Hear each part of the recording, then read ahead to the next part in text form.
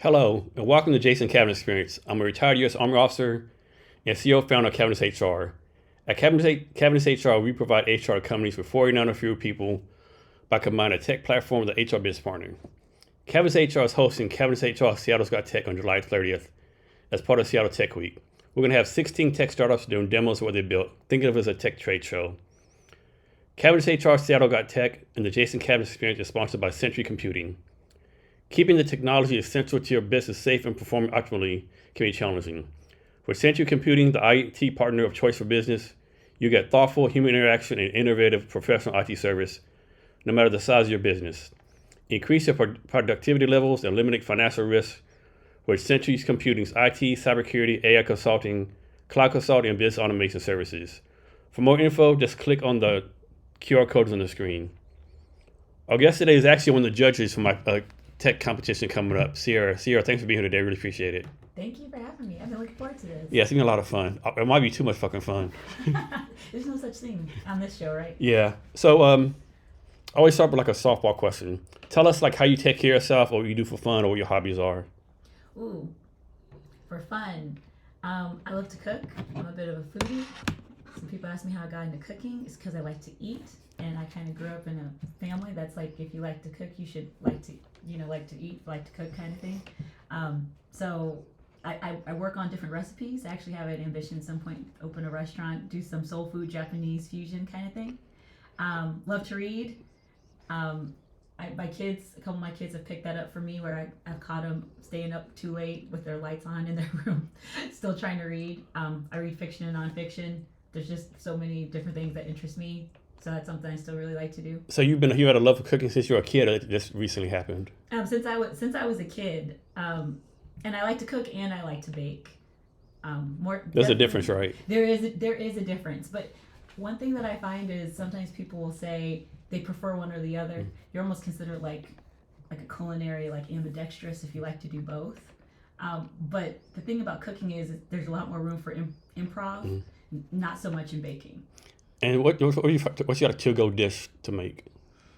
My to-go dish lately for like the kids and everybody, I've been working on as part of that Japanese soul food menu. I've been trying to test different things out, and I'm not sure if have you ever had Japanese curry? Yeah.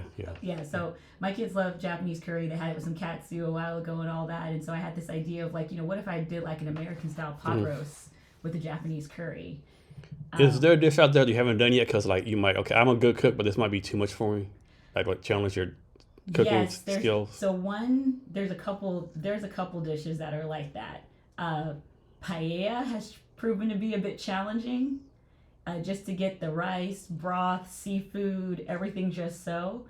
I still practice that. More so, I've been practicing my scallop technique. Because that's another one where it's more so technique to make sure they don't end up too rubbery, but have that right sear on them. That's another one. Lobster bisque is a bit tricky. So big seafoods. Yeah, a lot of them seafood, but I still try them. I definitely still try them because a lot of them they take practice, especially when you need to time your heat. And so you cooking like every day for the family, or just when you can? Here lately, when I can, but it's something that I really enjoy doing. So much so that if I get to a place where I'm kind of in work, meetings, all of that, and I'm like, I need to reset and ground, I'll be like, oh, I haven't cooked something in a while. So I'll go do that. And how often do you do your reading? That's a daily thing, or when you can also? Daily. Yeah, daily on the reading. I got a few, I'm reading right now The Book Thief. So that's the fiction pick that I'm reading right now. And then nonfiction, I'm reading This Is How They Tell Me the World Ends, which is around cybersecurity warfare. And so how do you go about picking the books you read? What's your process for that? I have quite the queue in Libby, so I use that Libby library app. It has a way for you to tag books that you want to read. And so when I'm in passing, or sometimes in my news feed, there'll be some recommended books. I love listening to different podcasts, and so people will reference different books on podcasts that I like to check out. Ezra Klein, at the end of his podcast, every time he has his guests answer what are 3 books you recommend. So I tend to just find all these titles. I think I'm about up to like 900, low 900s in my that would fucking drive me batshit crazy. I ain't gonna lie to you, right? That would drive me batshit crazy. I would literally have to stop. I would have to stop my life and go through 900 books. I couldn't handle it. Yeah, there's actually an article in the New York Times about a gentleman who passed away in Columbus, Ohio, where I moved from. He died in his early 90s, but there's a piece about him in the Times because his kids took his list of like over 3,500 books he read in his lifetime and they digitized it for folks so they can see what he's been reading through the decades. So do you actually read the actual book, or are you more of an Audible person, or Kindle person, or podcast person? It depends on the book and like the subject matter. So I love podcasts. I know some people like fiction as audiobooks. I tend to prefer reading fiction.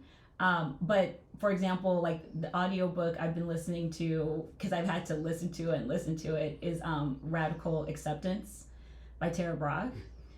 So I tend to find that books that are a bit more contemplative or meditative, those tend to be the ones that really help me with audio. But others I tend to read in digital or print. And so, are you the one type of people like you read a page a day for 600,000 years, or once you start the book, you just go all the way through the book, or something in between?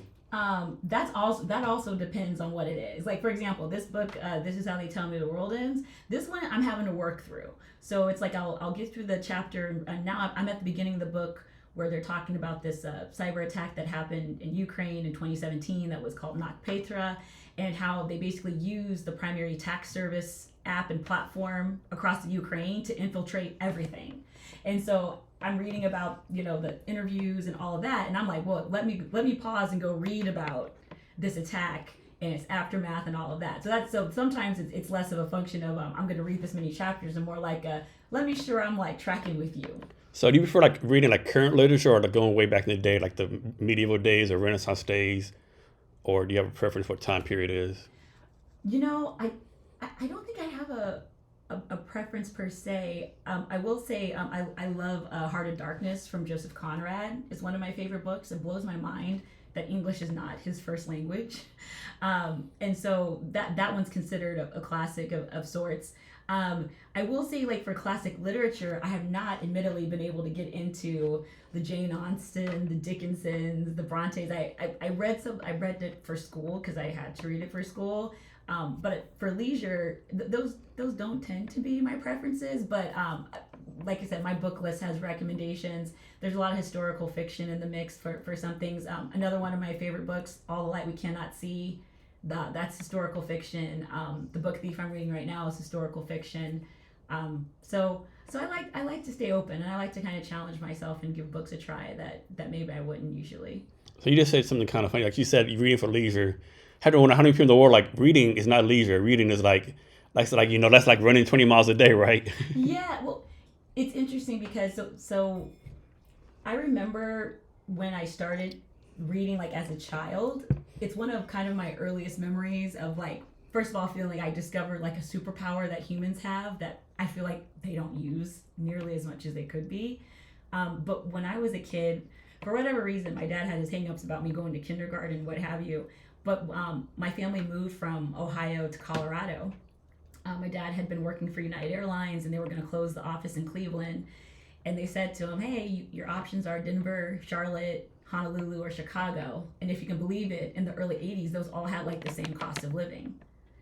But the offer to come to Denver came with being able to wind down Stapleton International Airport and be there for the build out of Denver International Airport, which still cracks me up, all the conspiracy theories about the tunnels and everything with Denver International, as somebody whose family moved there for that build.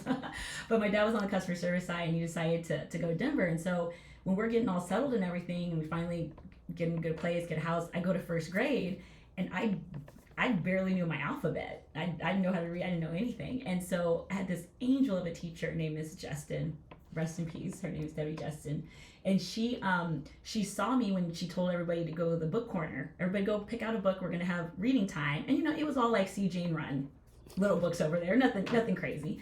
And I think maybe the most advanced book over there that day was like Rainbow Fish, something like that, right? And so all the other kids went rushing and going to pick up a book, and I just froze. And she saw me freeze. And, I think a lot, especially as a parent and around other parents and other adults, about how sometimes you can discern that kind of make or break moment and like a child's confidence and how they see the world and how they see the adults around them. And to me, I think that was like such a fragile moment. She recognized with me feeling like embarrassed, feeling frozen, feeling overwhelmed. And she comes over and says, "Hey, would you like some help picking out a book?" And I told her, I was like, "Well, it's just I don't know how to read any of the books over there." And she said, "That's okay. We'll read one together." And of course, by that she meant she was gonna go over there with me with the other kids and read me a book, and kind of helping me with sight words and all that when I was 7. And because she was just so gentle and so helpful, and because I realized at that young age that, like, wow, there's a way where people can take what's in their brain, put it into words on a page, and now what was in their brain is in your brain. I thought that was magical. I thought that was like, and maybe that's just my childlike wonder at it. And I was just like, wow, you can travel the world this way. You can look into people's lives this way. You can travel into space. You can time travel, all because of the words somebody puts on a page. So I have a friend, so his daughter, a few years ago, his daughter was like 10 years old, and she actually wrote a book, right, went on Amazon, whatever. And so I sent this book to my cousin's daughter. My cousin's daughter at the time was maybe 11, 12. And my cousin's daughter, like, kids can write books. And my cousin, yes, you can write a book if you want to. And she just like, whole world opened up, like, I can do this? Like, I didn't know I was allowed to write a book as a kid, right? Yeah, that exactly. It feels like a power. It feels like, wow, I can, not only can I read these books, but I could put something out there. Now that part never occurred to me, but I went into first grade basically completely illiterate. And then I think I was reading at a 3rd grade reading level by the middle of the year. And by the time I got to like 3rd grade, 4th grade, I'm reading at like middle school, somewhat high school reading level, and they put me in like some of those advanced classes. I played my first stock market game when I was like 8 years old with the Denver Post and all of that. And then, and by the time I hit middle school, I'm reading like Mary Higgins Clark and that kind of stuff. I used to read a book a day, like a real book a day.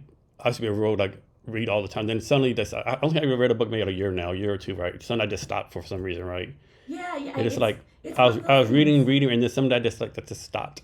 I haven't read a book like a long time. Yeah, it's definitely one of those things where if you haven't done it in a long time, it just kind of, you kind of lose track of it. And I had moments like that too, where like just life, I mean, when I had my kids or just work, and I was in work and school. And to your point, there was a period of time where like reading was my word. It was like I was addicted to it. It was like my crack for a while. Like I couldn't go to bed without reading a book.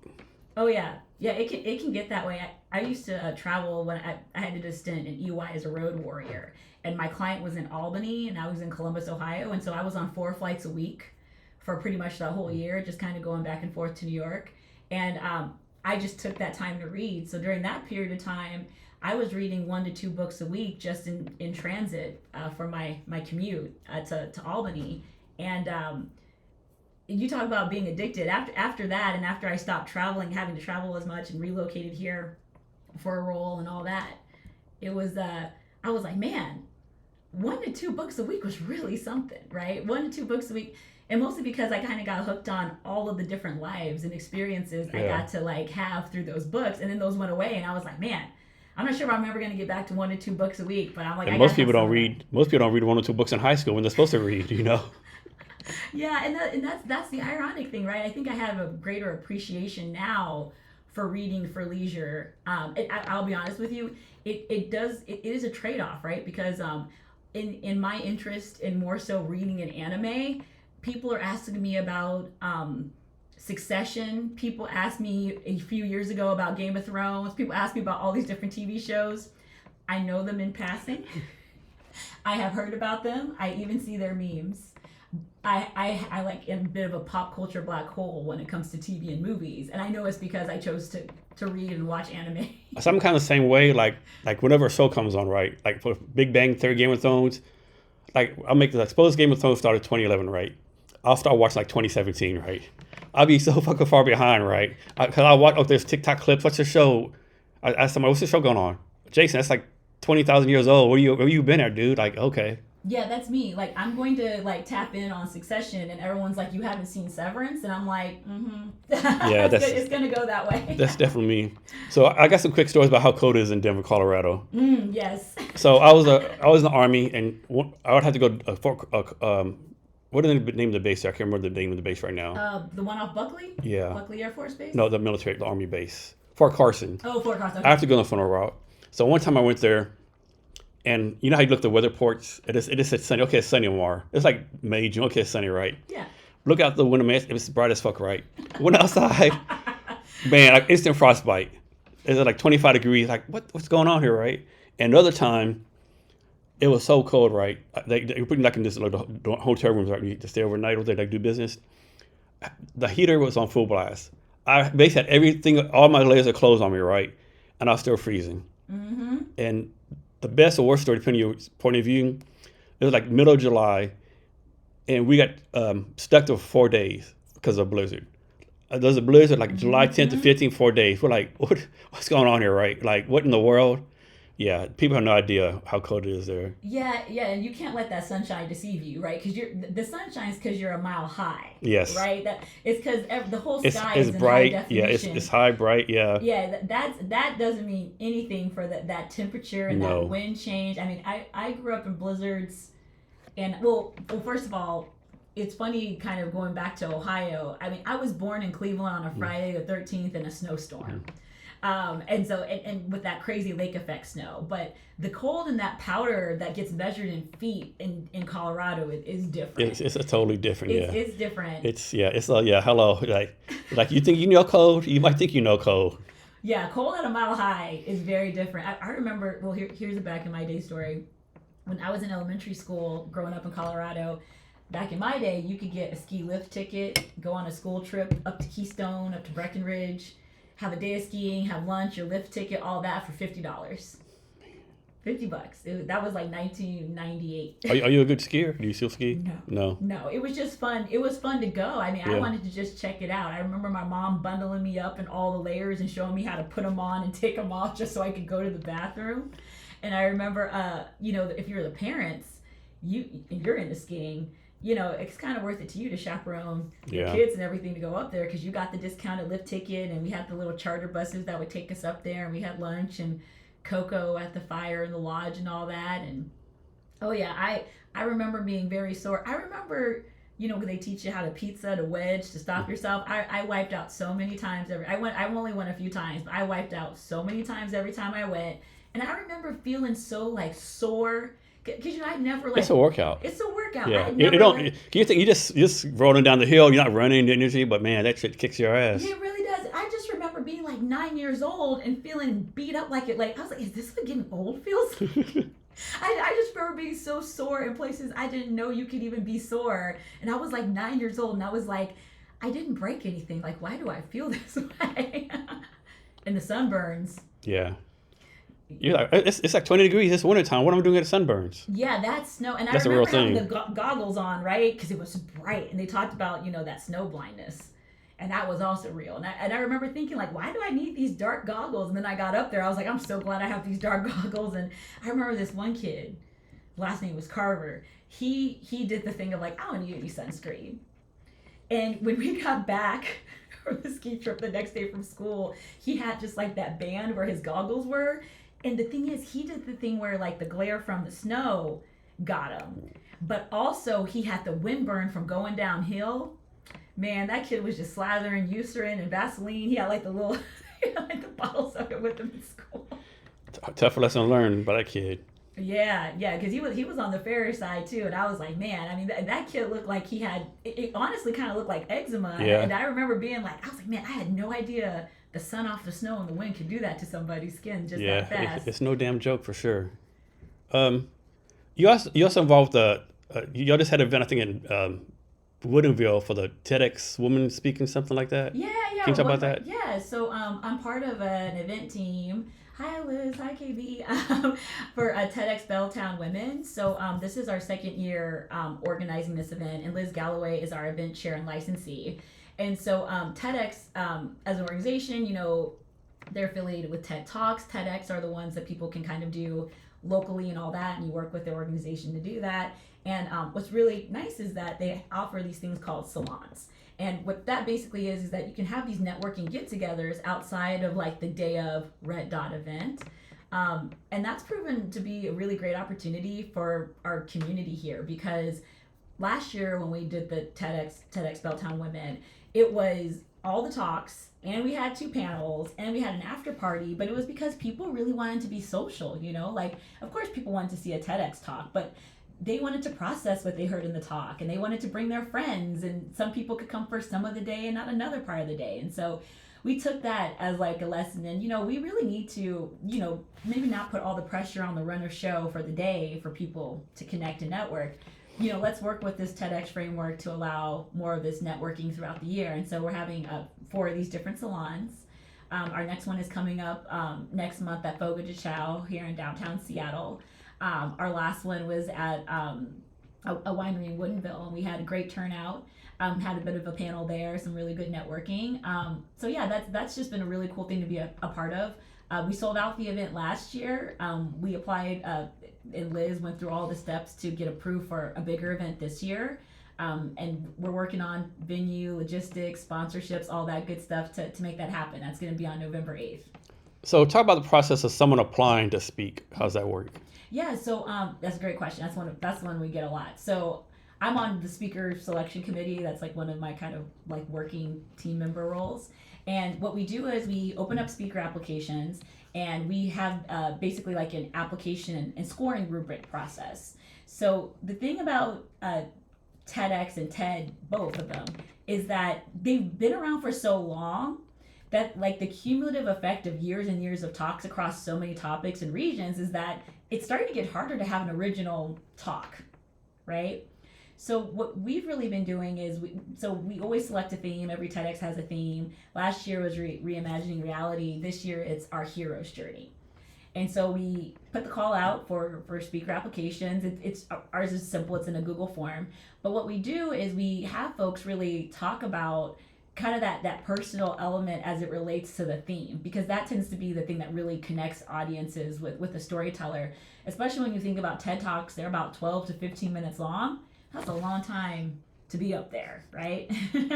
And so we also have people put down 3 different types of talks. So what we'll do is we'll say like, hey, what are the 3 talks aligned to the theme that you would like to bring to the red dot?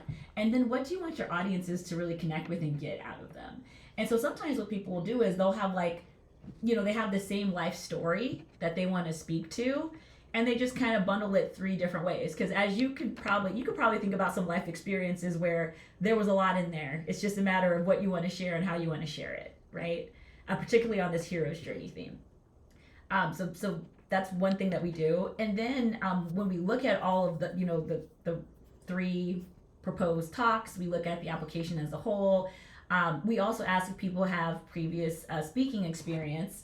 Not necessarily because you need to be like a paid professional speaker, but because sometimes if you're a paid professional speaker, that format is very different than the TED Talk. Or for example, there are people who are researchers, and to defend their PhD dissertation that they wrote their book about, and then they want to give a TED Talk about the book, that's like 90 minutes. So like those folks tend to really struggle getting that down, if they've written a book or it's their life's work. And so we try to get an understanding what that is, because if you are selected, we go through this workshop process.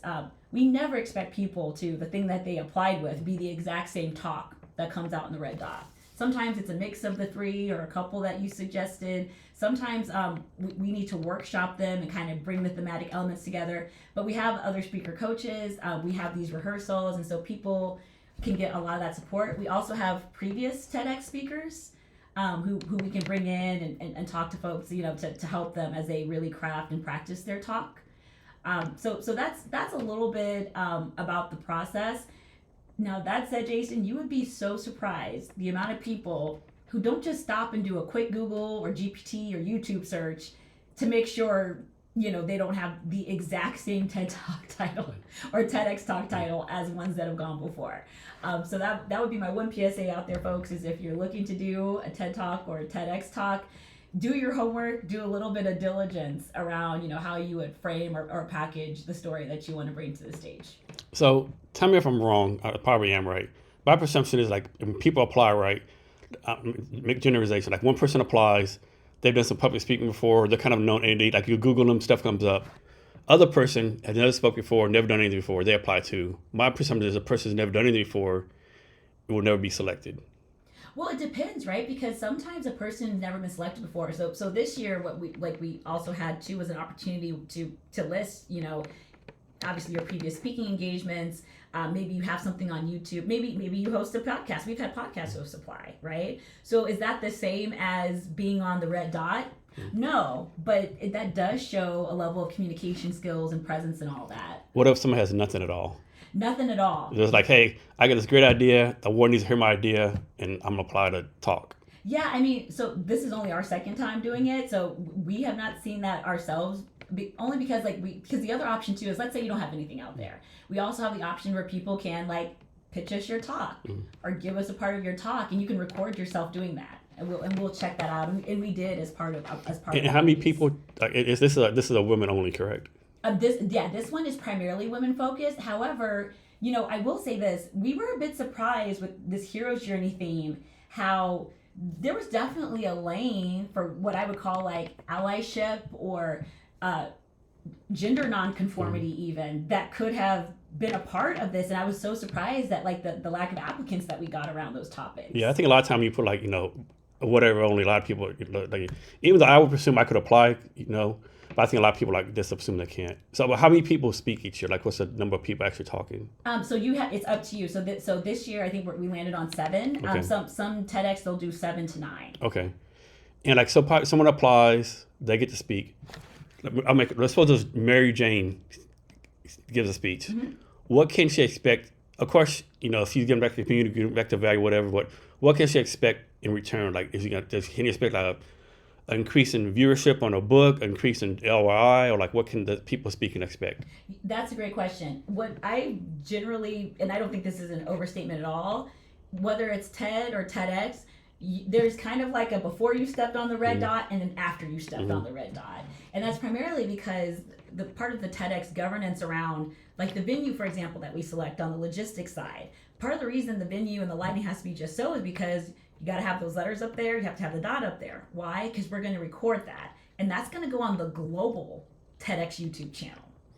And there's some proud for LinkedIn or whatever it is, Jason Cavness TEDx speaker or whatever this thing is, right? Yeah, but I would say even more than that. We had a couple speakers this last time, and I think they're at 100,000 views on the global TEDx YouTube channel. Has there been a past talk in the past where you're man, this person just killed it? They did a great job on this? Yeah, I would say one of those talks, and it still kind of has some momentum. I shouldn't say kind of. It has this really profound momentum that's kind of outlived the talk itself, is Megan Onan. Hi, Meg. She did a really compelling talk about moving beyond agreeing to disagree. So that was one that we had on the stage last year that's over 100,000 views. But it is tied to her life story and to her book, but also to a lot of the work she's doing in community and advocacy. So came from a really personal place where she grew up in a very conservative religious area, and she was outed in college by an ex-boyfriend as a lesbian woman and received death threats, harassment, all of that. She had a friend who died. Basically, he had been beaten to death for just even looking too gay there, and her family was concerned for her safety, her brother in particular, and she leaves, and she just didn't want to stay in exile. She didn't want to just be I'm another queer person alienated from my conservative background. She what else can I do? And her book and her talk, it talks about that, and that really resonated with people, because people generally don't like the idea that the worst prejudices and ignorances that might be in your family or your friend circle or your neighborhood need to permanently exile you or disconnect you from, in her case, the people who raised her and she has so much love for. So I remember reading the application for her talk. I was traveling and I was in LA. I was at a cafe wanting to make sure I hit the deadline, because we tried to stay tight on the deadlines to let people know and turn in my rubric scores. And I just remember crying in the cafe reading her story. I just remember literally just thinking to myself, here's somebody who is really trying to get a message of love and moving forward out there, but really helping people become more fluent in the language and the art and the capacity for having the kind of mature and resilient connections that I think all of us are really looking for. So I think that's why that talk has really stuck with people. Is there a subject that is not allowed to be talked about? That's a good question. I'm not sure, like within the bylaws, if they have like anything like explicitly is like. Like I would assume, like nothing illegal. Maybe I would say maybe nothing illegal. But what someone had a great story about being a drug addict or selling drugs and had a better life. That would be a good talk. So maybe nothing would be depending, I guess, how you talk about it. Yeah. I think like to your point. Like I would assume like drugs, maybe for pornography, but depending on how you spin it, whatever, how you overcame something, I guess. Yeah, and even like if people were to talk about, like you said, like let's say they were incarcerated or they struggle with addiction, or you can go look these up. I mean, there's a lot of TED and TEDx talks about all kinds of things that from a censorship perspective, just topically might seem air quotes unsavory, but it's a part of their life story or it's a part of their research or something like that. So yeah, it's definitely, I think, for some subjects less of the what and more so the how it's talked about. And this is like all volunteer thing, right? You, Liz, all volunteers, right? So how many volunteers does it take to run this? Great question. So last year, so there's the volunteers for like the lead up to it. And granted, we always would love more help, particularly on like the social media, like the comms, the outreach that we do. But like our core team has usually run about 3 to 5 people, like in the core planning team. And then we have like the day of event and like the day before. I think last year we had 3 shifts of about 25 volunteers. Yeah, so and then we kind of had them all on different things. So we had some folks on like mics and green room with the speakers and making sure the speakers had refreshments back there, and like the blocking and everything from on and off the stage was good, because I mentioned the panels and like there's that coordination. And then there were folks obviously at guest registration and check-in. We were assembling swag bags, so we had folks on swag bag assembly and then also on distribution. As we transitioned to like the after party, like we had folks for that. Of course, there's stuff with your tables, your chairs. Starbucks sponsored our coffee and refreshments, so there was folks had to go do the Starbucks run to come back. Just all those things that you do behind the scenes to make it a good experience. I know. Whenever I hear someone say doing an event is easy, I just want to fucking choke the life out of them. You've heard someone say that? I've heard people say it before. Yeah. I've literally no one's ever said that to me before. Yeah, I've heard that before. So, of course, you, Liz, all the volunteers, that you do this to get back to the community, whatever. Having said that, I'm sure there's something you get out of it too, right? So when you volunteer for these type of things, what do you expect out of it? Yes. Not to make you sound soft or anything, but there has to be some kind of ROI. Your time's too valuable. Yeah, I mean, I think for me, it's more so it's this idea of lifting as we climb, right? It's like people say. I think for me, I guess the selfish thing is like. It's an opportunity for me to like contribute in a way where I don't live in like this dissonance of I want to empower people. I want to see other people's dreams come true. Like a lot of people have it on their bucket list to do a TED Talk or a TEDx talk, right? A lot of people, they do all this research, they've gone through so much in life, and they just want one person, somebody somewhere, to hear their story if it can make a difference in their life. And my thought is, so TEDx and TED, they have these rules around conflict of interest. So like, if you are on the volunteer team, like you can't speak, or if like you're a sponsor, you can't like plug in like all these people, right? Like so they have like that. So, but for me, it's like the math of, because someone has asked me like, well, you organize the TED, why don't you just do a talk? Like you don't need to like organize it. You could just go up there. And to me, it's math, right? If I help with Liz and KB and our team of volunteers, that's 7 people per year. So this year I can get up to 14 people, and 14 is more than my one, right? So it's kind of to me like the mathematics of like the impact, and just recognizing that Seattle still has, and this kind of surprised me like moving here. I moved here in 2019 before things just got crazy and weird really quick, and then coming out of that, there's kind of like a side of Seattle and the ecosystem here like I never saw like pre-pandemic. I wasn't here for that, but I couldn't help but notice that like after the pandemic, people were really hungry for these sorts of opportunities and events and connection points. And so I just really wanted to be a part of, people complain about the Seattle freeze. They complain that it's all tech stuff, right? People can't just like hang out like this TEDx Belltown Women thing. Like the women are like, I want to hang out with other women outside of my women's resource group at Microsoft. And I was in the women's resource groups at Microsoft. I worked there. But I totally get it, right? And when you do that, you're like, and when I do that, I want to go hang out with a women's group that's not the women's group with Microsoft and Amazon and et cetera women. Like I wanted like just hang out with people, with just other women in general. And so my thought was, if there's a way I can help with that and not just kind of hear that complaint all the time and not be able to point people to something, I really want to do my part. I don't know if this ever happened. I'm sure this has never happened, but I can imagine like someone giving a talk on TEDx, whatever it is, and pull out a drink. Man, this coconut water serves refreshing, and drink it, and then start talking again, right? Yeah, well, that's the thing. The way that the stage and all that's set up, it is kind of product placement proof. I mean, like if you've had it in his pocket or something, or kind of hit it. I haven't seen that. That'd be genius, though, right? I mean, I wonder if they'd have to edit it. It's a good question. I'm not sure if they'd have to edit that out or what. Because it's not live, I don't think, is it? No. Okay. I mean, so some folks, It's a great question. So some folks, and we do have that option of, well, you know how streaming is. You know the complexity of streaming. I mean, even Netflix runs into trouble with streaming. Yeah. But you do have the option to live stream these things.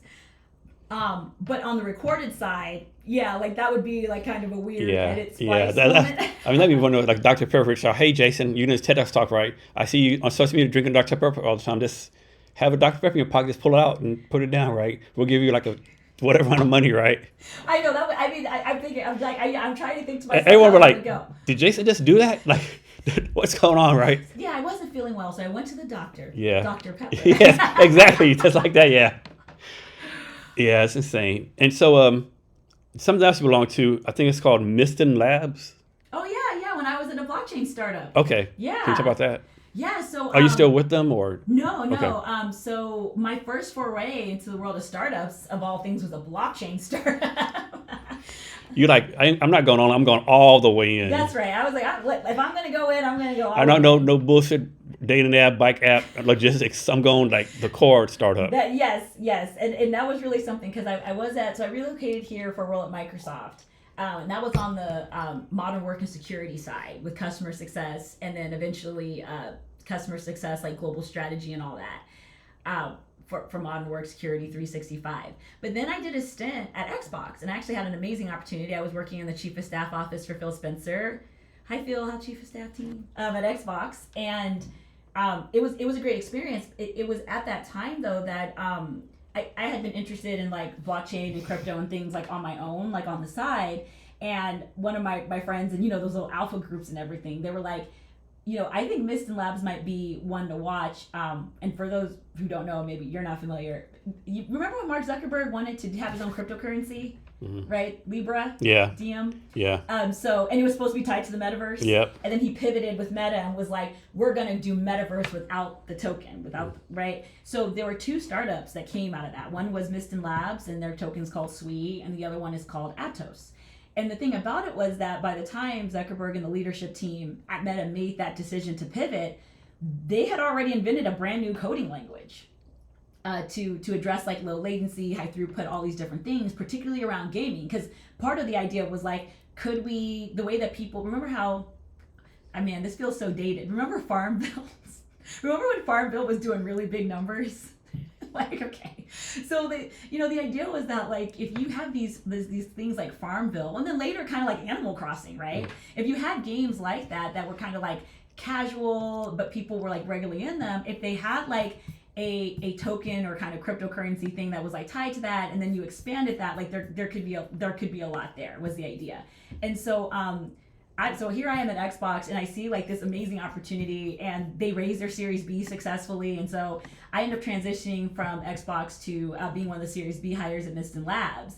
And yeah, to your point, I'm at builder houses in Denver and Dubai and Paris and Hong Kong. I'm in Bali, and throughout my time there, and I learned a lot. It's the kind of thing they tell you, like there's. You really cannot substitute that kind of like experience with anything else, like being an operator and being on these teams like within startups, especially in these kind of unique seasons. So I was there like their pre-mainnet, I was there like post-mainnet. I was doing ecosystem, and then I moved over to grants. And grants was fascinating because I was literally there was really only a couple people, we were running lean and mean, and between like the 2 or 3 of us on that team, we're looking at thousands of grants from all over the world. And I think just even that kind of chop wood, carry water of like looking at those sorts of pitches and looking at different milestones and looking at things across like DeFi and gaming and Oracle data sort of solutions and public utility SDK proposals and like all these different things. It's one of those things that's very much an on-the-job training that really sticks with you and can really apply to a lot of other things. So, do you think 6 or 5-year-old Sierra who couldn't read would ever imagine doing this kind of stuff you're doing now? No. but that said, if you told 6-year-old Sierra she was going to read these things about future technologies, and she was going to read these things about how some future technology could be crypto and blockchain, it could help people like this, or some future technologies would be big data Hadoop, and what does that mean? And that basically, like, if you would have told young Sierra that reading superpower would be her passport to discover all these amazing people and amazing things they were doing in the world, I think she would believe that part. I don't think she would have believed how far the rabbit hole went, though. So, follow-up question. Do you think young Sierra would ever imagine submitting a poem? Actually, yes. Yes, because I used to write poetry when I was younger. Okay. And I only recently got back into it. But when I was younger, to me, there was, without anybody talking to me about it, because, you have to keep in mind, this is the 90s. In my family, we didn't have a computer until I was in high school. And, like, even the computers you use in the library and everything, it's like, this is back when AOL had disk of how much time you had, right? So I was on the internet. But I still had this thing of just like, the more that you read, the more you kind of want to process. And the more that you process, it kind of comes out now that I know it's prose. Now I know it's poetry. Now I know it's like journaling or whatever. But at the time, it was like, I'm thinking about so many things from this thing that I read. Let me write something. And it just started off as simple as So that. can you talk about this poem you just submitted? Yeah. It's like some kind of quantum poem contest. Yes. So this year, quantum2025.org. So this year is celebrating 100 years of quantum with UNESCO, IYQ. My fund partner at Barclo Ventures from Qubits Ventures, his name is Nardo Manaloto, and he was on the working group that was like, hey, we should do something for 100 years of quantum to showcase like not just the science, but the industry solutions, technology, private-public partnerships, and all of that. And so people can check that out on quantum2025.org. But about a month or so ago, I had got back into writing poetry and decided to like post something on Substack and all that. And then I had happened to see on my timeline that the International Year of Quantum folks were doing this poetry contest. And they were extending the deadline to June 30th. And I was like, what an interesting coincidence. So I decided that I would go ahead and write something. I put it on my Substack, and there's a lot of, and this could be where we get very philosophical. If you look at everybody from like Albert Einstein to somebody like Dr. John Hagelin, who's somebody I have tremendous amount of respect for, and he did a lot of work around string theory. They all kind of talk about, people think about like maybe even like New Age religions. It has its grounds in metaphysics. And the whole thing about metaphysics is that when you start to look at the nature of nature, as some people call it, or like the fabric and forces of reality and the universe itself, it's very hard to not have this kind of existential transcendental experience of like whatever your puny human awareness can offer you on this mortal plane. it can be profoundly humbling and humbling in a way that kind of resets not just like your ego or like inspires your soul, but like I am constantly in this dynamic state of life and atoms and quarks, and all these things are happening around me and inside of me in the physical world, what I can see and can't see, what I can explain and can't explain. And that's happening all the time, not just to me, but every single living thing and bit of matter around me. And when you start having that awareness built in to how you see the world, of course it changes you. So how should people balance this? On one hand, like, man, I'm Jason, I'm important, I matter, blah, blah. On the other hand, I'm a rocket in the middle of fucking nowhere. I'm a tiny speck. My life's insignificant. Like, when I die 2 generations later, no one's going to know who I am, Like, that's a big balance, right? I think that's one way to look at it. I think that gets into binaries and dichotomies and polarities of significant or not significant, right? Humanity or other life forms, or not inorganic or organic matter, right? It gets into kind of like that polarity. I think for me, one thing that I'm learning and kind of like that idea of like witnessing this kind of idea of the unified field and like these bigger forces is that like when you think about all of the infinity and all the different permutations. I mean, even like, they talk about like the sperm and the egg. It could have been any sperm. And there is kind of this inherent miracle that whether you're significant or insignificant, you're organic or inorganic, the fact that you exist and you can be conscious about your existence. I think that's like a 1 to trillion odd whatever. Yeah. I mean, like if you can just really bask in that, it's kind of like, whoa. So this is totally random. I saw this cartoon the other day, maybe a while ago, right? And so the cartoon was what I could have been, right? It was like a bunch of sperms, right? And the sperm was like, this is the guy this is the sperm that got my, it made me, right, dumbass for my life. And behind it was like one sperm, President of the United States, another sperm, genius, like all these the great things they could have done, but the dumbass sperm won out. Well, that's one way to look at it. But another way is I was talking to a doctor, work in future tech, biotech, lots of things. I've really been leaning into, and my Strength Finders top 5, I have futurists in there. And so I've kind of been leaning into that more. Let's go up just a little bit. Oh, yeah. I've kind of been leaning into that more because it's really helping me navigate so much out there that I think a lot of people have kind of told themselves it's sci-fi. I'm guilty of that. But more to the point of what we're talking about here is like she was talking about, some of this stuff around IVF. And she said, a lot of people don't realize like with IVF, it's not just about, helping people overcome fertility issues. She said that like we have data and techniques within IVF that can eradicate genetic cancers, disorders, and congenital disease in 2 generations. Like, that's one thing, like, I'm going to ask you this question later on, like what excites you about tech, what scares you about tech.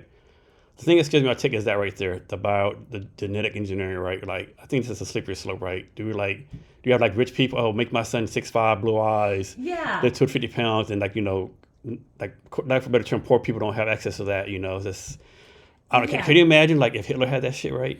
Yeah. I mean, it's scary to me. It is scary, but what we're talking about here is not that, right? Okay. I think that's the thing is like, this is one thing, and I'm so glad you bring that up. This is why I'm leaning more into my futurist strengths and realizing like this idea of future fluency is so important.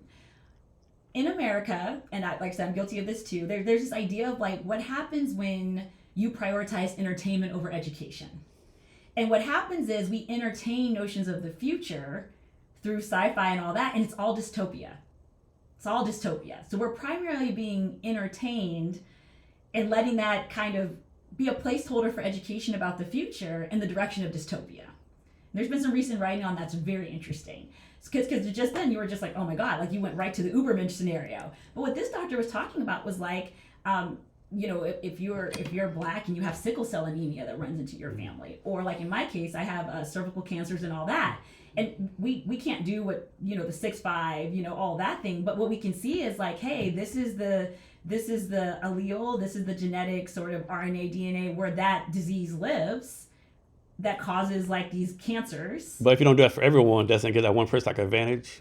I mean you could say that, but it's kind of like this idea of like it's the idea of like with chemotherapy, right? It's like if some people can access chemotherapy, which is a whole other thing we can get into, right? That's a valid point, right? Because it's kind of like I'm not sure about you, but I've always kind of had a lot of heartburn around all the ribbons, and like somehow that doesn't go to people's chemotherapy, somehow that doesn't go to their treatment, somehow it doesn't, I used to work on some nonprofit boards. I'm looking at joining some others, and we're always asked about donor impact. And I remember when I was like a young and maybe a bit naive board member in some nonprofits, I remember thinking to myself, how come we have to do all these donor impact assessments about how we're directly helping around, in my case, water access or anti-human trafficking impact in education, and these folks can just collect all kinds of roundups and wear ribbons and everything, and people are still on GoFundMe trying to get the cancer treatment.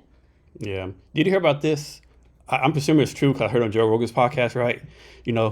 But suppose like 5 or 6 years ago, a Chinese scientist did some genetic engineering where this little Chinese girl would never have HIV no matter what. Mm-hmm. And of course he got blasted for it because we didn't meet the scientific peer reviews and stuff. But the child would never have HIV. And those big like scientific or science, back and forth, right? It's like ethical and stuff like that, right?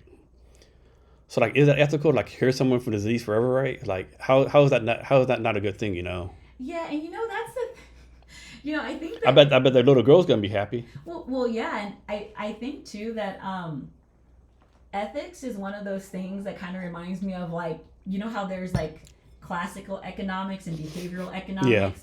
Like the classical people, what's the fundamental thing? Everybody acts rationally in Yeah. their own interest, and you look at that and you're like, have you ever been mad? Have you Yeah. ever been in love? Yeah, Have exactly. you ever had a little too much to drink? What do you mean? Has someone like done something wrong to someone you loved? Yeah, have you ever had to say sorry because you messed up? Like, what do you mean everybody is rational at all times in their best interest? No.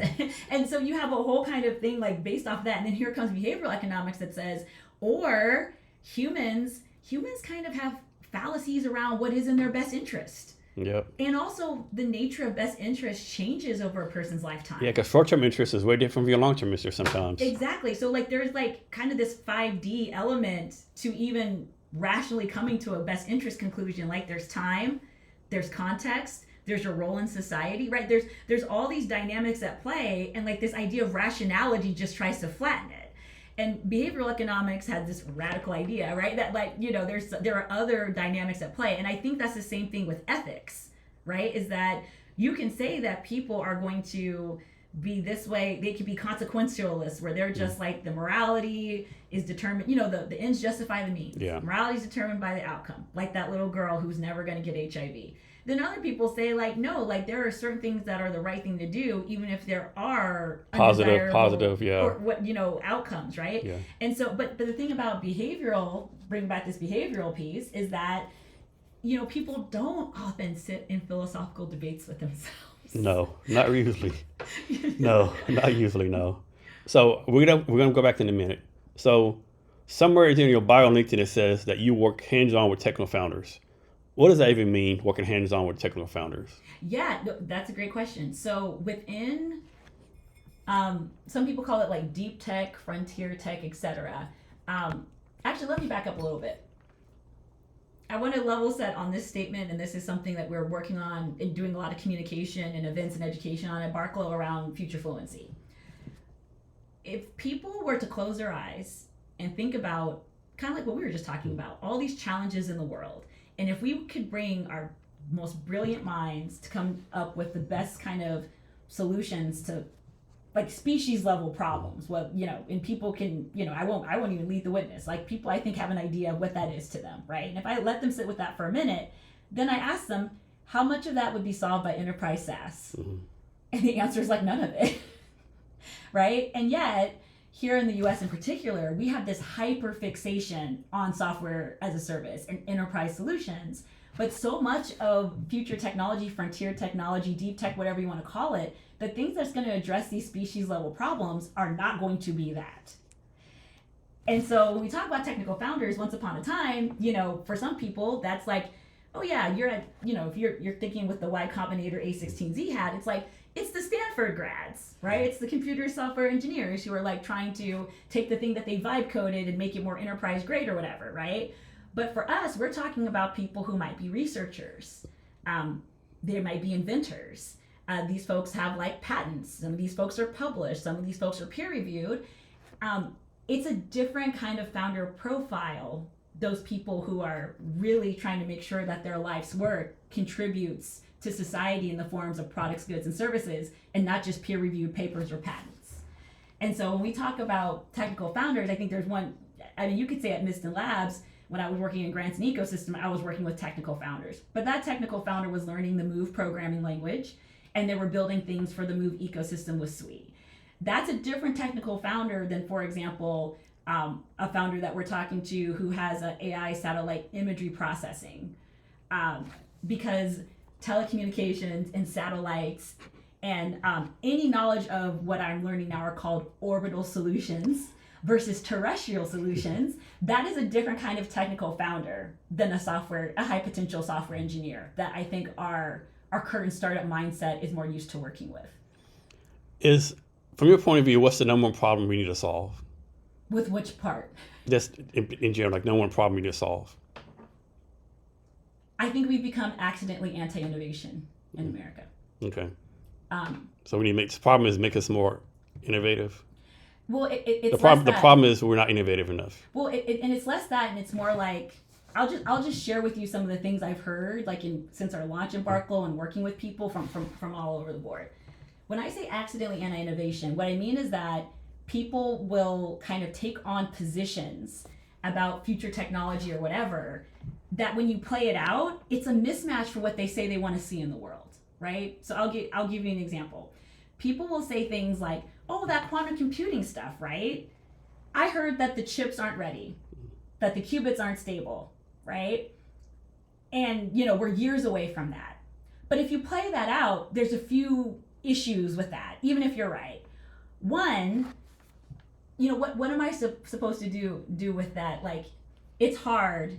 It's going to take effort. It's going to take money, and it's going to take patience. So we don't try. So we don't learn. Like, you're going to wait 5 to 10. What are you going to do with 5 to 10 years? People are like, I don't think we have anything for 10 years. And my question to them is like, so what are you going to do for the next 10 years? Obviously, you don't do anything. It'll be live longer than 10 years. Don't do nothing now. It'll be longer than 10 years. Exactly. And it's just kind of like, but that's uniquely American, because in other countries, and by the way, there are 48 countries with these quantum and future forward initiatives, 47 of them not China, right? And there's 9 states, and not Washington State, right? And so I hear all this can't. It's expensive. It takes a long time. And it is everything from climate solutions to water desalination to quantum computing. There's just this big thing where it's almost like Americans have let their convenience mindset make them anti-innovation. I'll give you like a concrete example I saw just like yesterday, I think it was. There's this Forbes article talking about the 3 main challenges that quantum computing needs to overcome to go mainstream. It talks about, the logical qubits being fault tolerant working, the technical stuff, right? It didn't mention that, future computing and quantum computing and all that, there's 10 types of compute. Quantum is a type out of 10. Within quantum, there's 18 different data architectures. And so it's all of this, like the chip, the this, the that. So it's all or nothing. And it's like, well, what are those 48 countries working on? They know that, right? You're not gonna be able to microwave your way to addressing these challenges. And so it's like, it's going through all these challenges. There's no Cliff Notes version, right? Well, yeah, and I'm kind of like, well, yeah, there are challenges, and yeah, there's competition. But my thing is like, if you do the thing where it's like, wow, look at how hard this is. Guess we shouldn't work on it. Guess we shouldn't learn it because I saw this thing in Forbes, and then somebody else says that the stock price at IonQ is coming down. Guess we shouldn't try. Guess we should wait 10 years, and then you have 48 other countries. They're not stopping. Like, they're not stopping. And even like from a competition perspective, it's like, oh man, there's going to be all this competition. I'm just like, of course. So is that what your way of saying you're going to forfeit? That's crazy. And but I don't think people can hear themselves when they say that. And that's why I say, what do you think is the problem? I'm like, I think that's the problem, is that we are now encountering technologies like quantum, which by the way is more than just computing. We're encountering these things that are going to change the way we see the universe. We're actually looking at technologies where it's not about the technology itself, it's about the realm of discovery they're going to open up for us. And other countries are treating all these different things as an imperative, and we're treating them as an investment class. Like, oh, does that match my time horizon? Oh, do I understand? Oh, this was my worst subject in school. Can't be real. And there's also a very weird thing that's like, I'm not a quantum expert. I don't read about future technologies, but I'm sure none of this is happening. And you're like, so you don't know anything. You're not going to learn anything, but you also know nobody else is either. It makes really no sense. It's really weird, right? And it gets into kind of Daniel Kahneman's work, The Economist. I guess he was more of a psychologist, blending economy, and he won the Nobel for this. He proved people are not as rational as they think they are. No. So a lot of these investors and stuff, that's not as rational as they think that. Is there a way to solve this? Curiosity, I think, is important. But I mean, most people lose curiosity at the age of 19, I think, right? How do you make people be curious? Well, I think that's the thing. What I would argue is that a lot of people live in the shadow side of curiosity. That's why we're into dystopian fiction and sci-fi things. I think, or like, why do people like Love Island? Morbid curiosity of some kind, right? Like, so people are curious. People are still nosy, right? I think that's the thing. Is I think sometimes like the mechanisms that we have to be involved in other people's lives or trends, whether it's movies or TV or fashion, all of that is driven by our curiosity. People would not follow trends if there wasn't curiosity at the core of that. It's just directing that to something probably a bit more relevant and significant and making it like match what I truly believe people do want to see the world change for the better. I just think that they're not aware of some of these mental traps that I just shared with you that make them that way, right? Like people don't like change, but like better is change. What's that meme? Are you ready for change?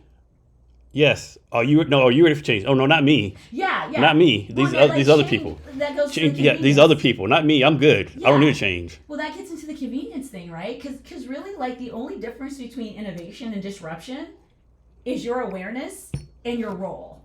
That's it. Because people say they want innovation, particularly out here. We want innovative solutions. Innovation is change.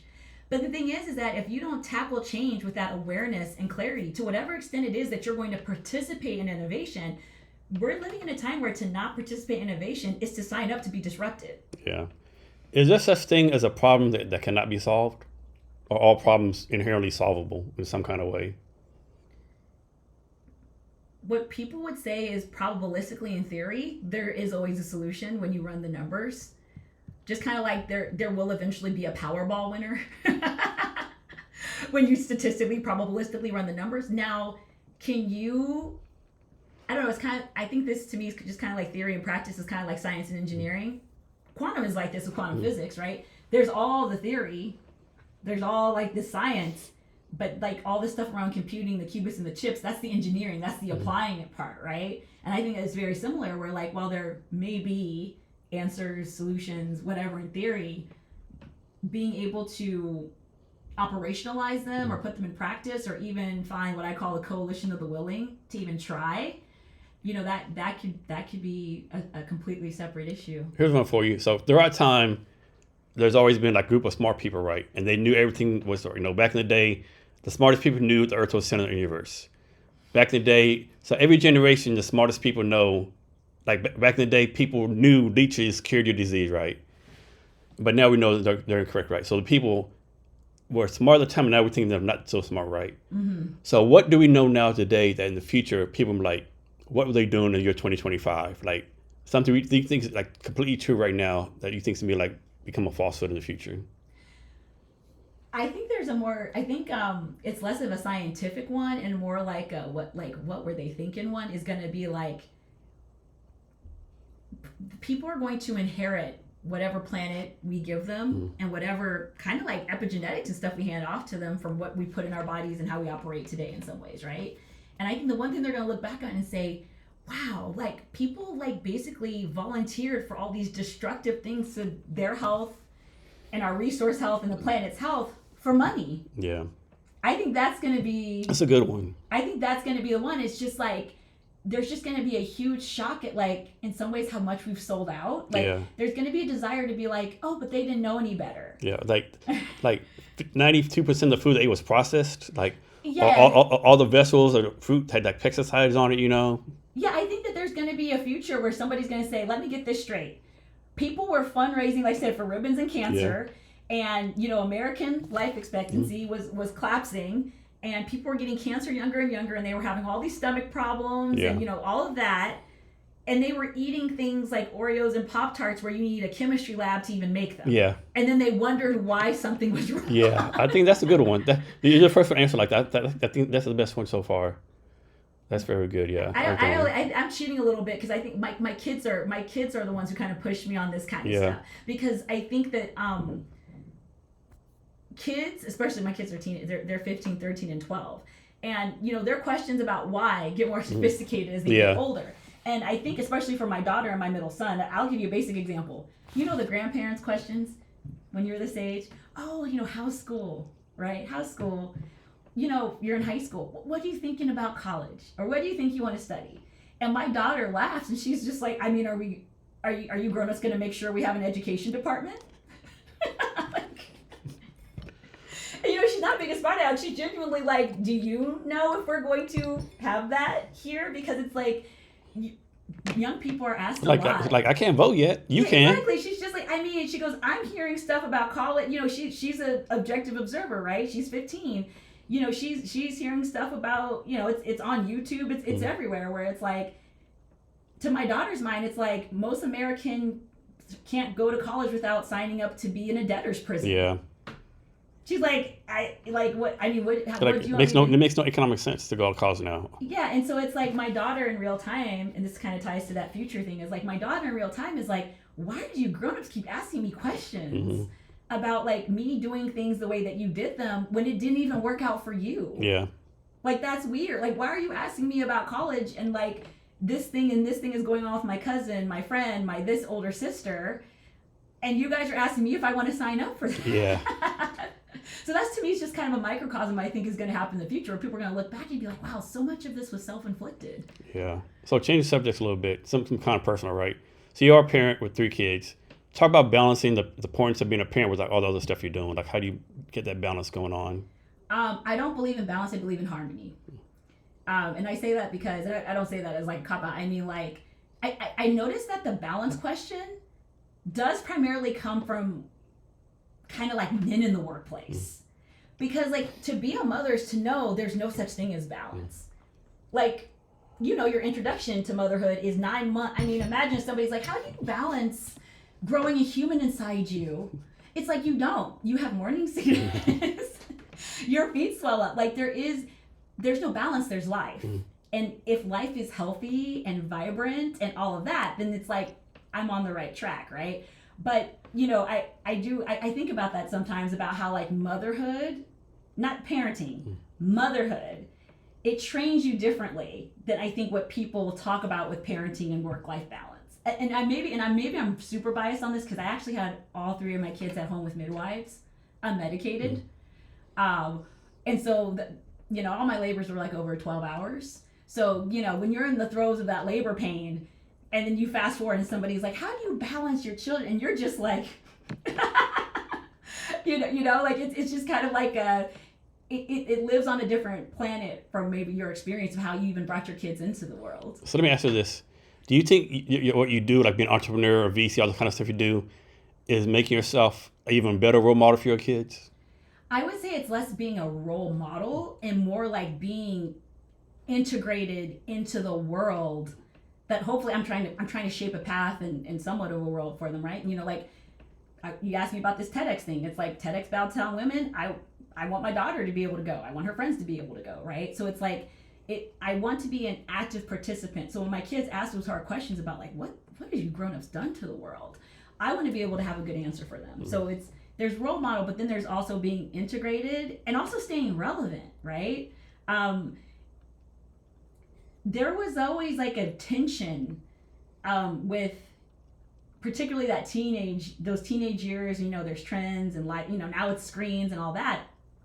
And I stayed at home with my kids when they were really young, before I went back into the workforce. And there does become this relevance thing that I saw some of my friends who decided and were able to stay home longer.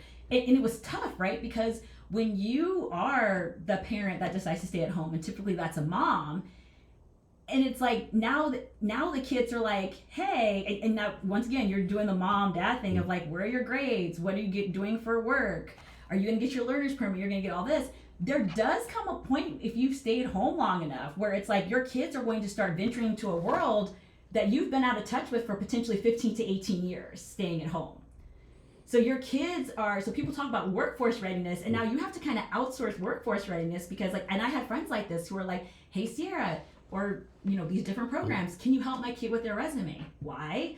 Because, you know, one of the things that comes with sometimes staying at home and not working is, I don't know what resumes look like. and to be fair, even us out there, a lot of people are still trying to look for the silver bullet with resumes. It's just that versions. Yeah, so that's the thing. It's like I'm not saying that there's any right or wrong. It's just that what I've noticed is that I've had to navigate my mom guilt about, you know, traveling and doing all these things and all that. And at the same time, I am able to bring to my kids contacts and resources and learnings and things that come out from play testing in the real world and come from my hard knocks with SOWs and contracts and this and this.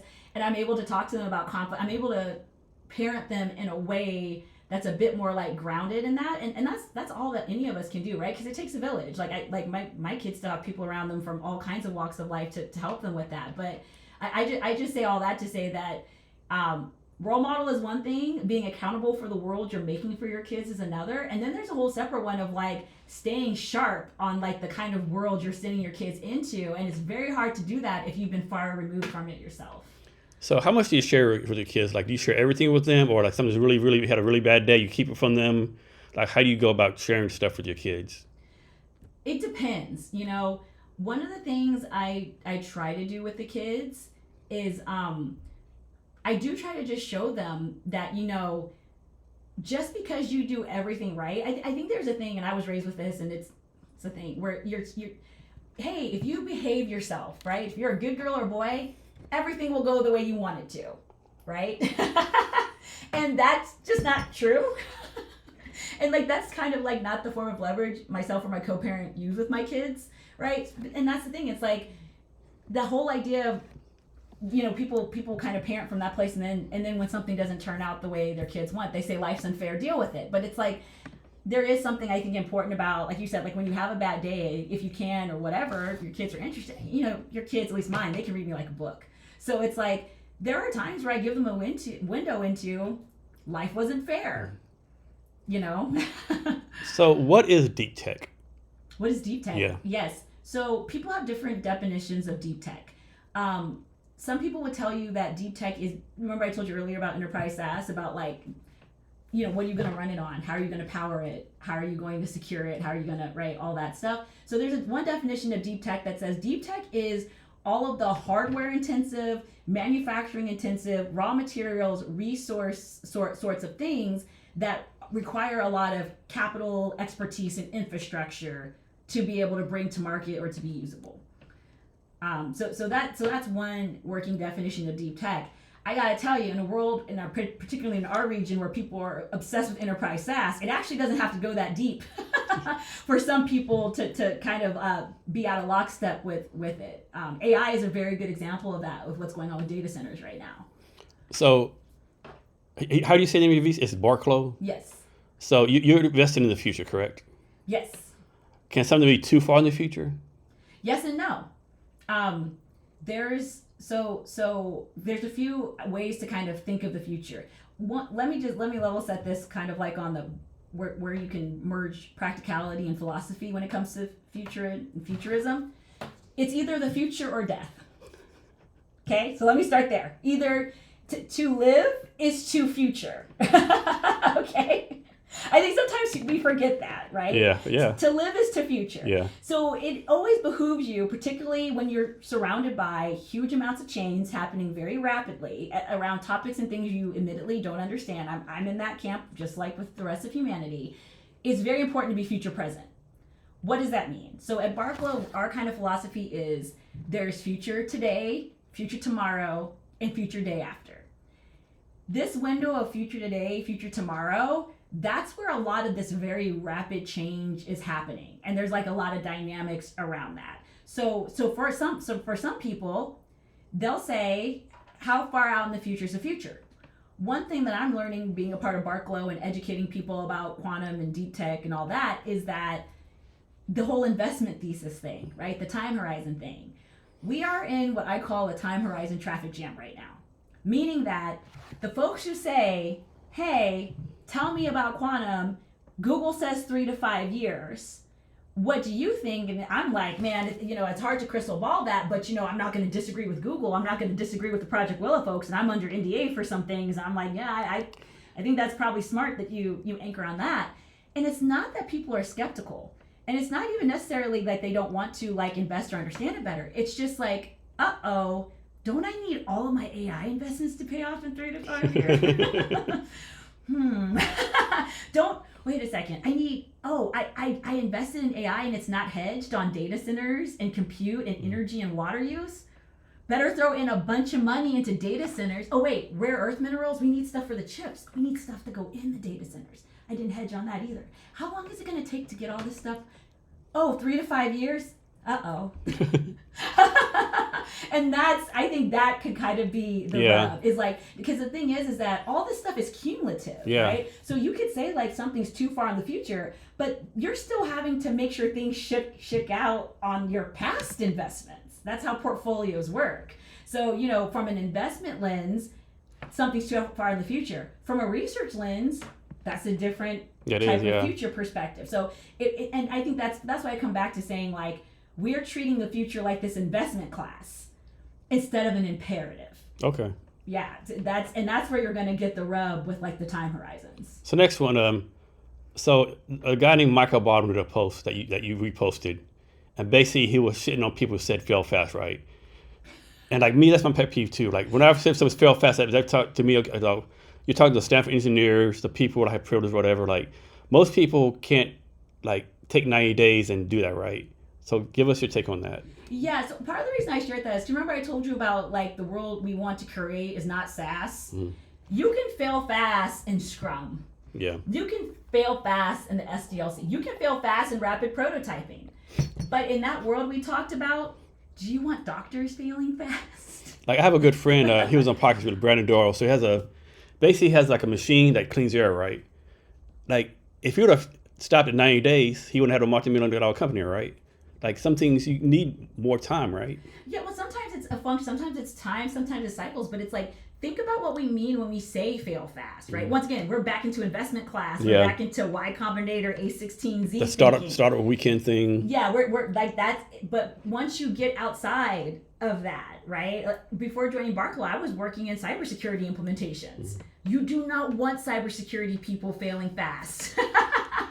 You do not want threat intelligence failures to happen fast. You do not want incidents to happen so fast, especially when it already takes us so long on average to detect an incident, right? So I think when people say fail fast, this is an example of what I mean of like, you're not hearing yourself. Yeah. You're not hearing, and you're also not holding room for like, when you think about people's life's work across all these different disciplines, like in power plants or like the medical field, or like, I mean, there's so many examples of this. It's like, you would never want those people failing fast. No, you don't. So as a startup founders, or actually people in general, all across all sections of life, people get all kind of advice, right? And usually people get advice is from a good place, you know, but a lot of times it's not the best advice for that person's situation, right? Like something worked for you like in 1999, probably isn't relevant in 2025, right? So how do you recommend people like taking all this advice and not be like rude, Yeah, that's a really good question. I think when it comes to advice, it's important maybe to, at least for me, I look at it in terms of principles and practice. So let's say somebody from 1999 is giving somebody startup advice today, and they made their money in the early 2000s, and they've just been, advising and taking slices of companies and incubators, just for getting advice on feedback on pitch decks and introducing them to prospects, and that's how they do it. There's going to be an element of principle in what they're sharing with you, perhaps, that you can apply. But like the tactics and the practices that maybe made them their money, or in the context of their startup or product or solution or whatever, that might not be the apples to apples thing. So I'm really big on advice, and mentorship. So our fund partner I mentioned earlier, he's up to 36 successful companies across his angel investment. He worked at Kaiser Permanente in their corporate VC arm. He's doing the second fund at Qubits, and you can imagine how many L's he had to take to get to the 36 does, right? And even he would tell you that what was the winning combination for the earlier 36 is not going to be the winning combination of what comes through Barclo or what comes into Qubits Fund 2, because these sorts of things are dynamic. However, the principles that he shares with us, right? He was coaching me, kind of like I was telling you earlier about some of this innovation disruption thing, where he's just like, Sierra, be okay with being a disruptor, right? I mean, a lot of times I think as disruptors are asked to be apologists. Yeah. But that we wouldn't be disruptors anymore if we were like trying to like hold people's hand while we take them kicking and screaming into the future, right? But that kind of advice, that kind of principle, that always held true. Like 25 years ago, he's deprecated over 180 legacy systems by way of his work in his previous life. Those same people, now when he's innovating and getting those 36 wins, they love him. When he's getting rid of their old systems, they hate him, right? And so that kind of advice, like that's timeless advice. So I might have these numbers wrong, but I think there's something out there showing that young females in elementary school, 80% of them are interested in STEM. That drops down to like 10, 20% of high school. Why do you think it's such a big drop from elementary to high school with females being interested in STEM? And is there anything we can do to solve that? I think that's a uniquely American problem.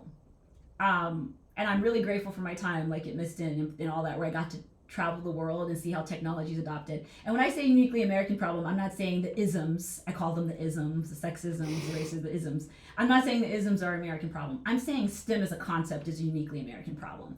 STEM was created because we fell out of lockstep 30 years ago with what the rest of the world says were table stakes in education. We decided that what people were learning in 4th and 5th grade in China, Germany, France, etc., needed to be in a special category called STEM. And I do think that some of these challenges we're having around future tech and deep tech and all of that, whether it's investments and patience or just even education and learning. Remember I told you about getting educated more through sci-fi and all that. I do think that part of this is the cumulative effect of having a special category called STEM where only certain people on certain tracks learn it and not making it the general public education. I do think we're starting to see some of the effects of that a few decades later. So to come back to your question, you know, when you hear that I told you about those 48 countries, or there's a group that I hang out with on Fridays. Hey everybody, they're the Africa Quantum Consortium, and they have happy hour every Friday, and you can log in and all that. And there's a mix of men and women on there, and they're from all across sub-Saharan Africa. Because nobody went and said, like, when we're going to do our education, only certain people are going to be encouraged into STEM. And I think that that's kind of what happened here was that STEM became this brand. Remember I told you about imperatives? We did not treat STEM as a table stakes imperative for an educated populace. We treated it as like a super special side thing that could be like a optional career path. So like, unless there was a future career path, remember I told you about investment? We're very coin operated in this country. So if there wasn't like a coin operated thing of like, here's the job or whatever, you're not going to learn STEM. And I think that that's really is what has hurt a lot of women and just representation in general, and because we made it such a specialized thing. So I posed this next question directly from your LinkedIn. So I'm paraphrasing, but in your LinkedIn you said something like, I'm always going to ask this question. What is the difference between AI and quantum computing? Here's my answer. Mm-hmm. So 2 answers, I put it in the post. One is the technical answer. So there are 3 macro technologies, or the trinity of tech, as my mentor Nardo calls them. They are compute and infrastructure, data and intelligence, and applications. When it comes to quantum, I think because it's shiny or confusing or whatever, people tend to forget how technology works. So people will be like, oh, quantum computers, like, they're not ready, there is no quantum. And it's like, oh, remember, there's compute, there's data, and there's apps, right? AI, artificial intelligence, that lives at the data intelligence layer. AI needs compute, hence the data center crunch going on right now, right? So AI lives at the intelligence layer, quantum computing, and that's just one type of quantum, lives at the compute level.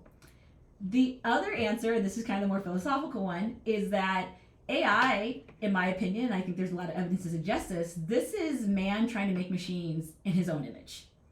We're trying to get AI to be smart enough, trustworthy enough, effective enough to make decisions and take actions agentically, basically become our delegates across all kinds of tasks. Quantum is the nature of nature. Quantum is humanity trying to wrangle these forces of entanglement and superposition to run simulations, to have more precise sensing, to do more compute. It's operating on, once again, that idea of the forces and fabric of reality. And the forces and fabric of reality kind of lead to that age of discovery and like all this possibility, whereas AI is only going to do what we can make it do. What's your take on simulation theory? You know, simulation theory is a very interesting one. You know what? I'm going to ask you a counter question. Okay. Which might hint at my answer. Okay. What do you think is the overlap between simulation theory and dead internet theory?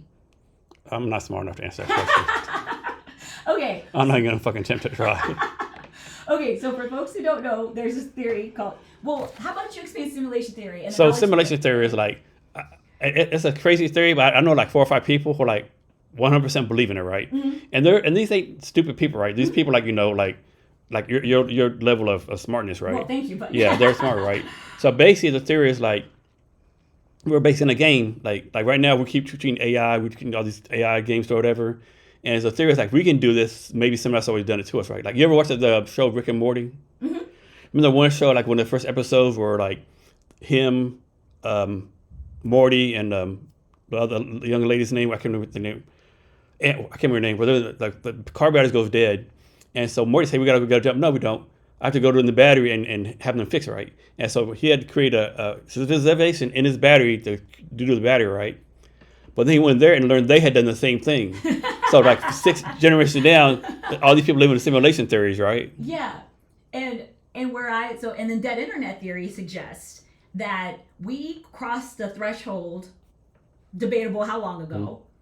Mm-hmm. I will throw out there the moment when research and things have confirmed that like what we've done to train AI models, mm-hmm. we in the last 3 to 5 years for those models consumed all human produced data on the World Wide Web since its existence, just to train those models. So to me, that moment where we crossed that threshold of we used up all the human data on the World Wide Web, that moment, people have a theory that says the internet became dead. Mm-hmm. Because from then, the algorithms, the copy of a copy, you use Xerox, something, it's copy of a copy of a copy. The algorithms and the AI-empowered algorithms and all that, they're just playing off of themselves with humans and their kind of predictability. Yeah. Right? And so dead internet theory says, like, since there's nothing kind of organic or original, the volume at which we can produce original thought or content on the internet is even degrading because now it's AI-enabled content production. So that's still not human-generated content. And so the internet is dead. Now there's another part of the theory that says, that's a new attempt and tactic at mass control, blah, blah, blah, blah, blah. My general take on conspiracy theories is that greed and humanity wanting control are not a conspiracy. No, that's human nature. Human nature. But the ways and means we do that, and so I bring up dead internet theory because simulation theory basically says like that's a prerequisite. Yeah, you're right. And the thing with simulation theory, like I don't believe it, but then you heard these glitches, right? You hear the stories like so-and-so's a movie. No, it wasn't. What are you talking about, right? Or you have these memories that don't, like, you remember something that doesn't exist, right? There's always, like, these things out there, right, that don't add up, Yeah, there are some very interesting things, and this does get into, like, some of the deeper quantum physics and metaphysics sorts of things. This is the kind of stuff that Einstein couldn't figure out in his lifetime and was very curious about. This idea that, like, the force... Okay, think of it like this. You got potential and kinetic energy, right?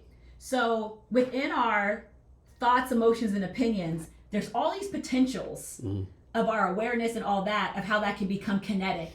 I do believe that. I do believe in a thing called decision points, right? Yes. Something simple is like, like you talked you talked about you did something, decided to do something else. Mm-hmm. Just think of all the impacts that would have millions of people's lives. Exactly, the ripple effects, right? Yeah, just the ripple effects, It's just like, like we were supposed to do this podcast, I think 2 weeks ago, something came up. Suppose you said, well, no, I can't do it again, right? Those ripple effects, right? I think there are all these decision points that we don't think about day to day, right? Yeah, exactly. And there's... And I think that's where the multiverse stuff comes from, in my mind, yeah. Yeah, and there's even some stuff around aging, like the perception of aging.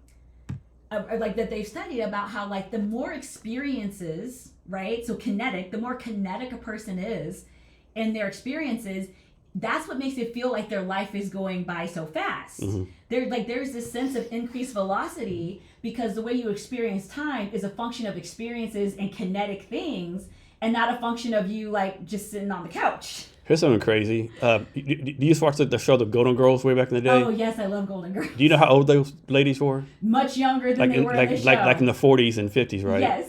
Like, good Lord, what kind of life did y'all have back then? And there have been people people trying to answer that question too Yeah. about like when I'm not sure if you see, but people have been showing the camcorder footage of like high schools in the 80s. Yeah. And it's like, why does everyone look 40 years old with a mortgage? I know, right? Yeah. Junior in high school with a letter jacket. It's because we all played outside and fucking, didn't have no home training. I know, everybody's trying to figure out. Yeah, they were like, that's the stress of being a latchkey kid.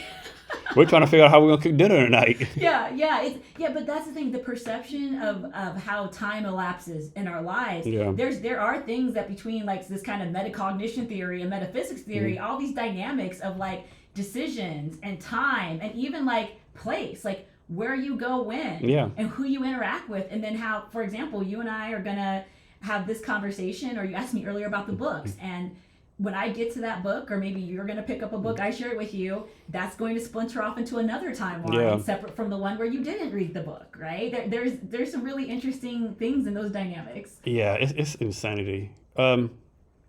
So we talked about this earlier a little bit, but do we currently have the energy or the resources required to do quantum computing? It depends on what kind you're talking about.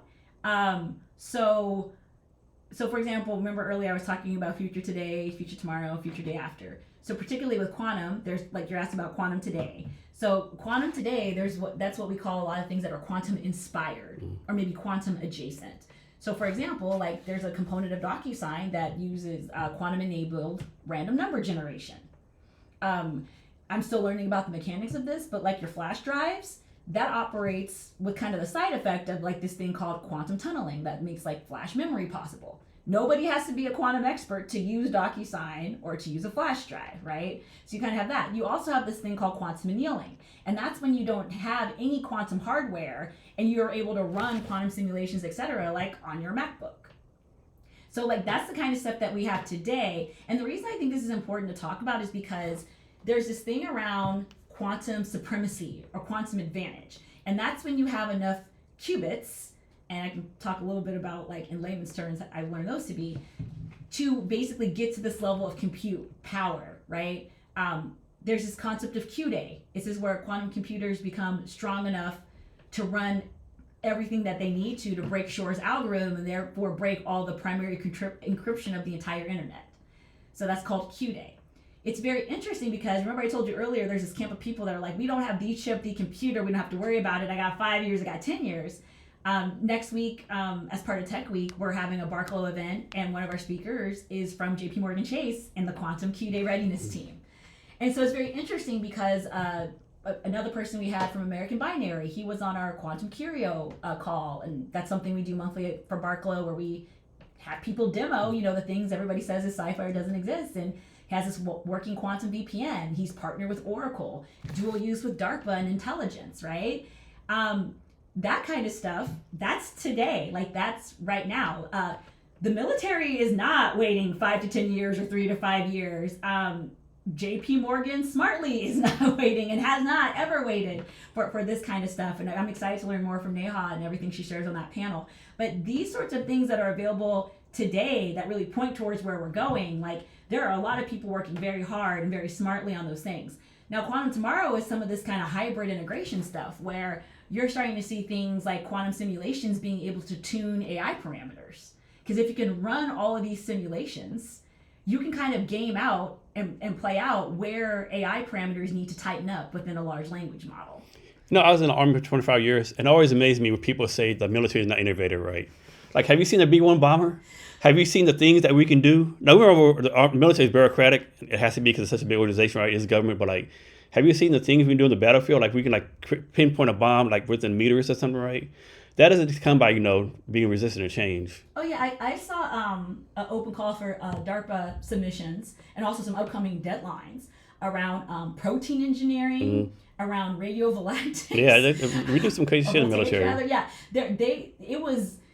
I had to go and look up some of the words that are on sam.gov for these sort of open calls. Yeah. It gets into like that deep tech. I mean, I'm learning all the time. I think one important principle I took away from Microsoft is you're always better off being a learn-it-all than a know-it-all. Oh, yeah. And so I've kind of been in learn-it-all mode. I've been kind of like this quantum summer school thing where I'm learning more about this stuff, about Max Planck in 1905 and the ultraviolet catastrophe and where quantum physics came from, right? Because there was this whole thing where there was classical physics and quantum physics. And I've recently been posting on LinkedIn about that because once again, I told you this coin operated investment thing in this country. I'm like, hey guys, just so you know, people didn't come up with quantum computing computers to have like a new shiny toy, right? It's 100 years of quantum that we're celebrating, using mechanics and all these things for solutions, but also like quantum physics came about because there were things that classical physics couldn't figure out. And likewise, there's going to be things where quantum isn't for everything, but there are going to be things, and already are, things that quantum are helping with that classical computing, some of those other compute architectures can't quite figure out. So talk about this, right? And I can be a total off base, right? It's not like a lot of things that we take for fact, right, is based on theories that haven't been proven yet. So how much of the stuff we're like think is true, where the string theory, whatever it is based on theories that have not totally been proven yet. So we're like 2 + 2 is 4, but for this it's going to be 2 + 4 is 8, and based on this is true, right? Yeah, I think that's the thing is like, I think what a lot of people don't realize, and it's something I'm learning because I had to really brush up on my physics and all that, is that a lot of this stuff we're talking about with like the DocuSign it's like thing, theory, but no, it's not theory because it's workable. Yeah. I mean, that's what come back to the whole thing with quantum supremacy or quantum advantage. You're talking about all this stuff with qubits and Q-day and like. There is like theory about like how are you going to get to those logical qubits and how are you going to have fault tolerance is what that's called, or error correction.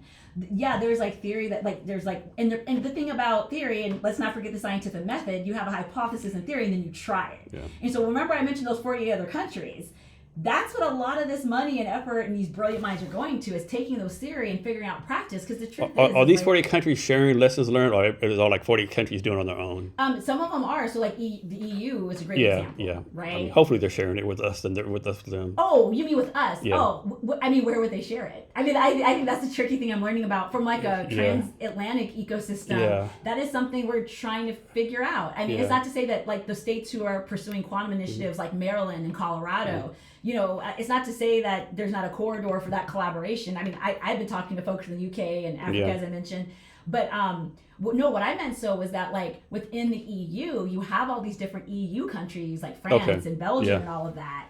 And they're on a really interesting. And I think more like the EU, most of them belong to NATO. NATO's our allies, shared information, Well, yeah, but there's also, and I'm not saying like that's not happening. I don't know enough to say that, but there's also this really interesting and important, I think, movement happening in Europe around this idea of sovereign computing and confidential compute and sovereign solutions. Basically meaning like, even if there's redundancy or whatever, I'll give you an example, right? There have been some European countries who are either rolling back or considering rolling back Microsoft solutions within their government. Why? Because Copilot for 365 is admittedly, you can talk to folks at Microsoft, it's a bit of a black box, right? And because they can't say explicitly what it's taking from SharePoint or not taking from SharePoint, or have like a granular control about what is in the model or not in the model from their Copilot within their Azure instance, people are like, I don't feel comfortable with that. And moreover, Microsoft put out a statement about that, about sovereign computing. The question of sovereign computing is not a technical one. Of course, Microsoft can partition and put controls and all these things in place for sovereign compute. The question of the word sovereignty, it's a political question, right? And it's less that the EU or whoever's questioning 365 or any American tech solution right now. It's less that they're saying that they don't have the technical chops to secure and govern something more sovereign. What they're really saying is, are you going to let your current administration throw you in jail for protecting my data? Yeah, that's a good one. So next, talk about energy, right? I don't think most people realize how energy intensive AI is. I think Microsoft just bought 3 Mile Island to do nuclear energy for it, right? Which we'll talk about that in a minute. So my question is like, how intensive is quantum? Is it as intensive AI? Is it more energy efficient, or what's the take on quantum and energy? It's a good question. I think once again we're back to it depends. So 10 types of computing, quantum's one of them. 18 types of quantum architectures, and then within those 30 different programming languages, right? So annealing, like we talked about, like the stuff you can run on your MacBook for some of these kits, these SDKs that are out there, that's running on your MacBook, right? And on the back, and to your point, like we still haven't, in my opinion, like seen a lot of like data at scale for some of this stuff because so much is in the research environment, right? I will say this though, inherent in kind of deep tech and quantum, I think more so than AI, because remember, like we said, a lot of this stuff lives at the compute infrastructure layer. One thing that the reason we say we're quantum and frontier technology is we're also thinking about new types of architectures. We talked to startups who are thinking about like things like direct to chip cooling. They're talking about all kinds of different cooling systems. They're talking about modular energy systems. So this is what's considered like the deeper tech, right? But these are all things you have to start thinking about with infrastructure. I think my concern is that, well, there's a few. One, going back to like AI and energy, a lot of AI bets are unhedged. I think it's fair to say right now, right? And when I say unhedged, I mean in terms of like a lot of AI startups are actually wrappers or APIs. They don't have any proprietary foundational model. So if the foundational model that they're based off of or whatever, the price goes up for rent, right? If they can't train their model for free on whatever, they have a lot of constraints and dependencies that really determine their cost and pricing model being profitable. I was at an AI happy hour group just like this past week, and they were talking about how they're starting to see some startups go under because the total cost of ownership around the solution, it's not that the solution isn't real. Right? The solution is real. It's just that they did not price in all of this kind of like the economics of like the data centers, the energy costs, the compute costs, the foundational model, the care and feeding, like all that stuff that they're built off, right? So there's that thing being unhedged. There's also, like I said, this I had this conversation with some of my team around diligence, right? So diligence as a service is kind of becoming a thing for us at Barclo because what we're realizing is that if people even want to get into deep tech or like some of the stuff we're talking about, the reason I bring up diligence is because what you just said about quantum computing and the world that I'm a part of and all these brilliant people I learn from, that is part of diligence. What I learned in the last 2 weeks is that for AI, that is not a part of diligence. Like, there's no like economics, total cost of ownership, data center check on this, which really blew my mind. Isn't like a basic business? Well, that's what people say is a sign of irrational exuberance. Yeah, it has to be a balance, though. Yeah, but I mean, I come from the world from like an operator or system integrator with all kinds of tech and emerging tech. You have constraints, dependencies, and assumptions. Mm-hmm. And so what I'm hearing is that for some things, there was this underlying assumption that there would be endless data center and compute, resources, etc., that somebody else would go build the data center, right? And that they could just price it in and they could just keep raising their prices, and that like brownouts, blackout, nope, none of that. Don't have to worry about, like, it's just not priced in or like in like the timeline roadmap planning around like performance, around usage, around pricing. I mean, I'm not investing. It's like you invest, that'd be like a big ass red flag right there. Well, I mean, but I think that's the thing, right? Is that this gets into like the diligence of service. A lot of people, if you are on the SaaS AI side, you don't really diligence infrastructure or data center strategy. Like that's not your thing, mm-hmm. right? Because for a long time, people are just like, what are you running on? AWS, Azure, cool. And nobody's like, oh, I'm worried that Azure's going to go away. I'm worried about AWS. I'm worried about Cloudflare. Like nobody will. That's not really the concern, right? But then even so, like you see, like people are like, yeah, we're fine, like we're steady, like, and then you mentioned Microsoft, and you mentioned like all these folks are trying to build out data centers. What's the other assumption? That the price isn't going to go up for Azure. Yeah. Which is kind of crazy because like I used to work at Microsoft, and I'm just like, guys, pricing for renewals, like if you're at Microsoft, you're like, of course, pricing and renewals, just like deprecations and and just because you have one price of this amount of resources you need, but if you pulling double customers, you need double resources. You have to presume that price is going to increase for Azure and stuff, for AWS, because you have more stuff in the cloud, or whatever you want to call it, storage costs, I guess. Yeah, and that's what I mean by some of this is a bit unhedged. I'm not saying all of it. I'm just saying, like, I bring this up because you asked a really great question about quantum and like thinking about these things, right? And feasibility and viability and scalability. That's all part of like kind of like our diligence framework in a specific way that includes energy and all that. I get a lot of questions about quantum that people don't ask about AI. That's a very good point. And I think that's my primary concern, mm-hmm. not because like I'm like a quantum apologist or because mm-hmm. I think quantum is or that I even believe in quantum supremacy. I believe in quantum utility just like anything should have utility. I believe in utility over supremacy because people don't care what kind of lab and research breakthroughs you get on qubits if it's not like helping them solve something, right? I just wish that these questions about quantum were asked about AI. Because not just because like they deserve an answer, but because that would help all of us from an ethics perspective, an end user perspective, an investor perspective, not just become more future fluent, but understand kind of this idea of informed consent, you know, where we don't have to be all or nothing with using these tools. So how do we keep deep tech and quantum computing from making the haves and have-nots even bigger? Or is there a way to have deep tech and quantum computing like kind of equalize everything?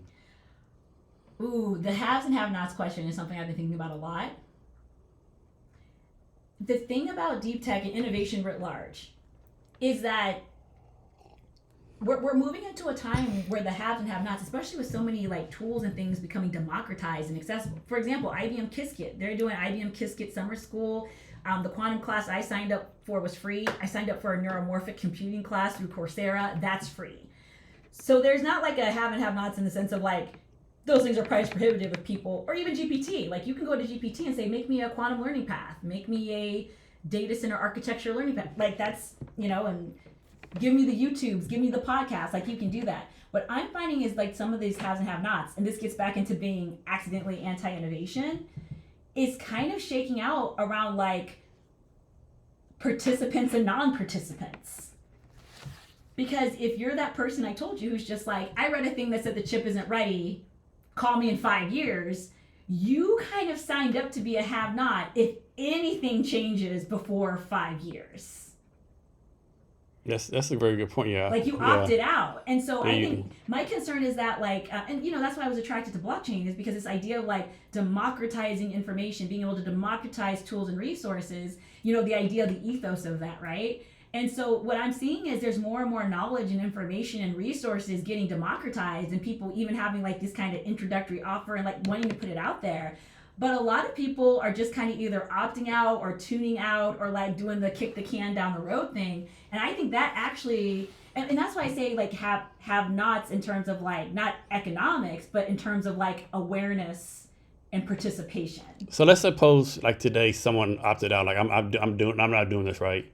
Fast forward 5 years, this person is in a bad economic shape. Their life's not going good. They start complaining like the war's against me. I have no opportunity.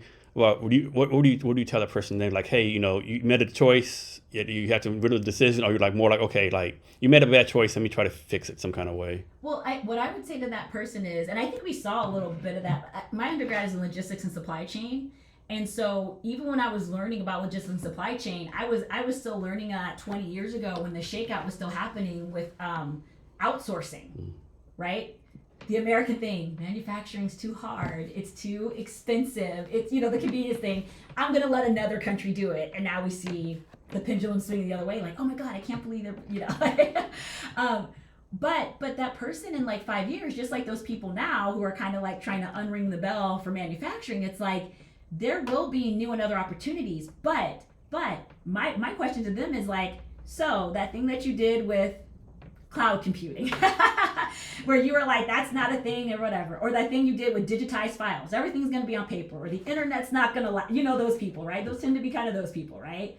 Are we going to do it better and differently this time, right? And because that's the thing, it's not to say that all opportunities disappear. It's quite the contrary. There's like a lot of discovery and all that. I just think that your positioning, and you're going to have to be kind of like on a catch-up path, just similar like AI right now, right? There's a bunch of people for ethical or whatever reason, it's like, I'm not doing anything AI. Okay, like, okay. And once again, that's not to say that there won't be an opportunity for those folks, but it is to say, like I said, if this is a lot of competition, there's a difference between coming in some place in the ranking, coming to the race late, and then forfeiting altogether. And I think it's one thing to go to the mat losing and trying. Yeah. It's another thing to forfeit. Yeah, big difference. So change the subjects. Let's talk about the future of space. Oh, space. So what do you think is the future of space? Well, I think we're starting, that's another future present thing, right? I mean, I've seen some space startups doing like space junk removal because we already have an IoT space junk problem. You know, the International Space Station is about to be deprecated. So we're already seeing, I mean, we already saw, you know, with all sorts of things like this kind of privatization of everything from like rockets to satellites to internet access, and now space tourism coming up. Yeah, space tourism. space is a really interesting one that has this kind of intersection with quantum, because people are just, okay, quantum is going to be overkill for a lot of things, right? Project Willow, benchmark problem, 5 minutes, 10 septillion years otherwise, right? Wall Street doesn't even have a problem that complicated, right? But space does. Space is space. And so when you think about like orbital paths and orbital collision prevention, like we're going to need space traffic control. Like that's a thing that we look at Barclo with Future Tech is like, how can we run these quantum simulations that are running a physics word problem every moment on every sensor across a network of satellites in a way that we can tell them to move out of the way, create a recommendation, move it out of the way, not damage these high value assets. That's an important problem in space right now that a lot of people are thinking about. How do we solve for that? Precision. So another area of quantum. So there's these 4 areas they talk about. There's computing, which is the thing you and I have talked about. But there's communication. So that gets into the VPMs and quantum key distribution. There's sensing, and there's also simulation. And so on sensing and simulation, this gets really interesting because quantum one thing it is good at and for is like really precise, like precision sensing. And when it comes to outer space in orbital forces, you're gonna want that precision. You're gonna want that precision big time. So that's another thing like outside of the compute. Is there gonna be such a thing in the future where like mining minerals on asteroids? Is that gonna be a thing, you think? There's already people working on that. Okay. There's also already people working on launching orbital data center nodes. And I'm gonna give you the really quick, not rocket science, data center expert. They said, I was paying attention, they said, we're gonna have these data center nodes in space because space is cold and we won't have to deal with overheating. And space has a power source called the sun. That's genius. And that's why they're going to do orbital data centers. And I'm like, I follow that. That was a great explain like I'm 5.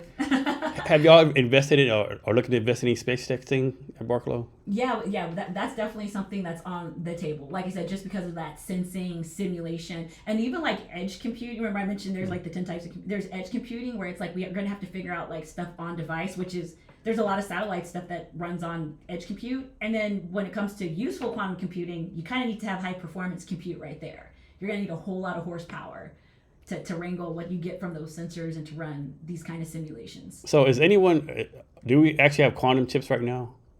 Yes. And what are they made at? It depends. Like, so remember I told you about the different compute architectures. Mm-hmm. So one of them is like trapped ions and all that. That's what IonQ does. There's superconductivity ones. Now, what countries though?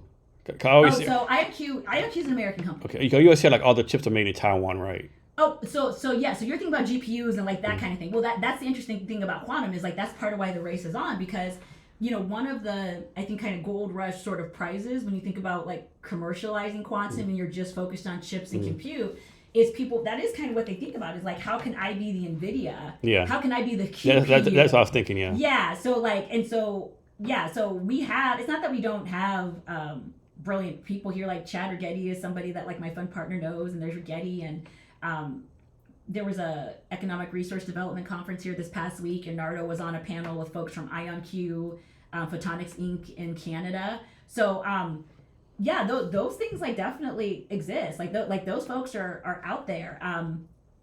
I do think it's interesting that people who are in that camp of these are the challenges, it's hard, it's expensive, like don't pay attention for 5 years. I think what they fail to realize is some of those companies, Alice and Bob is out of France. There's more, there's lots of them. And even some of like the dual use DARPA, quantum enabled, like that kind of stuff. I mean, we're talking dozens of patents pending right now. And so I do think that it's interesting to hear people to be like, oh, that's in the future, that's not here. And I'm kind of like, well, there's a lot of NDAs, there's a lot of patents, that's a lot of architectures for there to be like nothing here. So you did something called 1871 Emerging Tech Innovation Summit. I think you spoke there. Can you talk about that? Yeah. So I got connected to 1871 through one of my contacts who was she was there. She was moderating, doing keynote. She's been part of this community there in Chicago for a while.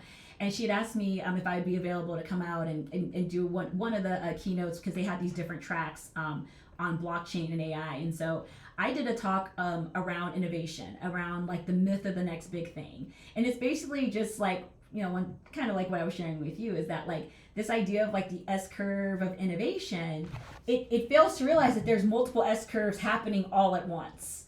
And there's a cumulative effect of like innovation, which makes it so like there is no one thing. And the types of things that we're innovating, we're innovating up, down, and across the tech stack, especially right now. So at Barclo, we've come to call this the convergence era. So the last 25 years, we got to see how humans behave with the internet. But we call it the connectivity era. Everything kind of hinged on connectivity. And whether it was like infrastructure, compute, it was all because humans could connect. Like what else could we connect to? What do we do with the data? How do we secure it? How do we make it faster? How do we sell solutions now that we're connected and we can work remotely? Like all these different things, and everything's digital, right? But now we believe we're in what we call the convergence era, which is you no longer can be like we were talking about with AI, like, hey, I came up with this thing. That's Azure's problem to figure out how we power it and how many more data sets. Like you're really going to have to start thinking about how all of these things across security, hardware, software, algorithms, ethics, job displacement, there's going to be this convergence of these technologies where if you are a leader or a technologist or even an enterprise IT portfolio, you're not going to be able to look at things as these little discrete parts on a linear timeline. They're all going to be these highly dynamic components that really affect like your business performance, your outcomes, either as a consumer of this tech or as somebody who produces it and has other customers relying on your infrastructure out there. Does Barclo mean anything, or is this a random name y'all picked? So it's a combination of my co-founder Johnny, hi Johnny, and my last name. So his last name is Berrigan, and my last name is Clouse. Okay, cool. So next, I guess for your LinkedIn too. So you said this: classical computing is like the canoe in the jungle, and quantum is like a drone. Yes. So this gets into the deterministic nature of both classical physics and classical computing. So that basically just means like the answer it's going to give out is going to be related to how you programmed it, right? So when you program, the screen from the Matrix with all the zeros and the ones, right? When you program the Matrix or whatever it is that you're programming, you're going to get out according to what you programmed in, right? So just like a canoe, you got the river is the route. That's what's kind of been encoded into the landscape, and you're going to follow the canoe. And there's different paths you can take with the canoe, just like there's different logical branches and trees and the zeros and the ones. But ultimately, like you're going to go on the canoe where the water is. But with quantum looks at possibility.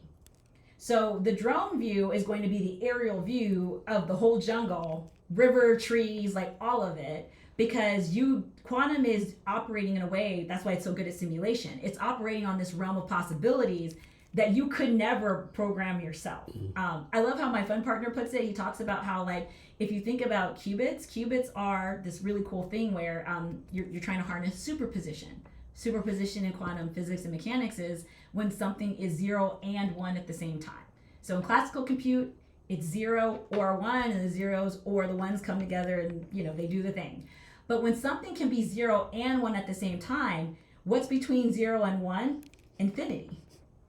So a logical qubit is kind of like your own little slice of infinity. So if you got so when people talk about like these qubits, it's like they're trying to line up their little slices, their little qubits of infinity. Whereas your bits, right? Your bits and your bytes, even if you have like 2 qubits, you got 2 slices of infinity, but your bits are just what you deterministically programmed your bits to be. So that's what's happening with this crazy stuff. That's why I say we're trying to harness the nature of nature and physics. We're trying to harness the superposition thing to unlock all this discovery, and that's what makes it a drone, because a drone is exploratory. A drone discovers what's in the jungle, whether you were looking for it or not. The canoe's just going to follow the river that you tell it to follow. So how do you become involved with all this? Like, what got you interested in this from the start? I've always been into emerging tech. Mm-hmm. And then I later found out in Strength Finders, I have a futurist kind of strength and bent. So I always kind of just kept looking at what was for it. Now, when I first got into emerging tech, I was at Cardinal Health in the enterprise IT, like shared services infrastructure office. And that was my first gig in tech, and I was a project analyst, and it was very rigorous PMO. But I was always interested in the projects, that weren't just like legacy upgrades or modernization. I was always interested in the projects that were using like the new thing. So 10 years ago, that was like big data Hadoop. Of course, like the definition of what's emerging tech changes as things become integrated, or they fall out of favor, or they evolve into something else. But it's been really interesting if you just even look at the slice of the last 10 years of what started off as emerging 10 years ago, that now in some ways is like table stakes. I remember 10 years ago, SAP HANA, SAP for analytics, that was a big deal. Mm-hmm. And now it's like you got Power BI and Fabric, you know what I mean? Like you got Snowflake and you got Tableau, and like 10 years ago, it's just like, wow, look, SAP actually has analytics.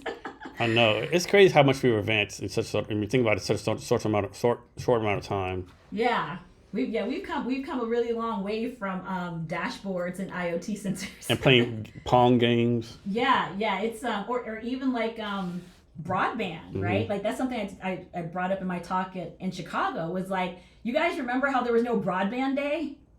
People weren't like, oh my gosh, guys, the next big thing is everybody's going to have broadband. Yeah. It was very much like people were still in the mode of like, how is everybody going to have a computer in their house? Yeah, no, right, yeah. And Dell and Gateway were like, call us today for premier financing for your very own personal computer. Yes, you got a TV, you can have a computer. That's right. They're like, come and get a computer. And then they were just like, there was the whole dial-up thing. And it was like, man, that sound is horrible. I had forgot all about Gateway. Yeah. What happened with them? This went out of business, I guess? That's a good question. I don't know what happened with them. I remember Gateway and Dell, those are two big ones back in the day. Yeah, and I will say this. Some of the kind of older folks who look at quantum computing, I think they're trying to do the history doesn't repeat itself, but it often rhymes. So I do think that they have this thing in their head when we talk about quantum computers that like we're trying to be like Dell and Gateway and give everybody a quantum computer in their house, and that's like not it. Like, I don't think that's what anybody's like necessarily suggesting, partially because it would be overkill, but also because like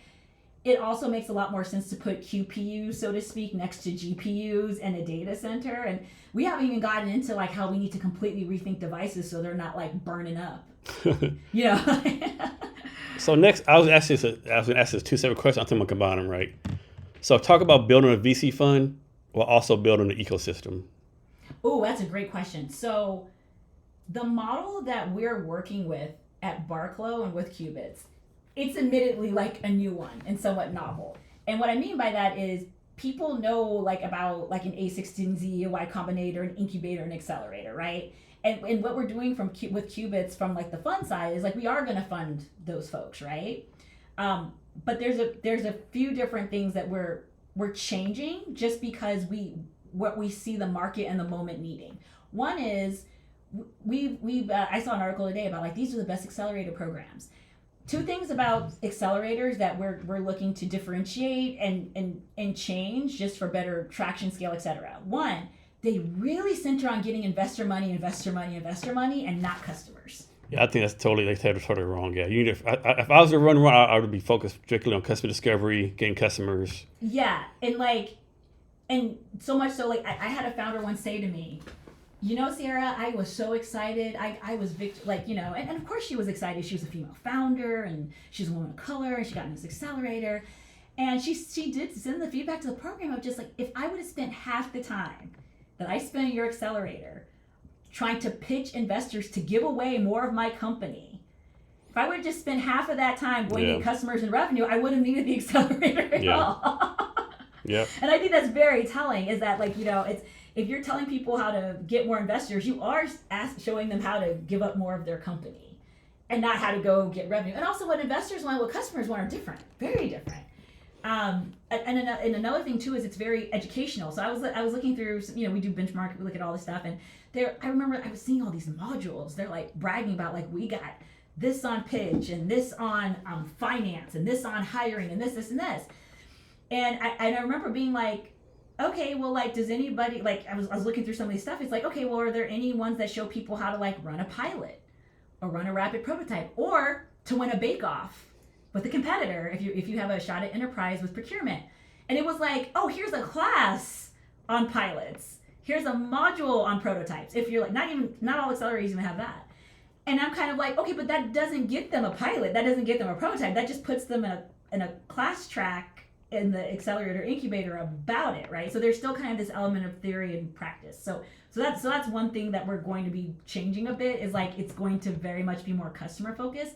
And the second thing, and I kind of hinted at it just now, was like there's theory and practice. To qubits, and to us, the way that we're approaching this is like, why would we come up with 36 modules to run all different types of deep tech start, right? Like we mentioned in this conversation, space, quantum simulation, sensing, biotech. Let's say that those 4 are alpha cohort. Why would we try to put them through the same whatever many classes?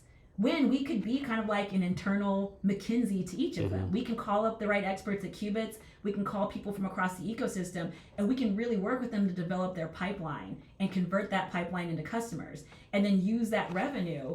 And that's what we want to go back to investors with. When they go to do their next round or whatever have you, we come back with like revenue, we come back with LOI, with MOUs, with case studies, not use cases, right?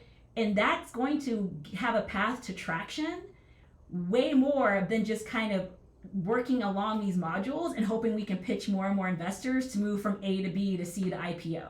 So y'all going to start like an internal incubator accelerator then? I mean, I almost hesitate to call it that, right? Because when you put that language out there, people do expect that thing I just said, right? It's less. But you can do something like that though, like a better name, but something like along those lines. Yeah, like it's more so that the fund that Qubits is raising is looking to have an allocation, and so it's like we identify that cohort, right, and we give them that allocation, but. You can call an incubator an accelerator, but like I think it's going to be a bit more. Well, it definitely will be. I mean, go to market's a contact sport, and so is customers and revenue. Maybe that is what we could call it. You go to market, whatever. Yeah, it's definitely more of like a traction engine. I like that word, traction engine. I think it's the more Barclo traction engine. Yeah, it's more of a traction engine than it is an accelerator or incubator. So when you think you're going to start this, it's still all like in the planning phases right now. Well, so it's it's all tied to the Fund 2. So Qubits is in the process of the Fund 2 raise, and so one of the things we've been doing, feet on the street, is looking to identify potential alpha cohort companies. Okay, so let's talk about this. This is a good segue. A lot of founders, oh man, raising funds sucks so much. I can raise money. But like, if you're a founder, there's probably hundreds of thousands of people you can go to for funds, angels, VCs, whatever. But I have to admit, it's like 100 times harder for a VC fund to raise money because the people you can raise for money has to be really, really short, right?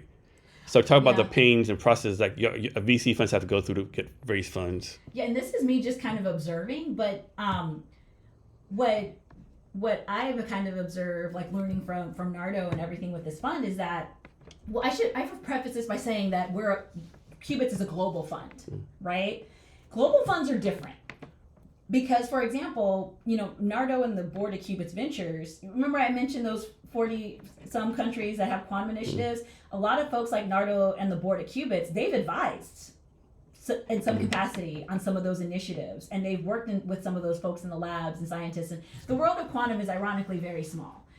So the thing about it is that when they go to raise, they're subject to the terms and conditions around these sorts of investment vehicles in every single country that they might have an LP in, right? So for example, there's like a ton of interest in like India, right? And like there might be like LPs there, and but that's going to be different than the folks who might be like the LPs in France. And then of course the US has the SEC rules, right? And that's part of why like we're the venture studio and Qubits is on the raise, because regulatory says that Qubits is the fund, they're the ones who can do it. We're the studio folks, we're not authorized to. Those rules apply in some permutation all over the world. So I would say that like we're kind of navigating some of the global complexity. That said, because of that traction and awareness around not just quantum computing, but kind of these next gen solutions for data centers, sensors, all of that market is a lot more ready to invest in some ways than the US is. And that's besides like even just the known statistics of startups here. So Ascend and like Kirby and that great team that put together all that data, right? You go to their website, which I highly recommend, has great startup insights. But one of the stats you see on there is that 90% of startups here in our area have to get funding from outside of this area. But that's always been one of my pet peeves here, right? You always hear like these investors, oh, we only invest in companies that deserve funding. Well, that's true. Why, like you said, why do 90% of people get no here to get yes somewhere else, right? I never understood that. Yeah, this gets into the thing I was talking about earlier about being kind of like accidentally anti-innovation. I'm starting to wonder, one explanation to what you just said, because I asked that question, being like, so new to all of this and like launching Barclo. I mean, we only launched in February on the studio side, and Fund 2 is the effort this year for Qubits from their previous fund a couple of years ago. And I was asking people that, the phrase I kept getting was risk aversion. Yeah. I kept getting like risk aversion. I use like a small business banker mentality. Yeah, and the thing is that like, and obviously risk aversion and venture, It's not like it's a oxymoron. yeah, go together like like vinegar and water, Yeah. right? Like that's not it's not, even if you can mix them, it's rough going down, right? Like and I get it, but I struggle to see, like, They scoot up a little bit. yeah, I struggle to see like where that's a satisfactory answer for what we say we want to see in this ecosystem, right? So this is the best answer I got on that, right? So I had a friend in San Francisco. He's a VC. I asked him, can you explain your take on like the Bay Area, Seattle? He said, yeah, Jason, I have a good answer. I have no proof of this, but I think it's an answer, right? He said, in the Bay Area, all the VCs are former founders, or former startup people. In Seattle, all the angels and VCs are former Microsoft, Amazon. They never really started a company before, for the most part. He said in the Bay Area, if a startup makes it, the founder reinvests it in other startups, right? Where he said, well, I could tell in the Seattle area, if someone makes it, they take the money and go home, right? So there's really no reinvestment community here, supposedly. I don't know if that's true or not. I have no stats to back it up, but it seems true. I could see that. I think, that does speak to kind of the risk aversion thing. I think that also kind of speaks to another kind of troubling conversation that's kind of been happening around this, which is like kind of this idea of like complacency. Like about, I heard one of my friends was just like, they're like, Sierra, think about it. How long can you have a very prosperous region anchored into like these really big companies before everyone's just fat and sassy? Yeah, that's very true. And even from the perspective of like, let's say like you're trying to pitch like, well, don't you want some more upside? Like, don't you want some more growth? And it's like, yeah, I got my Microsoft stuff, I'm good. Yeah, or you hear the stories where like a founder pitches an angel investor, and the angel investor wants KPIs like Microsoft or Amazon, right? Yeah, like so I do think like that. There's obviously a bit of a chilling effect that happens with that, and like that's where the money comes from, and people are like, no, I'm good. I will say though, this is what I mean by accidentally anti-innovation. That becomes that as soon as you're just like, I'll give you an example. I relocated here for a role at Microsoft. I was on a team and met lots of people. They're parents like me, right? They have great benefits at Microsoft for kids and all that. Those golden handcuffs. Well, yeah, a little bit of that for sure. But there's very much a thing that happens. I talked to other like parents when I was at Microsoft, and like I know some of them, they're still there, and it's very much like that mentality of like, oh yeah, Microsoft, Amazon, etc. But now it's time for their kids to go to school, right? And even if like, Microsoft and resource, you got to live in a great school district, and Microsoft and working in corporate here provided all that for you, your kid and goes to get like an internship, or your kid goes to get hired, and that very same like engine that allowed you to put them on that path, they're just like, we don't have anything for you. Yeah. Because you're too inexperienced. Yeah. So I do worry about kind of the succession plan, so to speak, and the pipeline, where it's like, for this like generation, because this is a big generational divide issue. And that's another thing I think about a lot with some of this like innovation stuff, is that, you talked about the future and time horizons. We were talking about some of the metaphysics of it earlier, but nobody lives forever. For some people, the reason why like they don't care that like quantum whatever is going to be ready in 5 to 10 years is because like like they're going to be retired, they're going to be out of the game, they're planning on going to glory. So in that way, it's like, they're kind of telegraphing like, on my timeline, this is irrelevant, right? But like for a younger generation, where like, you were a part of a group where it's like all of this was awesome, but you need an innovation ecosystem. You need all that stuff to hire your son, your daughter, your niece, your nephew. Then what? Exactly. So don't tell details, but like as a VC fund, how do you decide how much money to raise? How does that work? Well, so that decision is actually not up to us on the studio side. Because we're part of like this global strategy. So what they decide to raise is a function of what they're looking to fund for the studios, but also in terms of the direct investment in the portfolio companies, like across these like global LPs, right? So those folks get to deal with that, while we get to focus on like, let's find these companies, and moreover, let's find products, goods, and services that are worthy of a company. Because that's another thing that kind of happens in this weird startup ecosystem thing. People will have a solution. People will have a product, right? Doesn't mean you can make a whole company out of it. No, it doesn't. You also took part in something called Pacific Northwest Economic Region. Yeah, that was this week. That's like a trade import thing, right? Not quite. So this is a really interesting group. They've been around for a really long time. It was actually considered like a transnational kind of like somewhat global thing. So that group, that Pacific Northwest economic region, that's considered to be like these 10 US states and Canadian provinces here in the Pacific Northwest. And so every year they have this conference, but they also have different events and working groups throughout the year. It's primarily policy focused. So there was a lot of policymakers at the federal and state level, but also folks representing from different Canadian provinces. And so they had topics from housing to energy. Of course, the topic of the two topics that kind of loom large in the background of everything. Would you like to guess what they were? AI and tariffs. Yeah, tariffs. Yeah, you're a speaker there, weren't you? My fun partner was. He was Okay. on the quantum panel. Okay. There was also a space panel there. Nice. So how do you find about all these networking things you go to? Yeah, it's interesting. So sometimes we find them. Sometimes they find us.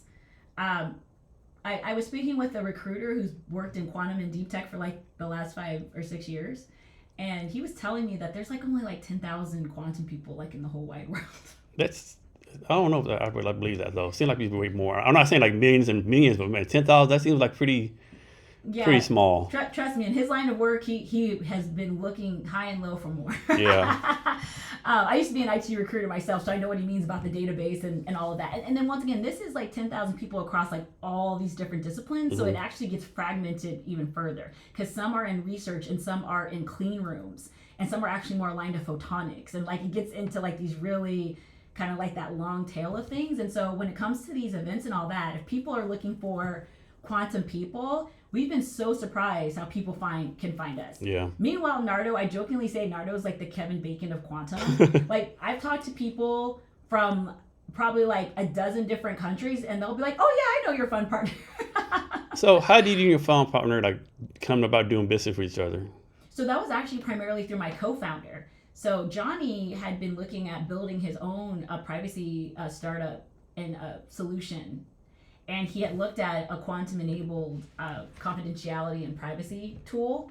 And at the time when he was looking into it, 8 or so years ago, there really wasn't a lot there. But as he was looking into it, he would just ask people in passing, like, "Hey, do you even know somebody who's working on this, or who has like a demo or prototype? Can you explain this to me more?" And most time people are like, "No." And then one time he was in LA. Similar thing, like a rooftop hangout soiree, and he was like, "If you do know anybody, I'm still looking into this for my startup concept." And they said, "Actually, I do know somebody who's a quantum expert. He's actually here tonight. Do you want to meet him?" And it ended up being our fun partner, Nardo. And Johnny and him had just stayed in touch over the years. And about late last year, when Nardo was in the working group for Quantum 2025 and all that, they were looking at how they're going to structure their second fund and their raise. And they're like, this might be the fun to do the venture studio model, because this was something that they had wanted to do, was to have kind of these like, traction engines, these innovation engines across the world to help commercialize the speed of all this like discovery and research breakthroughs. And so if something that they wanted to do, they knew it was too early in their first fund. And so they're like, maybe we do it this time. And so Johnny and him had happened to get back in touch. And then in pretty short order, Google had released their findings with Project Willow in December. The UN went ahead with the quantum2025.org initiative. And it was like, you know what, let's do this. I think this might be the time. And then of course, like, you could see the patent pipeline building for IonQ. They were also working to acquire a bunch of different companies. And so there's a lot of like general signal that the timing would be right. And it's proven to be the case for sure. What's your take on vibe coding? Anything that can be vibe coded can be vibe hacked. This is my take, right? Okay, I could be totally wrong. I'm not a tech person. I joke around. I'm the most non-tech person right? Like, I think my point of view, what I can hear and tell, like vibe coding is good if you want to get a schematic MVP. But you actually want to build something, it's like you gotta have more than just vibe coding, I think. Yeah, like that. And plus, I think vibe coding like lends itself to like lots of technical debt. Yes, and I think too, like that's why I bring up about the vibe hacking piece is like, people talk about Q-Day or the chip or whatever that's going to, I told you it came from Cybersecurity. I mean, Microsoft just had hacks around SharePoint. Like, you don't need Q-Day to have some pretty nasty hacks. And moreover, if you kind of have that lack of governance around some of these IT tool or AI tools, that can kind of increase the attack surface, as they call it, right? But to your point, I think that security aside, like you said, if vibe coding were presented as like dynamic wireframes, that doesn't sound as cool, right? No, it doesn't. But actually, that's what it is. What it is, though, right? Yeah, I mean It's wireframing. Yeah, at the basic level. Yeah. Yeah, if it's like a more like souped up wireframe that better than you can come up with in Figma, okay. Like you said, if it's a rapid prototype, cool, right? Horses for courses. I was a little disappointed to see the way that like vibe coding, like instead of being that, or even like when I used to work at Microsoft, I used to work on low code, no code solutions, right?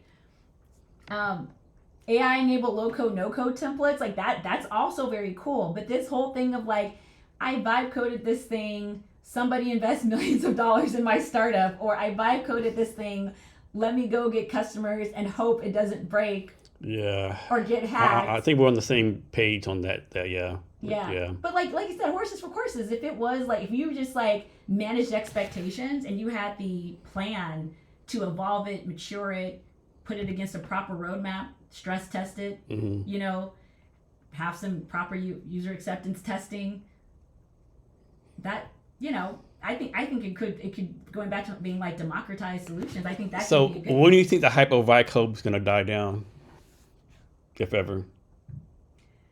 That's a good question. I was actually talking to one of my friends, she's a software engineer, and she was telling me about, like you were saying, not just the technical debt, but like in some ways, like how some of these solutions, I think my concern is that people like her and many others are being pressured into adopting some form of vibe coding or AI enabled software development, or else their company is seen as being like out of step with where the rest of tech is going. And so that kind of feels to me like a bit of a forced fit. So to answer your question, I don't know when the hype is going to die down, because people are really trying to force the fit within like the workflow and like the SDLC.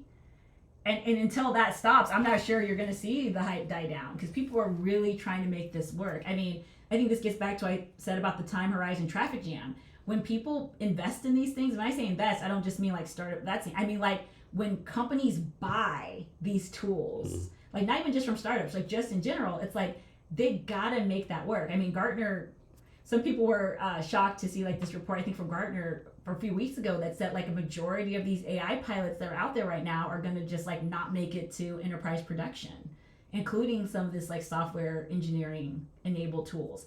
A lot of people didn't like that. They were just like, of course it is. Like, what do you mean? All those people are going to quit Copilot or whatever? It was like, no, what they were saying is that like they are on a fiscal year time clock to prove value, scalability, viability, and security to make it into enterprise production in a way that these companies can trust it to interact with the things that their customers use.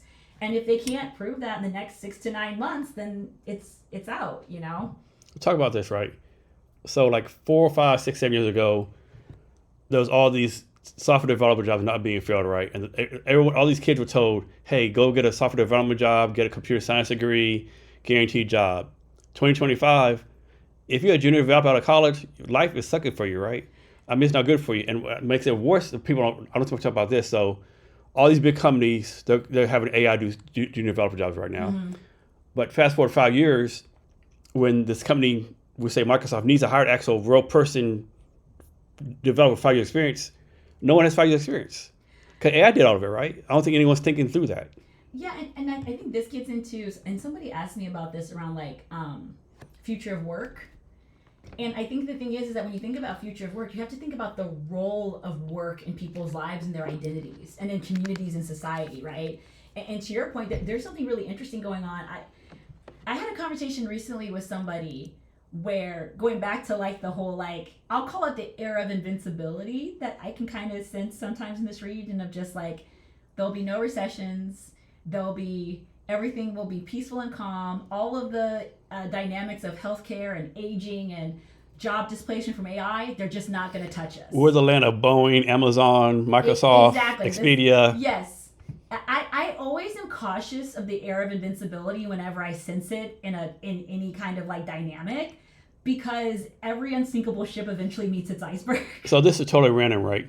So I'm on TikTok probably too much, right? And I came to this account, this lady, she lives in the States now with her husband, but she's half Japanese, half British. And she did a post on top 10 things she loves about America. Number one was like, you Americans are so delusional.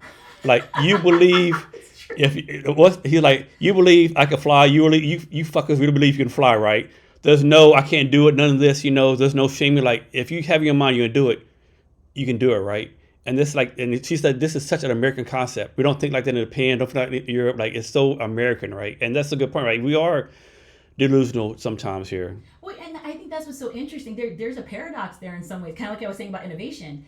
We kind of rely on delusion and being more lucky than good to like figure out and like push the limits sometimes. Like, if we still have our risk aversion. Now, ask people in Seattle to invest and you believe we could fly. It's like, what's a different story? Yeah. Why fly when you can walk there? Exactly. Yeah. But that there's like that delusion and seeing who can make it through that delusion, and then there's having a methodology to investment and to tech and to all of that, and other people tend to rely on more that type A methodology, and we just kind of go for it. But that said, like, going back to this work thing and this era of invincibility and like AI and like software engineering and all these different roles, I think I just saw Microsoft put something out about like this kind of like AI index of like impact around these different jobs, and like the lowest impact, I think number one was like phlebotomist, and it was like folks who work in glass, like auto and glass and that kind of thing. But the reason I bring up like work and the future of work and the role of work is I was talking to somebody here and they were talking about how like they don't think, like a lot of policymakers or whoever, they don't think that something like the CHOP or any kind of social unrest could ever happen here again.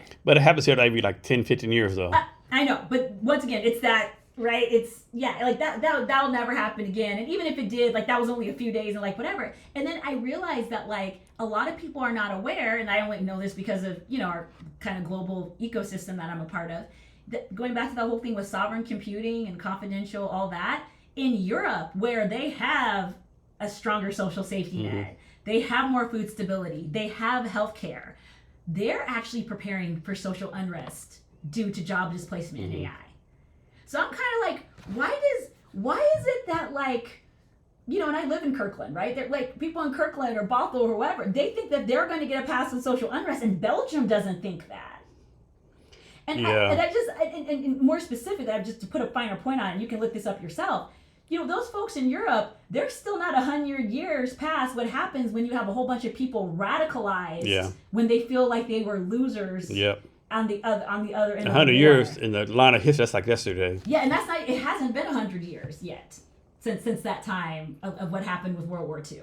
So that would put us in the 2040s. We're not even there yet. So it hasn't even been 100 years for them, and their land still bears the scars of that. And so, what the argument here is like, oh, look at all this prosperity. It will always be here. And even if there's a recession, we did well. And even if there was the CHOP, that'll never happen again.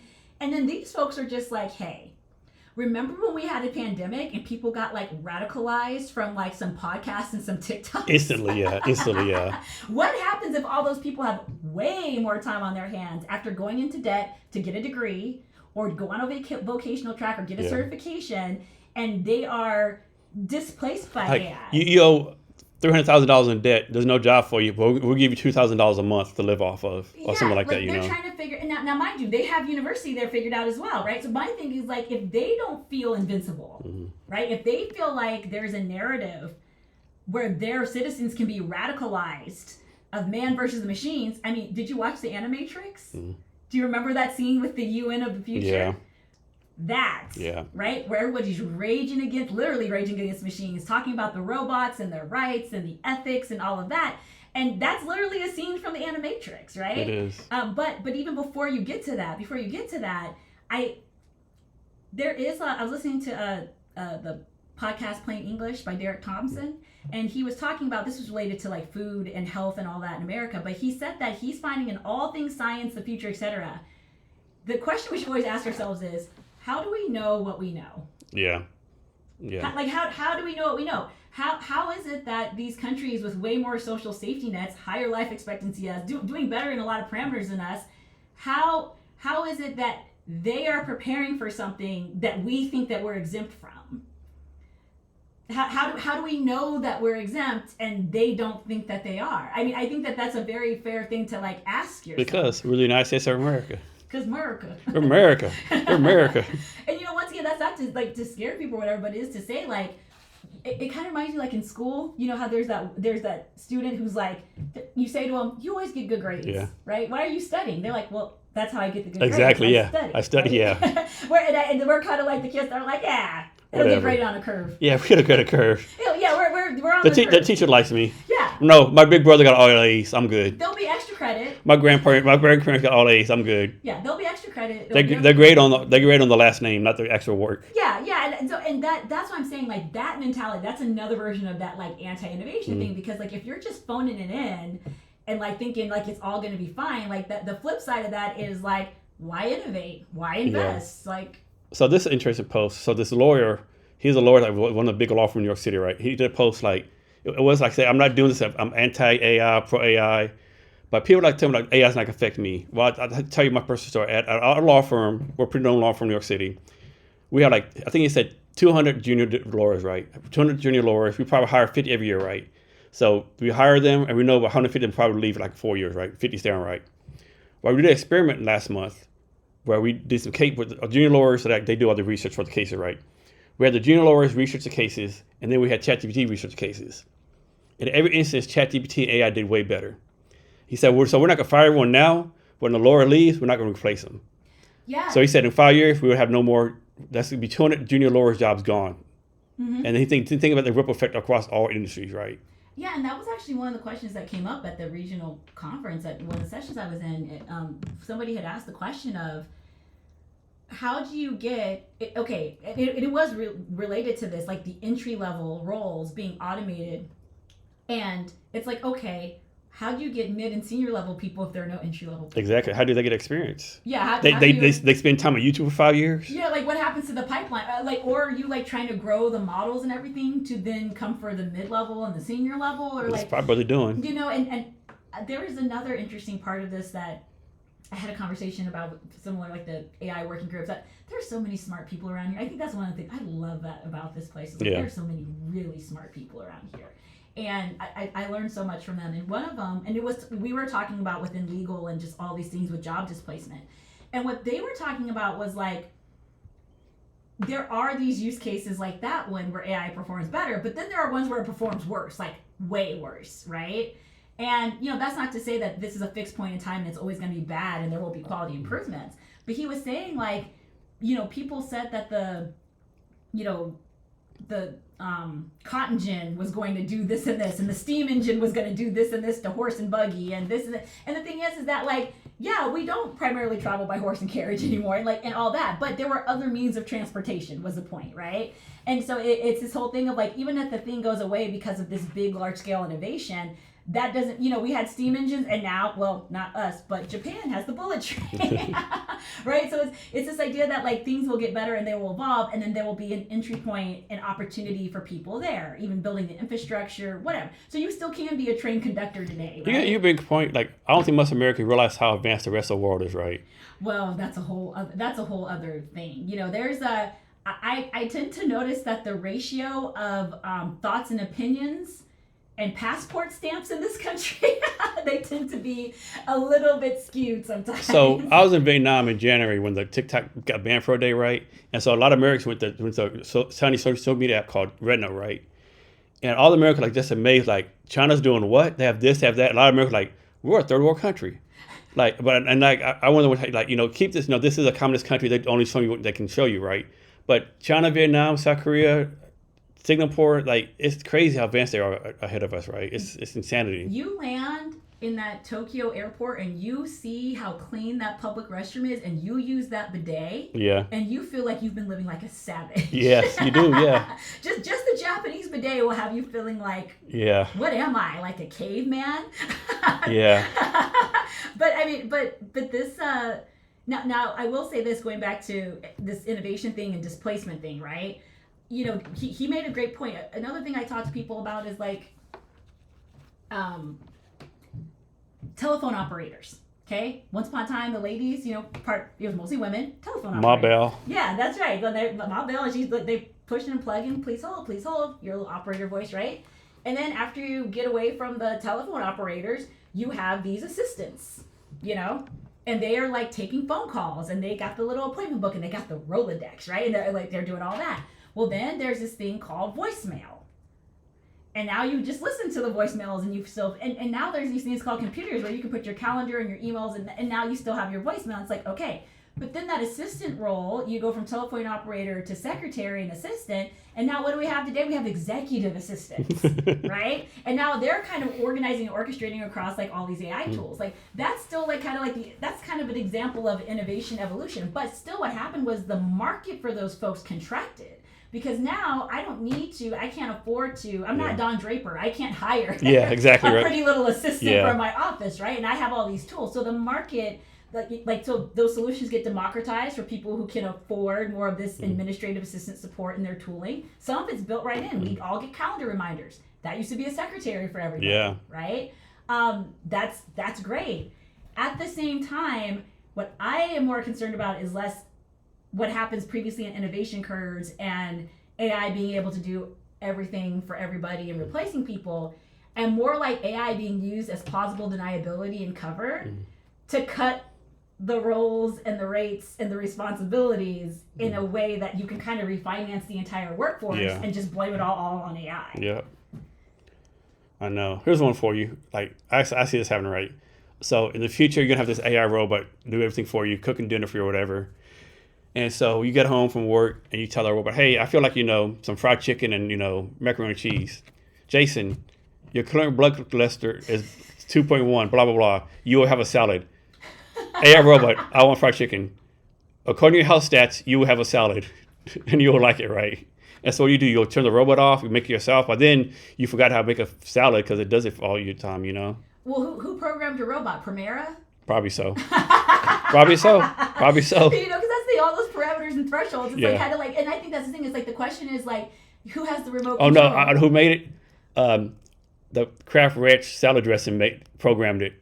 That way they can have you eat a salad every day, put ranch dressing on it. Well, I mean, to be fair, you could have had the ranch dressing with the chicken. Is there a button for that? But I mean, I get what you're saying. I think that's one of the things around AI ethics, and I've used to work in life and health insurance and financial services for a brief stint, and I know that is one of the primary AI ethics concerns is like, what if the data to participate within AI, the data that's supposed to like help you manage your cholesterol or all these great use cases around health and analytics and biomarkers, what if that's the thing that's like, oh, you're uninsured and you're uninsured and your rate is this and your rate is that, And what if those metrics are based on your 5'8", 145-pound white male with the iris extended versus a 6'7" guy who's come from a larger country, with more like bigger people, Yeah, I think this is a good point to emphasize the difference between healthcare and health and life sciences. Because within like investments, or maybe people may have heard that distinction. And I want to let people know that is not semantics. Because healthcare is a function of the systems that we provide acute medical treatment, et cetera, to a population. Health and life science applies to every person with a human body. So health and life science is if you have a circulatory system, if you have key critical organs, if you have DNA and RNA, that's health and life science. Healthcare, and this becomes important, US has a healthcare system that the UK does not have, that Germany does not have, that Japan does not have. So when people go to innovate healthcare solutions, a lot of the healthcare solutions in the US, don't get me wrong, I'm not saying that they're good or bad or they should be attempted, but they are reactionary, and their addressable market is the US, where you're trying to solve for the dysfunctions of the US healthcare system. That is fundamentally different than having the addressable market of billions of people who have a human body. That is a big difference. Why do you think so many people are getting that wrong? I think it's the U.S. I think it's because we live still in a country where your zip code, demography is destiny in a lot of ways here. Your zip code will say more about you and your life outcomes than so many other things that are actually more in your control from childhood. And also, we're taught that we want technology to solve problems, and U.S. healthcare tends to be a very big problem and pain point. We tell people, solve for pain points, solve for problems. But what we fail to realize is that some of our problems that we're trying to solve are self-created in a way where, and once again, it's not to say you shouldn't try, but that's only going to be a U.S. thing, right? I've talked, it's kind of like this, like STEM we were talking about earlier. When I was traveling abroad, you tried to explain the concept of STEM to people, and they're just like, so you have to go somewhere special to learn like what we all learn in school? And they're like, yeah, well, there's STEM for girls. They're like, are the girls not allowed to be in the math classes? And it's like, no, it's just that and they're just like, I'm very confused. Why is there something separate, right? Yeah, I never thought about that. That's a very good point. Yeah, there's no concept of STEM. And similarly with some of this healthcare stuff, there's no concept of bankruptcy for medical debt. Yeah.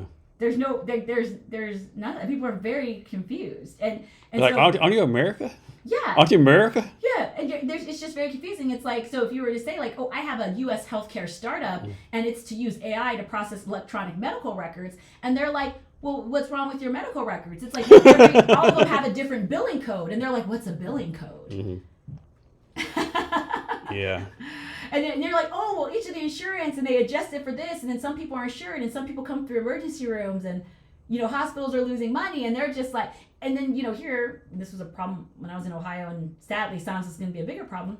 We have rural healthcare deserts where hospitals are closing in rural areas, and people, even pregnant women, have to be life-flighted when they go into labor. You try to explain that to somebody in Greece or Germany or something, I've tried. They're just like, you have to call a helicopter because there wasn't enough money from the patients.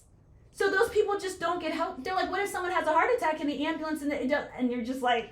Or they're like, damn, America's so rich, you can helicopter everyone to have a baby? Yeah, exactly. Well, that's the other thing.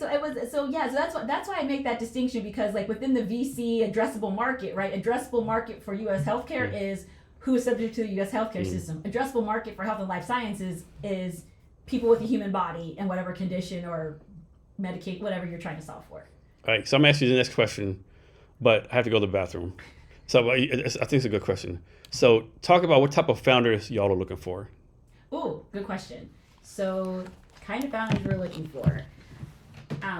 I guess we should start with our approach on how we think about future and deep tech. So if you are somebody who is working on something where some of these frontier technologies are going to make things, and things can be different things, faster, cheaper, better, or possible, using quantum-enabled solutions, using next-gen data center approaches, using different types of compute or intelligence architectures, those tend to be the kind of founders that we're looking for. So the goal isn't to be like, oh, you're working on something, let's throw some quantum into it. I will say that said, like our baseline and in working with us, a differentiator and a perk for you is that we're going to make sure that you are quantum secure. We're going to make sure that you can't be a part of that harvest now, decrypt later sort of situation that's on the horizon for Q-Day. To us, that's just security and table stakes around your readiness. But we've talked to folks across space tech, as we talked about a little bit earlier, folks who are working on things with materials, folks who are working in the biotech space, folks who are working on different types of sensors, and then even folks who are working like right now within AI. Maybe you're one of those folks and you're like, I'm looking at different types of language models. I'm looking at small language models. I'm looking at large concept models. I'm actually looking to like evolve the foundational model architecture itself, but I'm going to need a different kind of compute, or I'm going to need some simulations to help me maybe with digital twins or to accelerate discovery, checking feasibility, checking scalability. Those are the kind of founders you want to work with. Not just from the funding side for our cohort, but also from the design partnership side and what we do in the studio. So when I think about, people say, what's the difference between a venture studio and an accelerator incubator besides the fact that, you have a cohort and then you do all this other cool future tech stuff. Well, the cool future tech stuff is things like pilot as a service, case study as a service. We also offer rapid prototyping. We would love to talk to founders who can assist us with contributing to those. There are a lot of corporations and institutions who, they're not startups, they're not investors, but they want new revenue streams. They want to see cost savings. And this is where our studio comes in with kind of this R&D as a service approach. So whether you are a founder and you're working on something that, you might want to have some venture studio funding behind and be considered as part of our cohort, or you're a founder with a solution that is forward thinking, but you're looking to be a part of an engine that can get you in touch with clients and potential prospects who might want to use your solution for cost savings, revenue generation, or even just like checking their roadmap to make sure it's a little more future proof. We're looking for founders who are both and. So cohort candidates as well as potential design partners, please get in touch with us. So are you like just US based or across the world? So we're US based and we're primarily focused on the Pacific Northwest for our cohort, but for design partnership and I was just talking about R&D as a service, how we're looking for folks on the cohort side as well as design partners because there's so many people who are interested in kind of de-risked innovation. So maybe you have a solution or a tool where you can be a design partner, white label solution with us to get out there. And so and those clients come from everywhere. And so how do you define like early stage readiness for a founder? That kind of depends on the technology and I guess kind of like what we're looking to collaborate. So for example, I just mentioned like there might be some folks on the cohort side, there might be people who might be good design partners for us in future tech. So for example, if you're idea stage, and we're talking to some folks like that, right? So you're not going to be, design partner eligible. Why? Because you don't have anything to design with in partnership with us to go out there with clients and all that, prototype, case study. So we would look at you as a potential candidate for our cohort, right? But if you are somebody who like, hey, I'm actually already Series A, and I don't necessarily have any more room on my cap table, but I would love to come up with a white label solution that's quantum enabled with you. I would love to maybe explore a revenue share. I would love to maybe see how we can work together on like a referral basis because we're out here doing all this go-to-market anyway. And we would love to be able to open up the top of the funnel for more deep tech and frontier tech companies. So there's different ways that we can collaborate. I want to emphasize that because some people are just like, oh man, it looks like, I'm not a fit with quantum. I'm not a fit on frontier tech. I'm not a fit for the cohort because I'm Series B or I'm Series A or I'm already a company. That does not mean that there isn't a whole world of people out there who want to try your technology in a de-risked innovation situation that we can help structure and kind of like this next gen advisory approach. And how many companies are you trying to have in the cohort? We're looking to target 3 to 5. 3 to 5. That's pretty small, though, right? Yeah, it's pretty small, but remember it's deep tech, so it can be a bit capital intensive. Yeah, that's true. And it's gonna be like an in-person thing, or? For the Pacific Northwest, it'll probably be a bit decentralized. We are looking for like a physical location, but because we cover what we call Cascadia, so all the way out to Idaho, like up north, that's why we were at the regional conference, down to Vancouver and to Portland and all that. So we're gonna like cover the region. As I said, we just started in February, so the goal is to kind of get these kind of anchor points for folks to meet in person. So how do you make sure a company, we'll say in Potato Land, Idaho, gets the same chance with y'all as a company in Seattle? Great question. So that's part of why we do a lot of these events and like this ecosystem work, because we know you got to put the signal out there and let people know like what's available. I was actually talking to somebody about this last week about how when people think about folks being disadvantaged or lacking access, they don't think about geography. I ask that question all the time. Like, how do to me, I could turn around, if you're like a kind of a poor person in Seattle, you have a big advantage of someone who might be like middle class rich in like Potato Land, Idaho. Yeah, and that's partially why. I'll give you like a practical example of this, right? FIFA World Cup's coming up, and there's a bunch of like kind of economic research development conversations even at that conference about how are we going to, I love what some of the folks from Canada said, it's like, how do we make sure we don't have a Taylor Swift problem, because they had a cross-border problem with people coming up, because it was cheaper if you were American to go up to Canada for her concert. So then it did the thing where it all sold out, but at one point it was cheaper to like go to a different city and fly in to see her than to stay at the hotels. It was like a whole thing. So they're like, we're thinking through that, we're being proactive, which was great to hear. Now we're over here looking at this because we're like, oh, this is interesting. FIFA is doing this fan zone model. So they'll be Seattle, but they'll also be Everett, they'll be Bellingham, they'll be Tri-Cities, they'll be Spokane. And so we kind of looked at that map regionally to say like, hey, this is kind of a good framework to think of like, are there family offices out there? Are there founders who maybe went and bought their nice ranch out there? Right? Are there, like, who are the people out there that could kind of be anchor points? I went to Flywheel and I spoke at their conference this year, and they're part in Angel Investor Group in Wenatchee, right? And I made some great connections there, and I'm excited to follow up with those folks now that I have something to follow up with them with, like here in the last couple weeks.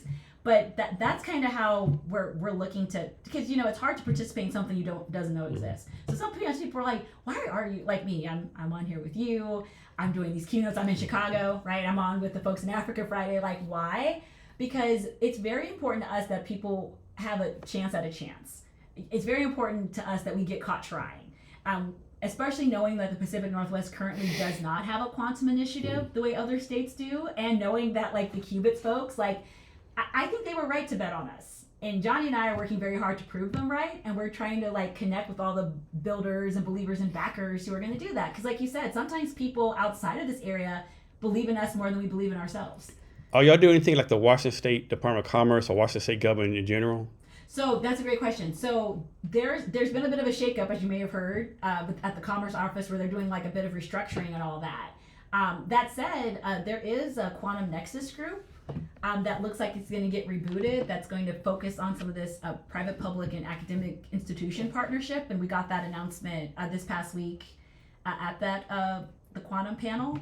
GeekWire did an article about both that panel and the space panel. From this past week. So what we're hearing is that we're going to have some ecosystem partners and opportunity. That one is focused like primarily on quantum. So we're really excited to hear that. We heard that there might be like a bit of a working group here in Washington State on that. So we're optimistic. We definitely want to participate as much as we can. As I mentioned before, the folks on our board, they've helped countries, nation states, as well as some of these other states who have quantum initiatives. So we would love to see us get on the map that way. So how do y'all balance like gut instinct versus data when deciding to invest in a founder? It's interesting because like the data kind of bears out the instincts in some ways, right? Like to the extent that data can capture it, whether it's qualitative or quantitative. So it's interesting you asked this question because my fun partner and mentor, we were talking about this, about like kind of like our frameworks that we use, not just like around diligence, but around fit, fit for our fund, fit for our thesis and all of that. And so I will say this, one of the things that for the folks who are kind of advancing, so to speak, in our consideration process, because our goal is to be proactive in getting this pipeline and working with folks so that when the fund is ready, we have a very clear idea we can go to the table with, who we want to make offers to. And one of the things that seems to be the through line is that the data rooms for these folks and like their tenacity around their subject matter is really solid, but they're very like humble and honest and clear about what help they need on the business side, right? So they'll be like, I know this about biotech, or I know this about space, or I know this about whatever. But the reason I am interested in funding, advisors, adding you to my cap table is because here are my clients that I want to sell to. Here's how I know I need help with scale and traction. Here's where I want to integrate some of these future technologies into my roadmap. So one of the challenges, and I noticed this like when I was in grants at Miston, is people can get so into like their pitch being like, this is the greatest thing since sliced bread, that they forget to answer the question, well, if it's that great, why do you need my money? Right?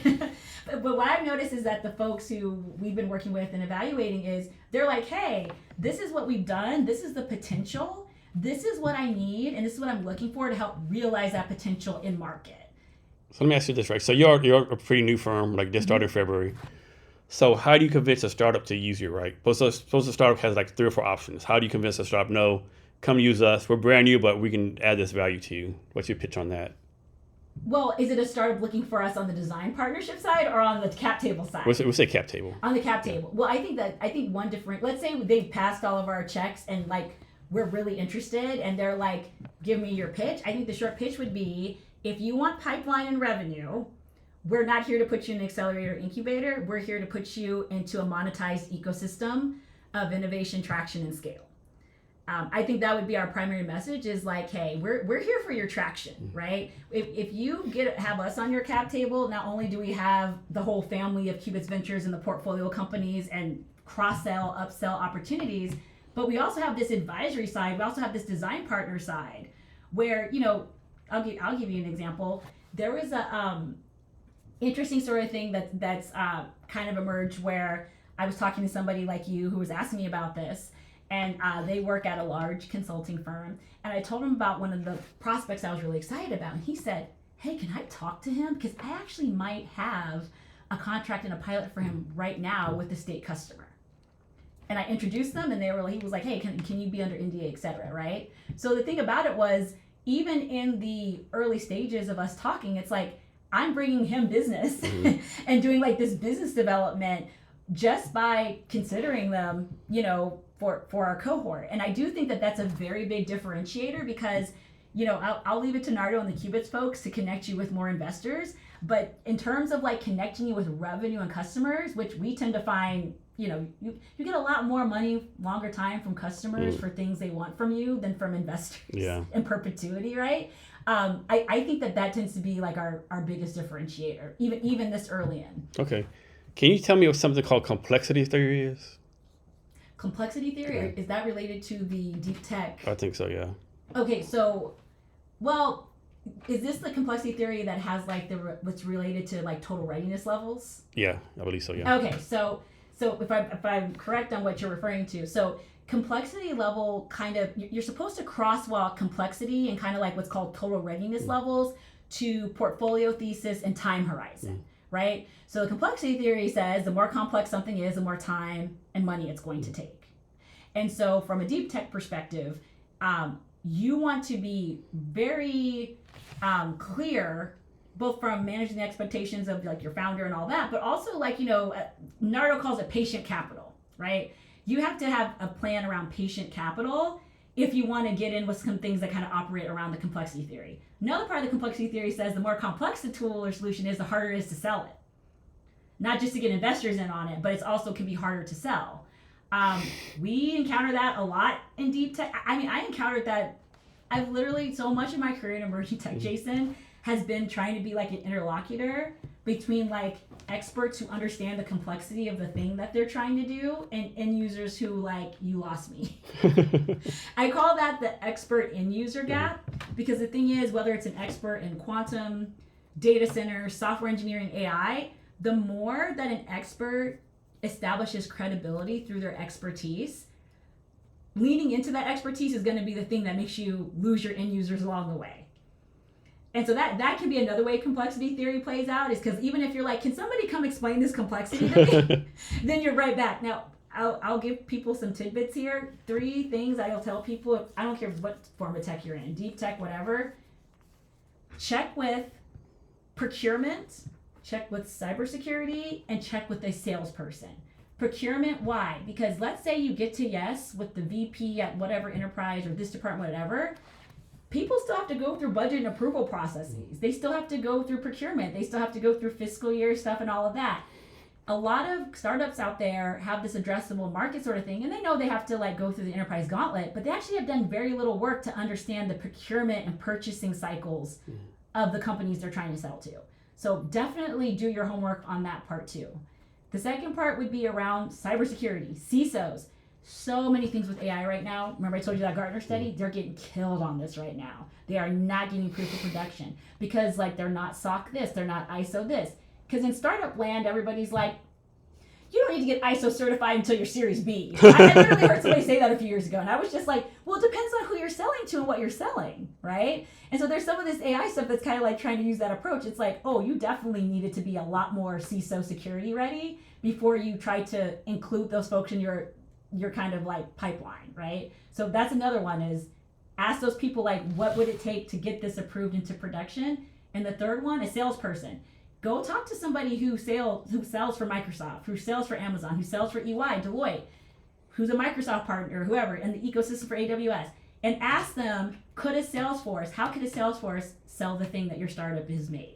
Because a lot of people, they talk to a salesperson, they're like, okay, if you can't explain it to me where I can go sell and get a commission off of it, you got some work to do. So next, I think you might already answer some, but talk about the raw materials needed for this, and like, can you talk to like maybe the supply chain of making this stuff? So one thing, I'll defer to the experts on this, but I can tell you a few things about it. It's interesting that you bring that up because part of the Qubits Venture Studio strategy, so we're a commercialization focused venture studio, they are looking to develop raw materials venture studios. Because what they're trying to do is build out the links of the supply and the value chain for these things. So what does that mean? Now, my commercialization thing, all the stuff I've been sharing with you, research, roadmap, revenue, like that's kind of like our thing. For raw materials, they got to look at rights. They got to look at excavation. They got to look at so many other complexities. They got to look at tariffs now. They got to look at customs. They got to look at global partnerships. So that raw materials venture studio thing, and even materials discovery, right? Because there's all kinds of things coming out with that. that's going to require a whole different level of expertise and thinking. But I'm really grateful to the folks at Qubits that they are planning for that, because that tends to be another place where a lot of portfolios on deep tech are a bit unhedged. And I'm glad that we have that as part of our planning cycle. Is there anything that quantum computing will not impact in the future? I'm going to say, you mean in the digital world? The war period. I'll say within the digital world, there won't be anything, and that's because of Shor's algorithm, right? Like that whole Q day sort of thing, like that is very much a thing. I think that is what makes quantum a bit different from innovation, right? Because you can say like AI is here, take it or leave it, right?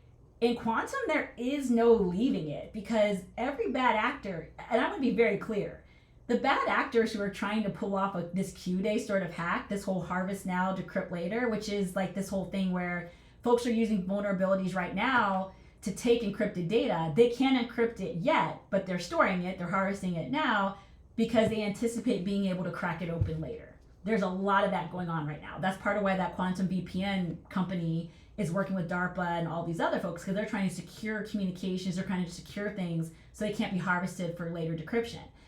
That's why I say there's no take it or leave it here, because if you're the bad guy, you're not going to go to D-Wave or a Getty or IonQ and like, hey, I'd like to put in a formal order. No. What you're going to do is, like, even before Q-Day, you're going to run quantum simulations on how to mess with these AI tools. You're going to see like where data is leaking. You're going to mess with this stuff that's been vibe coded, right? Because you're a bad guy. You don't care about people's roadmaps and what they believe about quantum chips, right? Like, if there's something out there for you to hack with, you're going to go hack with it, right? So that's why I say, like, in the digital world, there won't be anything, because if there is any sort of prize, any sort of monetary value tied to your data and your privacy, which there is, in a way where people can kind of have these next-gen Trojan horses, next-gen ransomware, all of that, they're going to go for it. And so, and I still don't think we talk nearly enough about how AI tools are also being used for hacks. Yeah, definitely. How scared should the regular person be about getting hacked every day? You know, I'm not sure if that's a fear thing or like so much of a savvy thing. Like for example, like car accidents. It's less that I'm concerned that there could be a car accident, so to speak, with your data and privacy in the digital world. My main concern is that we don't have seatbelts. Right, like, you know, we're still driving around like we're driving around the 1950s, 1970s. Yeah, and that's, once again, I'm not saying that, like, you know, all these platforms don't have a baseline of security somewhere, but what I am saying is that, like, there's this. I go back to cars, right? Because cars have safety features built into them, but typically the American end user, and particularly the American end user, so the car company put a seatbelt in there. That doesn't mean people wear their seatbelt. Yeah. They put a turn signal in there. Definitely not in the state of Washington. People are not using their turn especially not in the signal. Seattle, Washington area. Right? So there's a degree of this where, like, the car maker themselves, just like with cars, they need to put in a baseline of safety, airbags, or whatever. Yeah. And then there's the thing that the driver needs to do. And so that's kind of my concern with cybersecurity, is that, like, should you be, like, worried about the cybersecurity boogeyman? It's like, I would say, like, know how to drive your car, you know, don't volunteer all this information, right? Know how to put on your seatbelt, know how to use your turn signal, know what that means for yourself in the digital world. I talk to parents a lot about this, because they talk about their kids' screen time, and then, like, you look at their screen time app and it's like, or they're like, I'm worried about my kids' security filters, and, like, their Instagram privacy filters are a wreck. There are people on Venmo who still don't have private transactions. I don't understand that. I use Venmo once in a while, and some random person I know, like, hey, I paid $12 for a 6-pack of beer to Bob. You know, like, I don't want to know this. I have a whole queue of creative projects that I would love to get to someday, and kind of like my poetry, I dabble in all kinds of things. But I've literally said to myself, maybe I should do like a Venmo improv set where we just take all of the silliest things we've seen publicly in Venmo, and we all just, and that's the improv prompts. That would be good. That might be a lot of fun, because people still somehow, I know who's getting Brazilian waxes. Yeah. I know who's paying child support using Venmo. That's insane. Yeah. And you know, they have to know it's public, because they see it on their timeline too, I would think, right? Well, yeah. Well, you know, yes and no, because, like, if you do the thing, this gets into like a bit of a UI UX thing. Well, I kind of did that experiment one time, because I like needed to pay somebody for dinner or something. I was like, I'm going to make it so this one's not private. And what I found was that in your timeline, once you click send and it verifies like success, you'll be at the top of your own timeline for that transaction, right? But then if you refresh the page at all, sometimes your transaction disappears. So if you log out of Venmo right away or you refresh the page, you might not actually see your transaction. But the rest of the world public. does. The rest of the world does. Yes. Oh shit, that's dirty. Well, that's how timeline refreshes. Yeah, it does. Yeah. So let me ask you this: so, what frameworks do you recommend founders use as far as like identifying like real traction versus the noise out there? Ooh, traction metrics versus vanity metrics. Yeah. I feel like this is the thing my mentor told me, like, you should make people pay for some of this. But I'll give you a general thing. I'll give you a general thing. How should you discern between vanity metrics and traction metrics? Basic example. You need to distinguish the difference between an end user and a customer depending on your pricing model. What do I mean by that? The freemium model, try before you buy and all that, is a very popular model, right? This isn't to say you shouldn't do it, whatever. But that is to say that you now have a different pipeline and funnel experience, because now you can have user numbers, but those are not paying customers. Mm-hmm. So you actually have multiple conversion points, right? So you have a bunch of end users, you need to convert those people into paying customers. And then once you convert them into paying customers, you need to retain them into paying customers. And ideally, you can do that not just flat, but you can upsell, cross-sell, or get a referral from them, right? So a vanity metric in this context would be users. A traction metric would be paying customers, retention, and upsells. Okay, so next one. How should founders think about profitability versus growth? Well, if you're growing in a way that puts you underwater, I would hesitate to call that growth.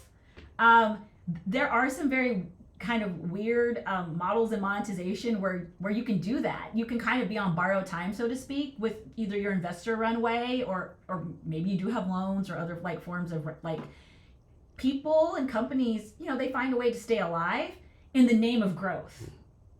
But if that like growth timeline is not like matching what you needed to like make those bets good. I mean, in this interest rate environment, just take it like a small business loan. Like this isn't even startups or anything. It'd be an upstart business.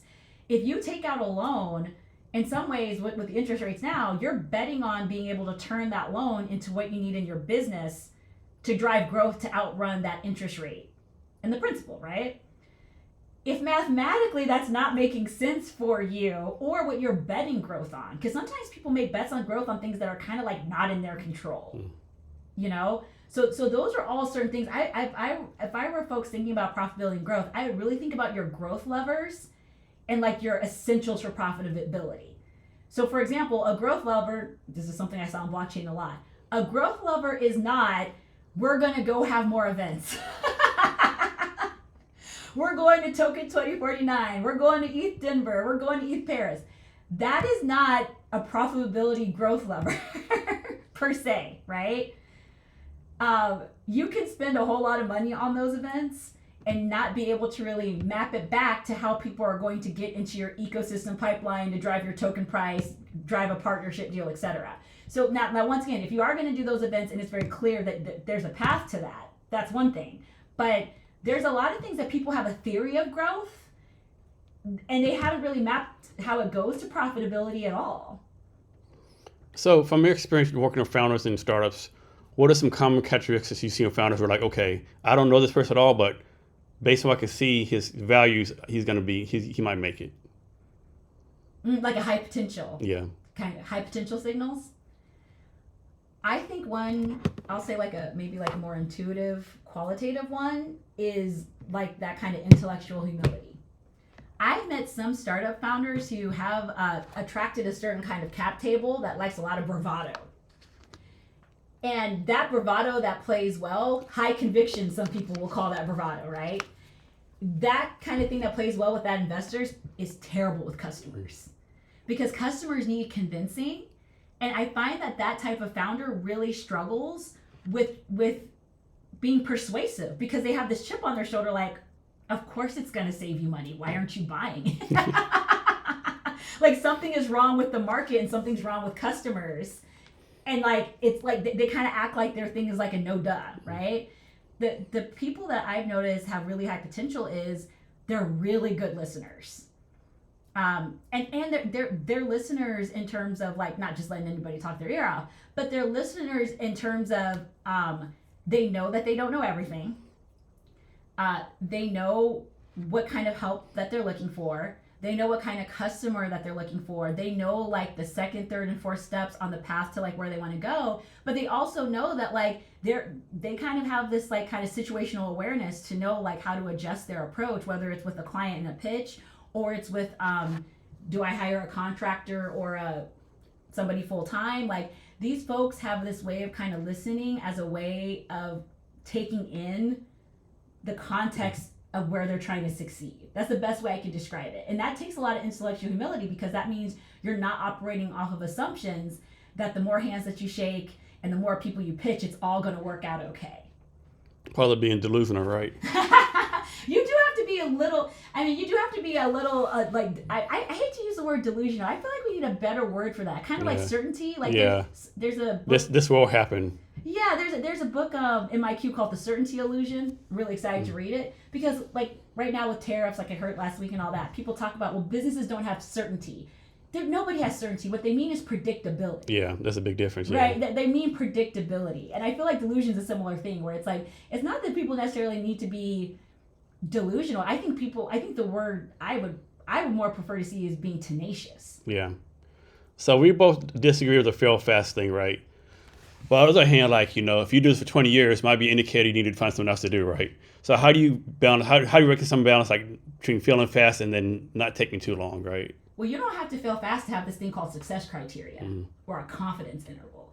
I feel like I think that in my observation, we've kind of lost track of, you know, I come from supply chain and logistics, Six Sigma, the bell curve, right?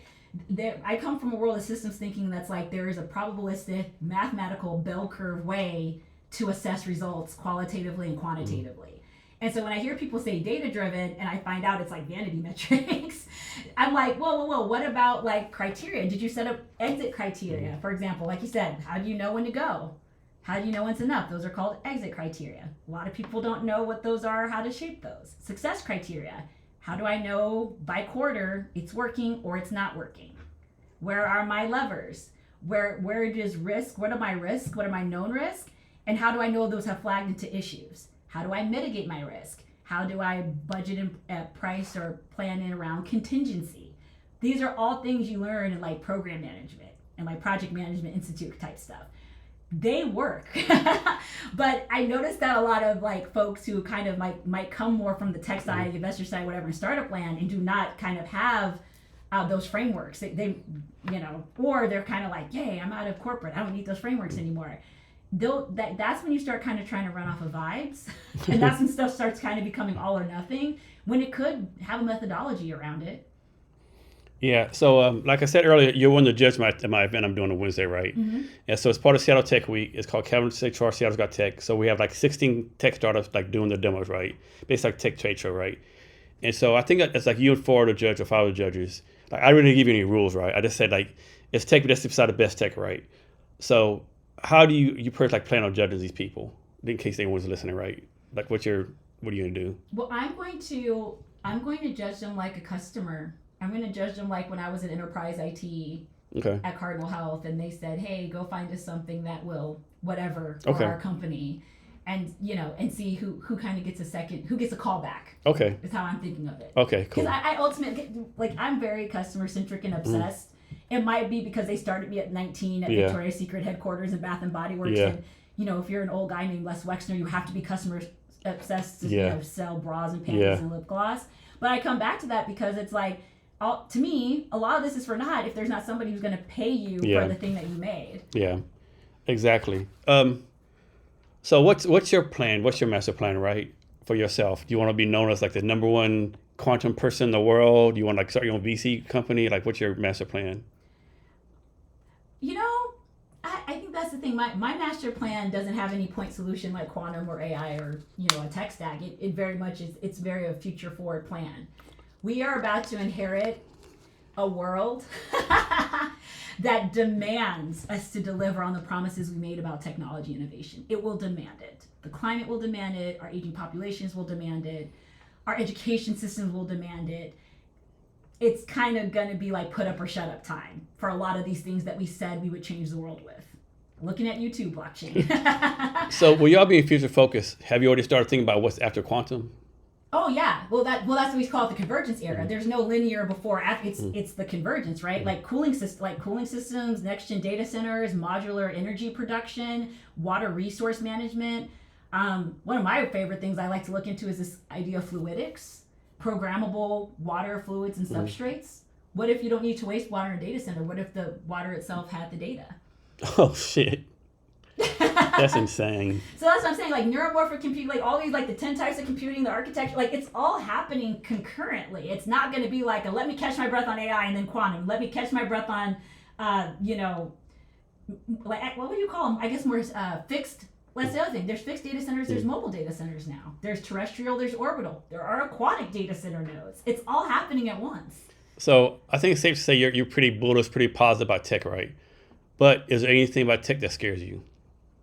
That, okay, maybe we don't need to do this. Anything that scares me about tech is a human problem. It's true. Remember I told you about how man loves to try to make things in our image? Yeah, it's anything that you'd be afraid of a tech, you're actually not afraid of the tech. You're afraid of what? Because you know people. That's the thing. It's like I've heard some folks who are even more bullish on AI and things tech. They'll say things like, why is everybody so afraid? We've seen this movie before. People are afraid of the printing press. They're afraid of the steam, and they're afraid of all these things. And then like, calm down, everybody. And to that I would say it's like, the other thing they say is like, you don't even understand AI, which is fair. Mm-hmm. Like I was saying earlier, people are like, I don't understand quantum. I've come to this conclusion because that's what fear does, right? Fear is like, fear's not rational. At the same time, I'm kind of like, well, those people aren't afraid of AI because they're concerned about retrieval augmented this versus like agentic that versus small, large. Like, no, people don't need an expertise to be afraid of AI. They're afraid of AI because they see the people and the companies and the nation states and the militaries and the surveillance infrastructures around AI. That's not because they're AI experts and they're afraid of the tech. Another thing too, like people would say, well, last time I checked, the printing press was not in the Terminator, right? Yeah. AI, Skynet was in the Terminator, right? And it was in the Matrix, right? Yeah. It was like, right? Like, that gets into like the whole sci-fi dystopia because now, like, once again, you have a lot of people who are like saying, like, deal with it. And the only framework they have to process this stuff is through sci-fi dystopian entertainment and not around like empowered education and informed consent and like different applications of these technologies, right? Like I think that's the thing. It's like if all you give people is blockbuster dystopias to filter this through, what do you expect them to react like? I know. So you have any so to talk about the event y'all are doing this week with Seattle Tech Week, the one you talked about. Yeah, so we have this event called the New Next Gen. Where it's a smaller event. We're kind of just like many Seattle Tech Week events. We're kind of already at max capacity. But this is actually the only quantum industry event on the quantum2025.org calendar in our region. We're excited about that. Not necessarily proud because we need way more going on up here. There is one other research event, but only industry one. Looking to change that. But this event is, we're going to have like some networking and all that. We have a monthly thing called the Quantum Curio. And so this is our Seattle Tech Week edition of that. It's called the New Next Gen because we're going to get into like all these different types of future technologies that aren't just quantum and are not just enterprise SaaS. And so y'all do Cascadia, right? How is that? Is Portland the farthest south? Does that go down to Northern California? How far south does a Cascadia go? Just through Oregon. Okay, Oregon. Yes. And up to Alaska, I'm guessing? Yes. And then east to Idaho? Yes, and east to Idaho and wherever that line is there in Canada, which, people are still like, they might want to put data centers there, I guess. I mean, it is cold up there, right? Yeah. So what's some metrics for success for y'all? Well, I would say on the studio side, there's a few. I can't announce all of them, but I'll give you like a few examples. Like one, we are looking to publish a case study around what we call next gen advisory and R&D as a service.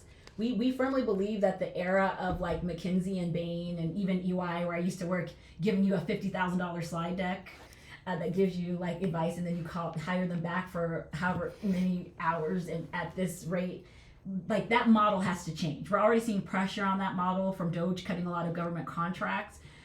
You're also seeing some rightful lampooning of that model with what happened with HBO Max. Remember, they paid the consultants, they said to turn it into Max, and they paid him again, and they said to turn it back to HBO, right? From a next gen perspective, it has to switch to like rapid prototyping. It has to switch to case study. It has to switch to something that validates or debunks, right? Like it has to be something of substance for different companies, institutions, et cetera, to make those advisory services worth their while navigating all this rapid change.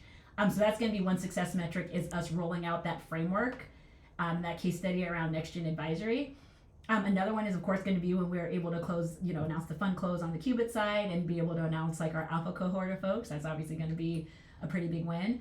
We have a few other things that we're doing more globally around normalizing quantum and quantum education and future tech more broadly that I can't quite talk about. But we're also excited to announce like our first kind of list of design partners and some work we're doing around what we call a next gen data lake. So basically, a lot of data lakes operate on like enterprise data. It cannot hold for sensor data. It can't even hold for visual data. And so what we recognize is a huge opportunity to upgrade data lakes where all these different things we've invented, even agentic data, AI data exhaust, what some people call dark data, how do we get all of that into one place to keep up with all these new technologies that we're generating data from, so then we can go from there when it comes to AI and simulations.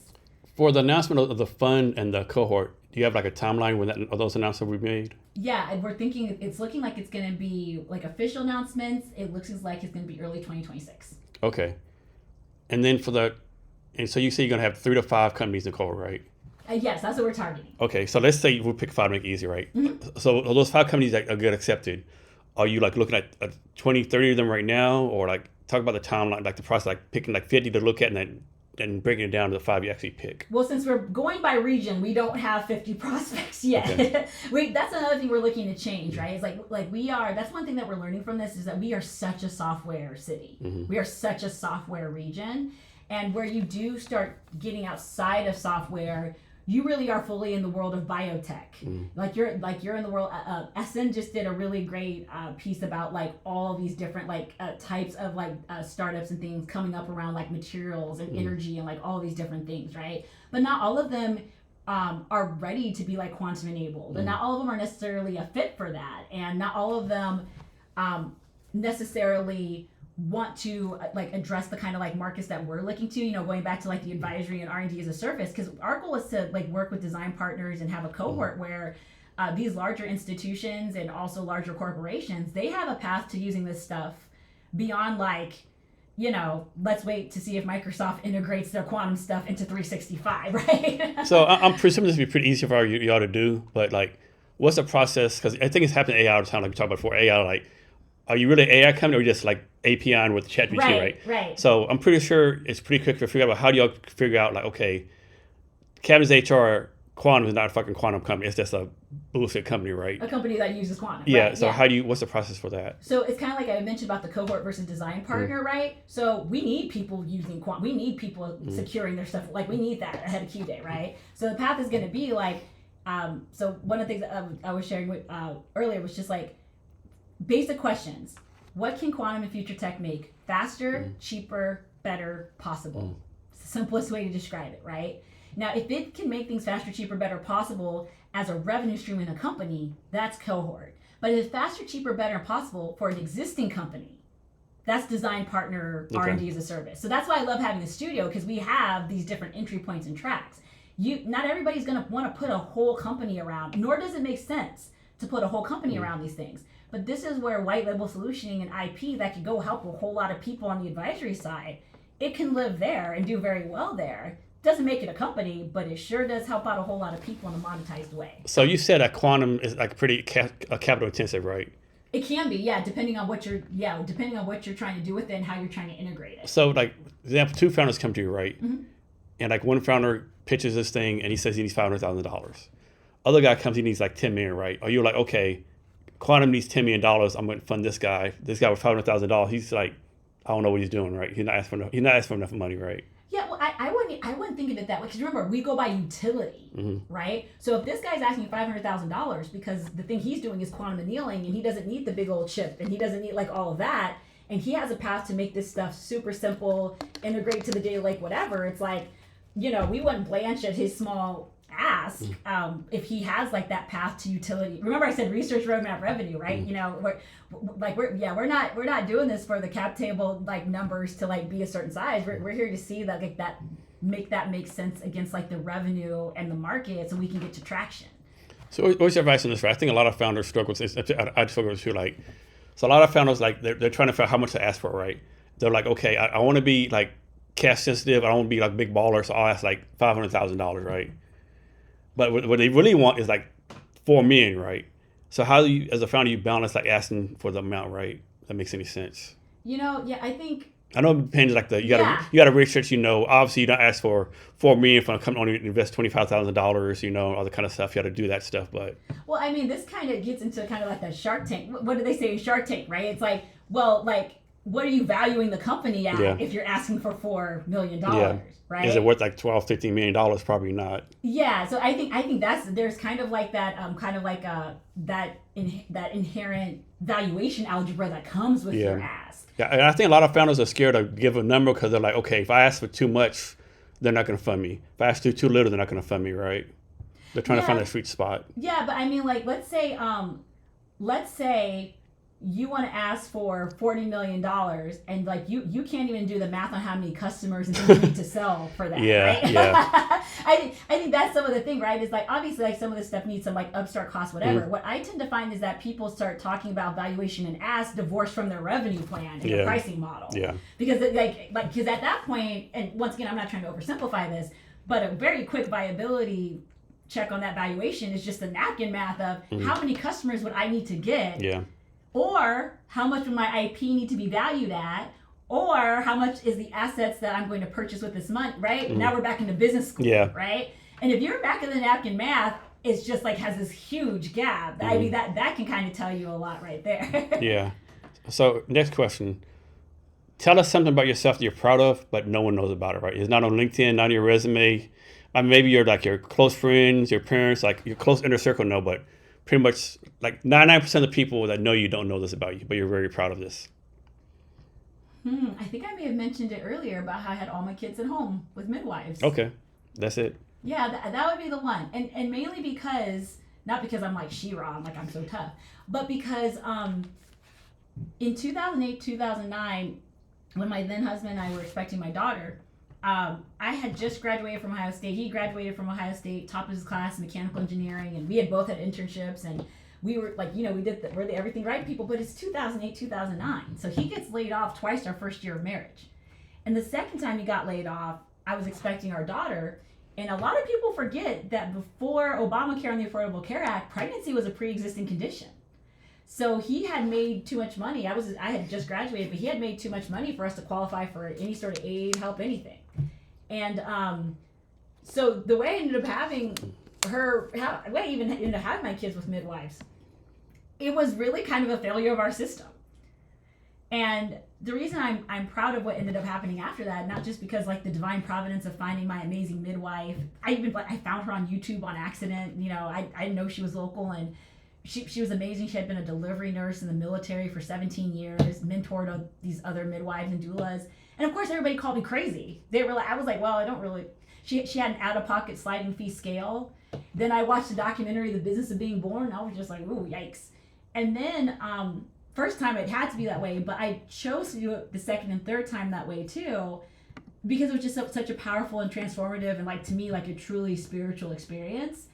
But then all this data comes out about the Black mortality and morbidity rate, and how like kind of my intuition that kind of felt like I was safer with these midwives drivable to a hospital. I was statistically safer than if I would have tried to go to a hospital. Serena Williams almost died. I'm not an athlete like that. Like I'm not a goat like her. This woman can serve at over like 110 miles per hour, and she almost died. I mean, she's married to the co-founder of Reddit. Best doctors, everything money can buy, and that still almost happened to her. So I say that because like I'm very proud of, people talk about listen to your intuition. People talk about like trust your path, advocate for yourself. And I did all those things, and I was called crazy in every which way. And not only did I have those amazing experiences that put me in touch with my power and resilience that like literally nothing and no one can take away from me, but I managed to be an outlier in statistically a system that is actually very dangerous for people like me to give birth in.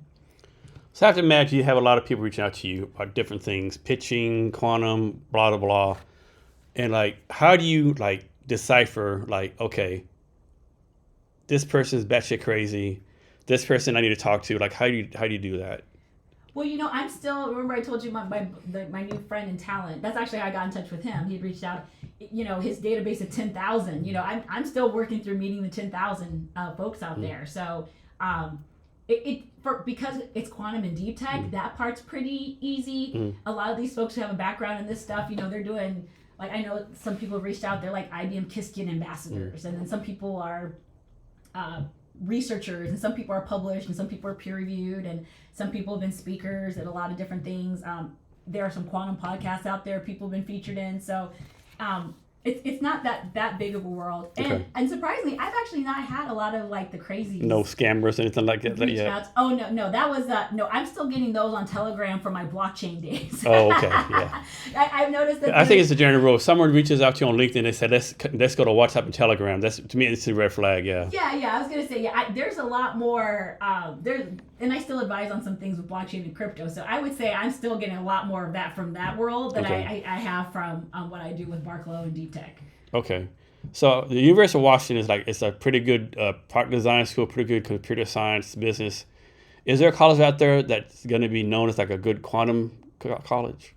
I think a lot of folks are still in the hunt, and what you decide as a good quantum college means different things to different people. For some people, it's like, did we get the computer and did we publish and did we, there's definitely like the more academic success metrics.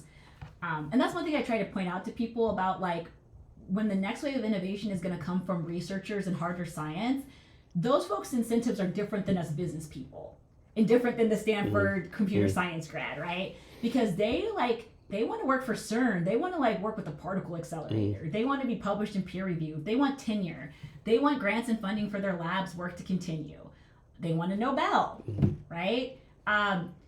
Those incentives are very different in terms of like the source of like the IP that can come into products and goods, services, companies. And so like bearing that in mind, that's where this academic piece becomes like really, really important to the ecosystem.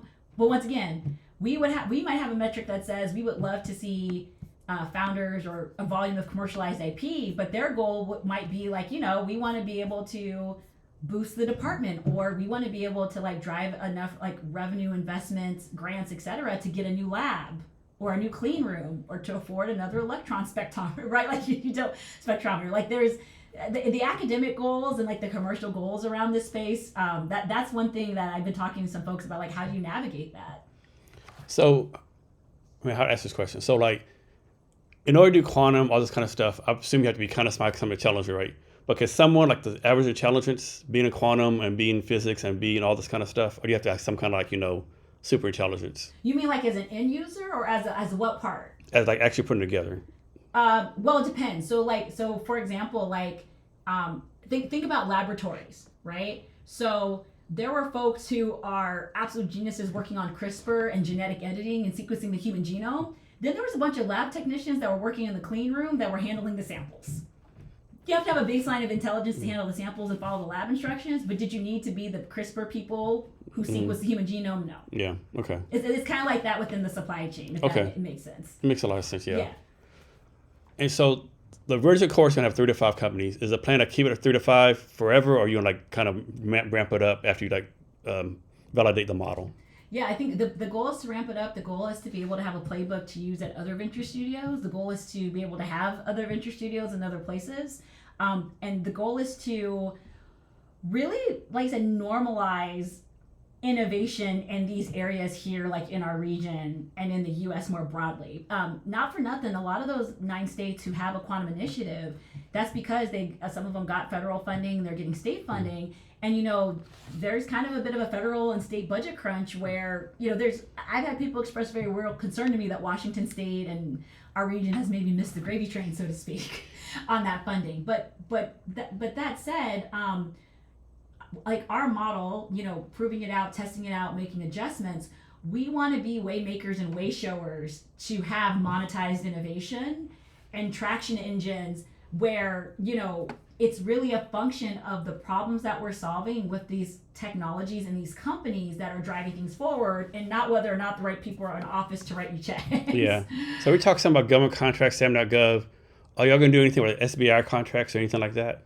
Well, you know, it really depends. I think one thing that's been really interesting to me is how even just our venture studio model, it is because it's like different and it's a bit novel, it doesn't quite check the boxes. So I'll give you an example. I've had people approach me as a woman co-founder, woman of color, etc., for Barclo to apply to these different funds. But the thing is that I run a venture studio, and don't get me wrong, like there are venture studios who are acquired by accelerators or incubators or funds. There are venture studios who have a separate value. They have a separate valuation framework, all of that, right? But the funding sort of programs that I would be eligible for as a female founder, there's no room for a venture studio model. Because as a venture studio, I will not have a product of my own. See what I'm saying? Like I will not have a book of business. I will be on multiple cap tables.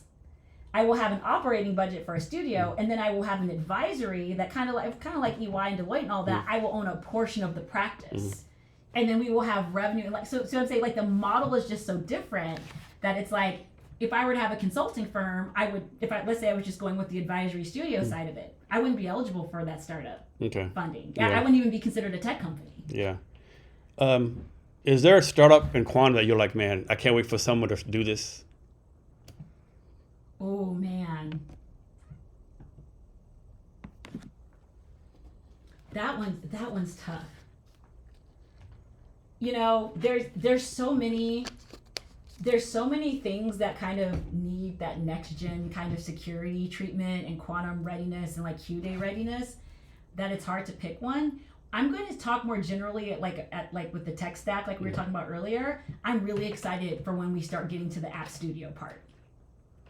I'm really excited when we start getting to like the hybrid solution, quantum and AI, allowing simulations from like actual data to allow people to make quality like apps, like low code, no code, but backed by this really powerful, tested, secure data in a way that can be like customizable and extensible and all of that in this like really secure way. I'm really excited when we get to that because, I mean, even like with Microsoft Copilot, they don't have an app studio.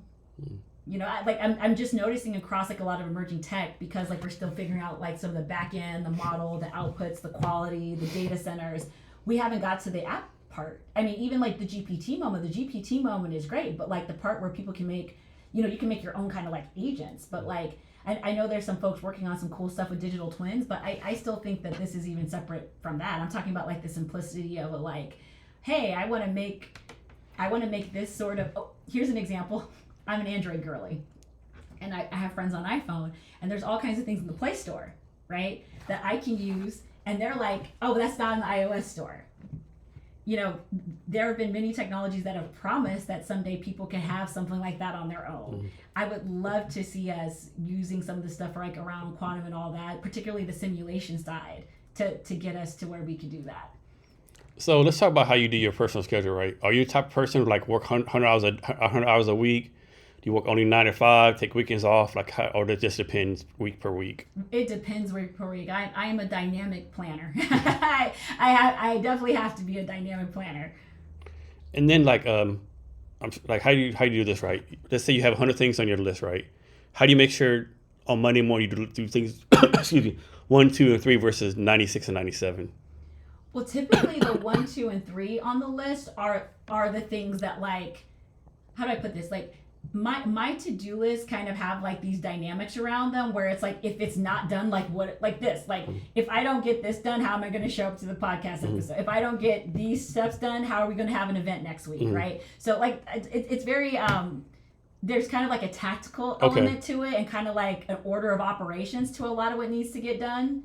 Because we're operators, you know, so there's a lot of that from just like my good old fashioned program management days that really drive a lot. Now, how you deal with this? This is a problem I struggled with in the past. Like, so I'm assuming you have a high level of excellence, like you have a high standard of doing stuff, right? How do you deal with like when people around you don't have the same standard, right? Do you like you just get frustrated? You try to bring up to your level? Like, how do you deal with people who don't have the high standards that you do? You know, very interesting question. I'm not sure, and maybe I think it's because we've just been like 6 months in the venture studio. I'm not really sure I've run into that problem so much here. But maybe not here, but maybe in the past or whatever. It's a really good question. That's actually that's pretty awesome that'd be the case now. I would say before, it really depends on like how much dependency I have on their output of like what they're doing, right? Because there are some things that I think some people I call it Yelp reviewing. Like it's like it doesn't meet their standard, but it actually doesn't like have anything to do with you. If that's how they like put themselves out there and like, you know, done is better than perfect. I've noticed within startups there tends to be this tension, like you said, around like this excellence in how you show up and people being like, just ship it. Just ship it, just ship it, just ship it, right? And I noticed that just ship it people only mean that to a point. What I tend to find is like it's very important to actually like set expectations around like what people come with, if that's what you're looking for. There's that saying that unexpressed expectation is a premeditated resentment, that kind of thing. Yeah, we tell people like, oh, just do whatever, and then they do the whatever, and we're like, I think that's kind of a missed opportunity to like level set on expectations. At least in my past, that's what I would have told my younger self. So, are you happy right now? Very. Yeah. You're good. You're like where you're at in life right now, that kind of stuff. Yeah, I mean, I'm definitely like in that founder startup, like upstart, like crunch of things. But I feel like I finally found work that's less of a job or even a career and more like a mission. Because the things that I'm learning and the people that I'm meeting and like just everything that over these last 6 months and even, I mean, tech week, all this stuff is coming up. There's just more and more happening. It goes back to what I was telling you about, like, how can I be proud of the way that I operate in the world at such a crazy time in a way that, like, I can answer to my kids for what I leave behind to them, to whatever extent, however far we can go, however far we can take this thing. So how many tattoos do you have? I have, what am I up to now? 3, 4, I think up to 5. 5. Which one has, like, the most meaning to you, or which one you got recently done? The one that has the most meaning to me is on I forgot. I got this one back here because I barely see it. It got 6. I would say the one that has the most meaning to me is my fish here. I have a beta fish. Shout out Shannon Perry. She actually put like this cool like ultraviolet paint on like the tail of it, so like under black light it lights that's a lie. Pretty sick. Yeah. But I got this one. You know, you hear people talk about being recovering people pleasers. I'm definitely that person. And this is a beta fish. My daughter named him Galileo. I don't really have a name for him, but that's just what my daughter calls him. And I got this beta fish because there's that story of like the rainbow fish. And the rainbow fish does this thing where it's like the rainbow fish is so beautiful and the rainbow fish is kind of cocky. And then the lesson is give away everything beautiful and unique about yourself to everybody else, and then there'll be peace in your life. And not like, hey, instead of being cocky, how about you honor everybody else around you? And there's some people who thought that message was so kind of like dysfunctional that they like rewrote Rainbow Fish, right? And the funny thing is that I was definitely one of those kids that left an impression on me. And I got this beta fish because I realized that we call them fighting fish. When we put them in a tank and say, do this or like live like this, and here's your tank and here's the other fish, that's when they fight. It's like we define this type of organism by its struggle when we try to control them. Meanwhile, when they're free in the ocean, they're beautiful at depths that human eye can't even see, and they're just down there beautiful and colorful. Predators can't see them, like none of them. They're just down there beautiful, colorful, being their thing. And then we see their beauty, we take them, we put them in captivity, and we say, oh, that's a fighting fish. And so that's what I realized was like, you know, I've had a lot of experiences in my life and my family and the people I come from and all that, where it was very much that. You put people in these ridiculous, desperate, unfair situations and say, see, look at that. They're aggressive and they're this and they're that. When really, you could just be free and be just as colorful and just as amazing without like kind of being in like that captivity, in that control. Yeah. So you just said you're a people pleaser, right? I used to be, yeah. So how do you go about telling people no if you're a people pleaser? Like before, when you're a people pleaser? Yeah. Oh, well, you don't. That's the problem with people. Like a lot of things, the one thing about being a people pleaser is no is never a complete sentence to you. Like that whole idea, I remember years ago when somebody says, you know, no can be a complete sentence. I'm like, but then what? You know? So you got better at that, I'm guessing? I've gotten a lot better at that, and from a different place than what I thought it would need to be. Right. I used to think that like I'd be like selfish or uncollaborative or whatever for like having those sorts of boundaries or saying no. And now like I realize that there's actually a lot of people who can like sense that you're that kind of person. They will take advantage of that. Yeah, I remember I saw somewhere on some social media said, well, I'm gonna say this wrong. It was like, you need to have limits on what you give because takers have no limit on what they'll take from you, or something like that. Yeah, that put a limit on what you give because the takers have no limit on what they'll take from you. Yeah. It's basically that. It's basically that. And then also like another thing that I read that was kind of like and learned about was kind of a tough pill to swallow is that people pleasing is really just a very like neutered and genteel form of manipulation. Because what you're trying to do is please people in a way that gets the sort of behavioral outcome from them of acceptance, of loyalty, of commitment. And granted, like maybe like me, like you're trying to source safety from that. You want to know that there's stability. But you know, at the end of the day, the bottom line about all things manipulative is you behave a certain way because you're treating people like a vending machine. Yeah. You put in all these yeses, you give, you do this, you do that, you never say no, and then out comes what?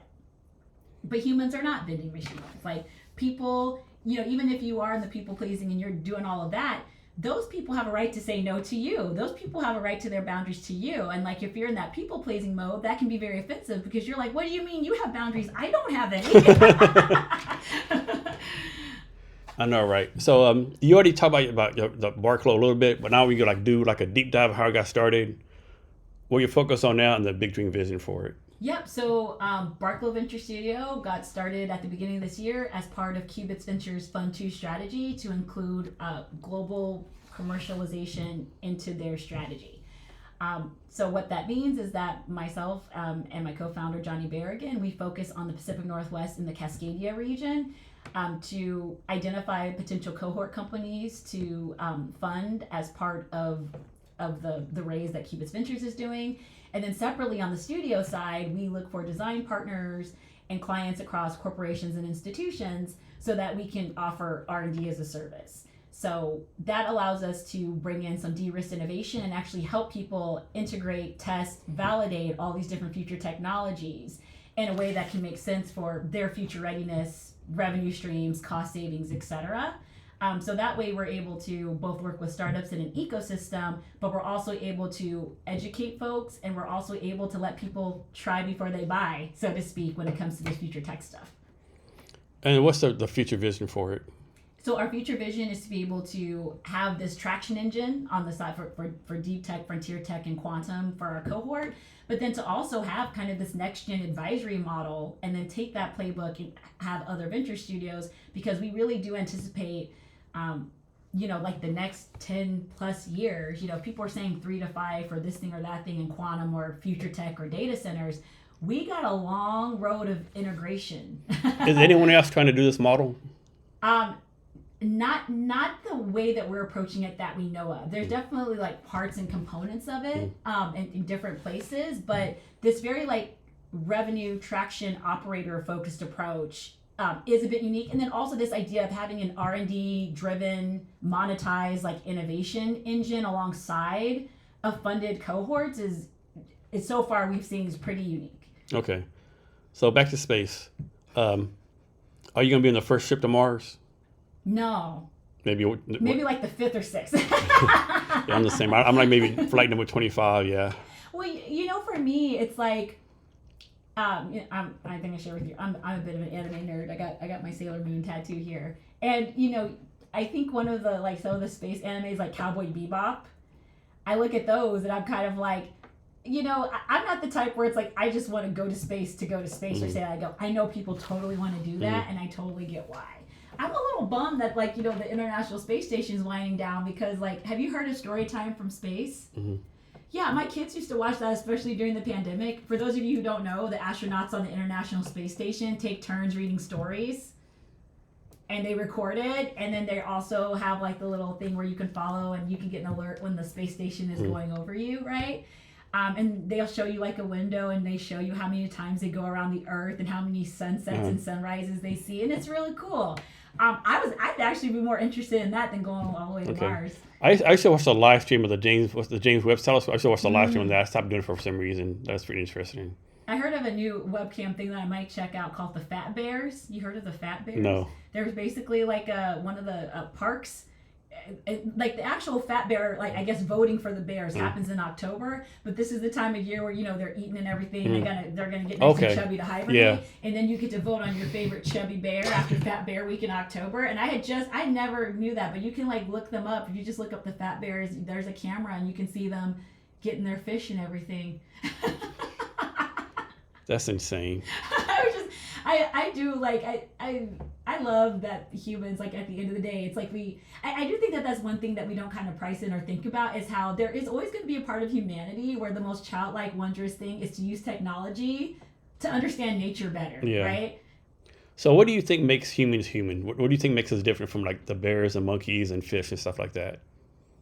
I think whatever it is that, people have different names for this, but it's this idea that like there's lots of things that have a life force of some kind, but having life force and having consciousness and volition and around an awareness around your life force tends to be like, what's the best way I could describe like objectively that you can measure that makes us different? Yeah, I think one thing makes a difference. I think we're only species that actually we have to make things better all the time, right?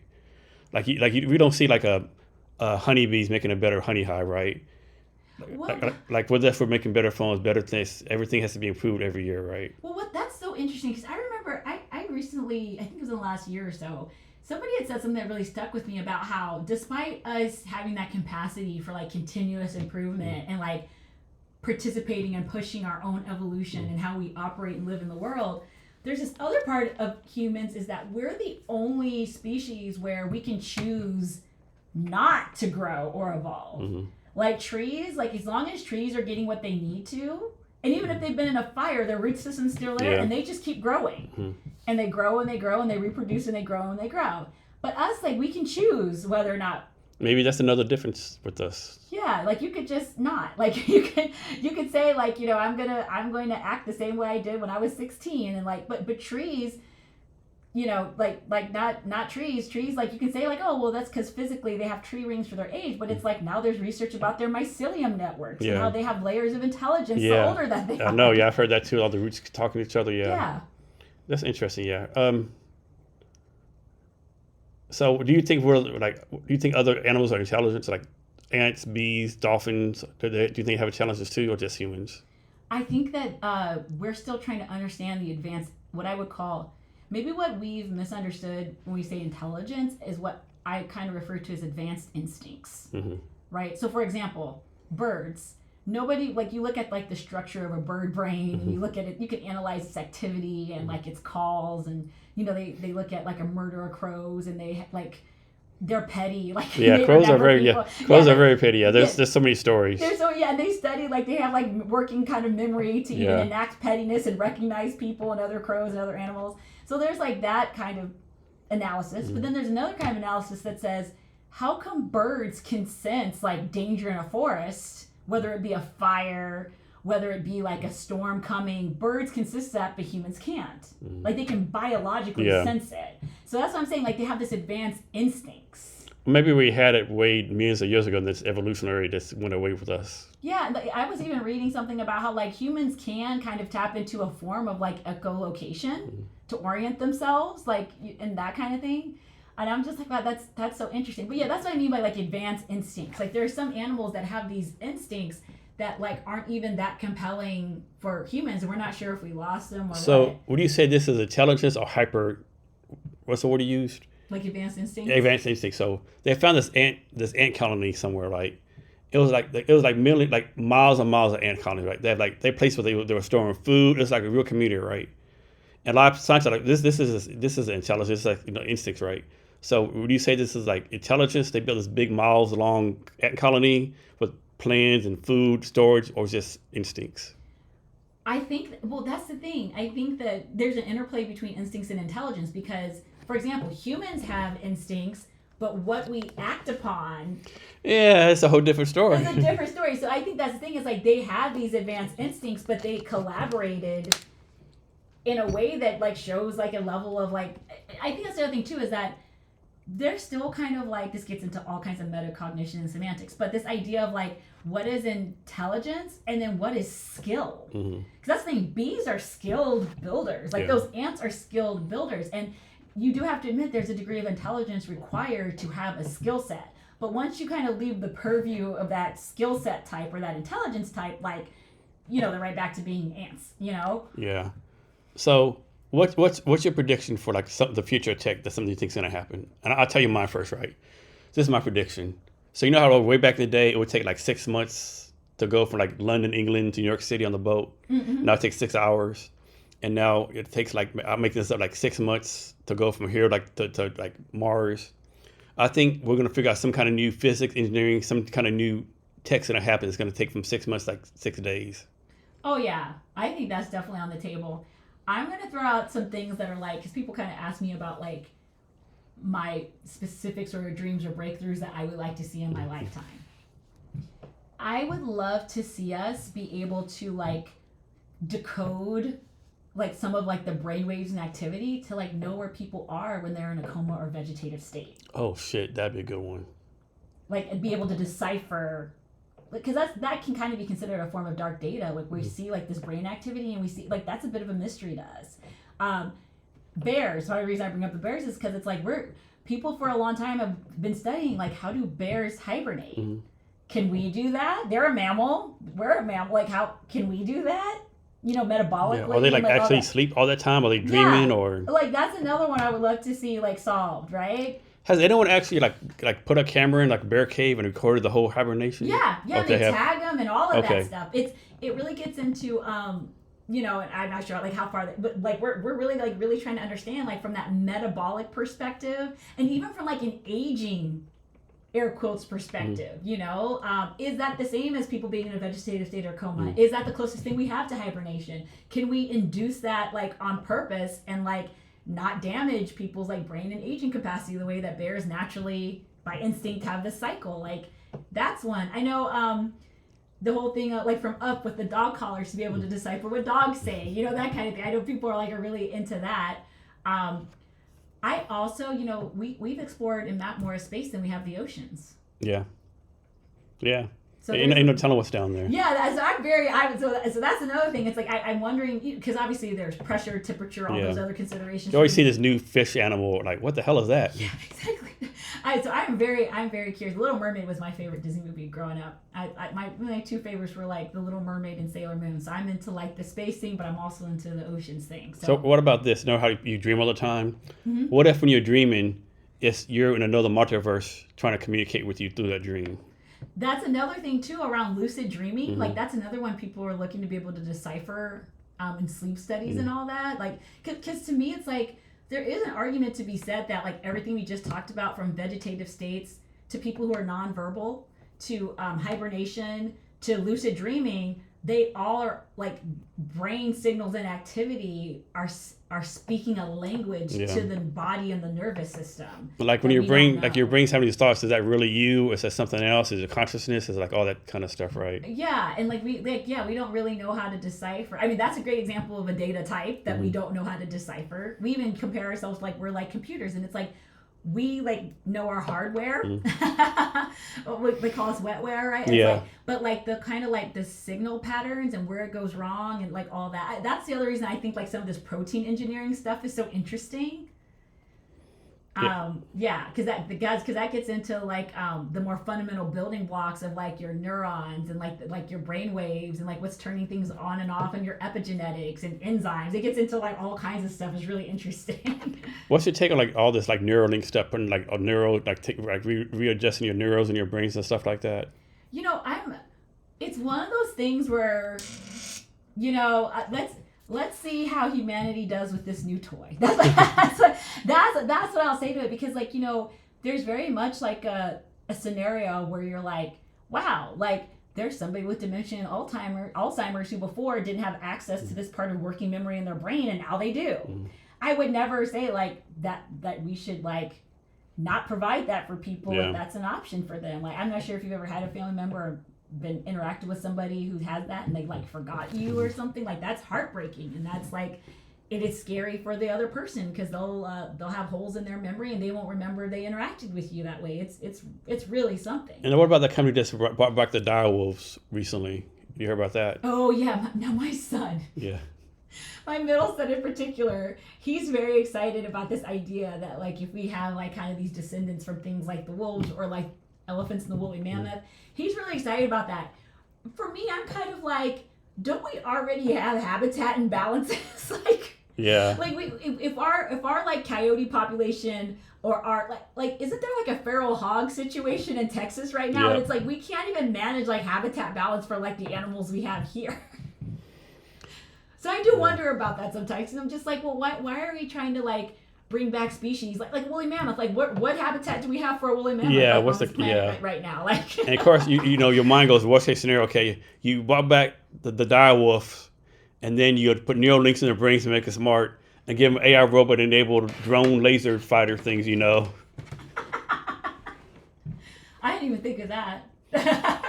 Yeah, I'm trying to, I think that's my thing is I'm always trying to understand like purpose. Mm-hmm. And what is the purpose of that being with the dire wolf back? I don't know. I don't know. Because you can do it. What's that saying? Just because American doesn't mean American. Like we ever listen? No, we don't. What you got any speaking gigs coming up? So apart from Seattle's Got Tech with You, I'm going to be at the Columbia Tower Club on Tuesday for Tech Week, an event called VC Insights for Founders. Okay. So I'll be like on panel and sharing the stage with folks from Plug and Play and Flying Fish and like a whole bunch of other folks. How do you decide to say yes or no to speaking engagement or being on a panel? I guess it's more just kind of like an alignment thing. So far, you know, it's only been since February, and it's not like I'm famous. It's not like I need an agent. It's not like I'm signed or anything. I'm union. So so far it's been just very relevant things, you know. And I think also too that kind of gets into, remember I said earlier about like TEDx and Belltown Women and kind of providing another space. Well, you know this. You can run events here in the city all the time. You know, you're always trying to figure out how to bring in newer people. It's great to see familiar faces, right?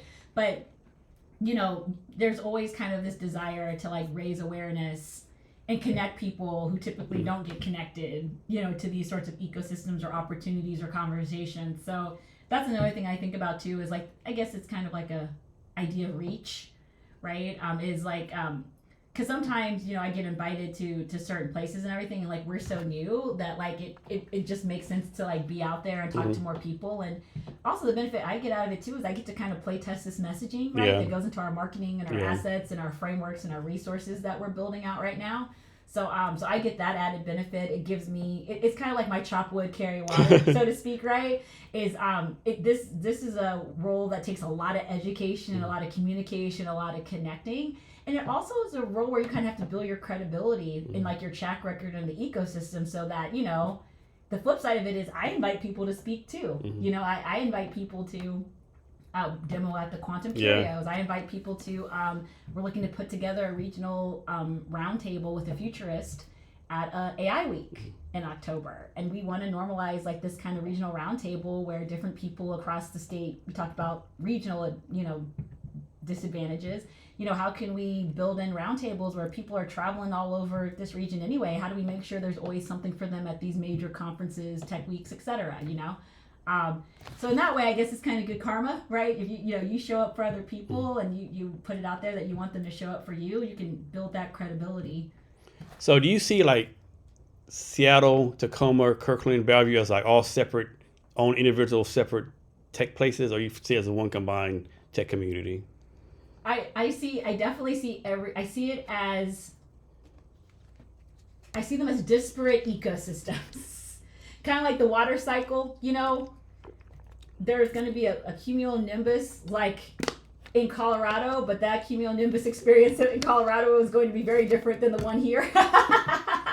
It's kind of like that. When I think of ecosystems, I think of the water cycle. I think of like the clouds, the rain, the groundwater, the evaporation, and like how the cycles, like it's an ecosystem, right? Everything has its place, and there are these forces that are always there that drive like the ecosystem cycles forward. And I do think that like I say disparate ecosystems because like I think all those places that you mentioned, they have ties to like these bigger hubs, but there's still a sense of a lot of silos, and I think that that's kind of by design. I think that that's a feature, not a bug, because people want to be differentiated, but also people want to be relevant to the folks in their own backyard. So I get it. Yeah, that's one of my criticisms of the Seattle tech scene too. Like, there's all this stuff, but it seems like there's New Tech Northwest where we met at one time, Founders Live, Kirby does this stuff. There's Poker's this. There's all this stuff going on. Startup Hall, Co-Motion Lab, the climate tech thing down the street, right? Oh yeah. Pioneer Labs. The AI house. but it's also like they're just like not even communicating, right? I know they do, but it seems like there's like so isolated sometimes, right? If that makes any sense. Well, yeah, and I think it's partially because everybody is just trying to make sure that align to what they're trying to drive for. They're bringing the right audience, because I think that's the thing. The one thing that all these folks have in common is that they kind of all reach a different audience. Yeah. And so and that's the thing. It's like I get it. I mean, it kind of reminds me of like blockchain and decentralization. It's like on the one hand you're like, hey, everything gets to be personalized and democratized. The downside of that is it's very fragmented. The shadow side of decentralization is fragmentation, right? And so I can kind of see that where it's like there's that paradox in tech too, that the more personalized your digital experience and solutions are, everything becomes one size fits no one. And that can raise cost to serve if you're like on the supply side. Like that is kind of the paradox, because people say like we want custom things, we want things to reach different audiences, we want things purpose built, even with events and communities. But the downside of that is that you will have as many experiences and audiences as you will have as forums. Yeah, very true. And so I get it. It's tough.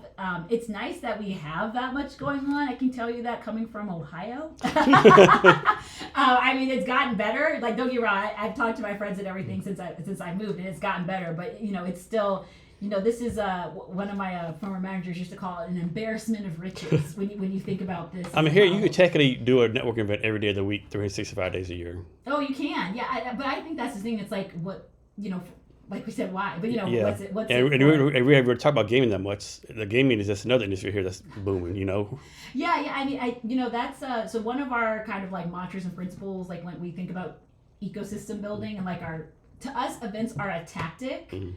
The goal is to move from events to ecosystem. Yeah. So we really, and we're working on like all wordsmith and all this stuff for this. But that's one of the things we think about is like, the same way that people have a sales pipeline where you go from prospect to user to customer to this, right? Maybe to partner, whatever. You have an event. Event is your entry point. Where do you want people to go? Like what, like, if people like the vibe, people like what you're into and what you're doing, where do you send them next? So we think a lot about that. Is like, now for us, the nice thing is a lot of this quantum stuff, deep tech is so new for people. The event and the education, like one of our basic objectives is people leave a little smarter than they started on this stuff. Check the box. That's ding, ding, ding. Like that's actually kind of easy for us right now. But that is going to need to like evolve into more like actionable sorts of entry points, like to really be a meaningful participant in our ecosystem. And that's something that we think about and we're building towards. So what's the skill you don't have that you wish you had? Oh man, I wish I was a slide master. I wish I was a slide master or a spreadsheet master. Like Excel? Yeah. Yeah. Those are the two. Like, because the thing is, that's the one thing I learned in corporate. I was like, man, for all these classes in business school and everything, they should have just been teaching us how to be slide jockeys and spreadsheet. I know, right? Every time that I want to design stuff, I know what I want, but I can't figure it out. I go to Canva, PowerPoint, like, I know. You know what though? I did know Lucid Chart has an AI function now. Okay. That I've started playing with, because that's where it tends to trip me up is like the diagrams, because it's like I want it like this, but I can't get the mouse to do this, Or me, I'm just like, I don't want chevrons for everything. I know, right? Yeah. Yeah. Are you mentoring anyone right now? Not formally. It's funny because like something happened where once I left like the corporate ecosystem, it's like I was some sort of crazy maverick, and it's like I'm not sure I want her to mentor me. She took those golden handcuffs off. I'm not sure I want to be on it. I get it. It's fair. That's funny. Well, I mean, because think about it, like so much of the mentorship, and even now, like so many of the questions that I get is very much like, well, if you would have stayed at Microsoft or how you got into Microsoft, it's very much like climb the ladder, get in, break in. It's not like strike out. It's never like how do you strike out. It's always like how do you get in and climb. Yeah. So when people reach out to you, like how many people reach out to you to like what percentage like for Quantum, what percentage for Microsoft, what percentage is like, hey, you're a black female, I'm a black female, come mentor me or give me advice. I'm gonna keep it so real with you.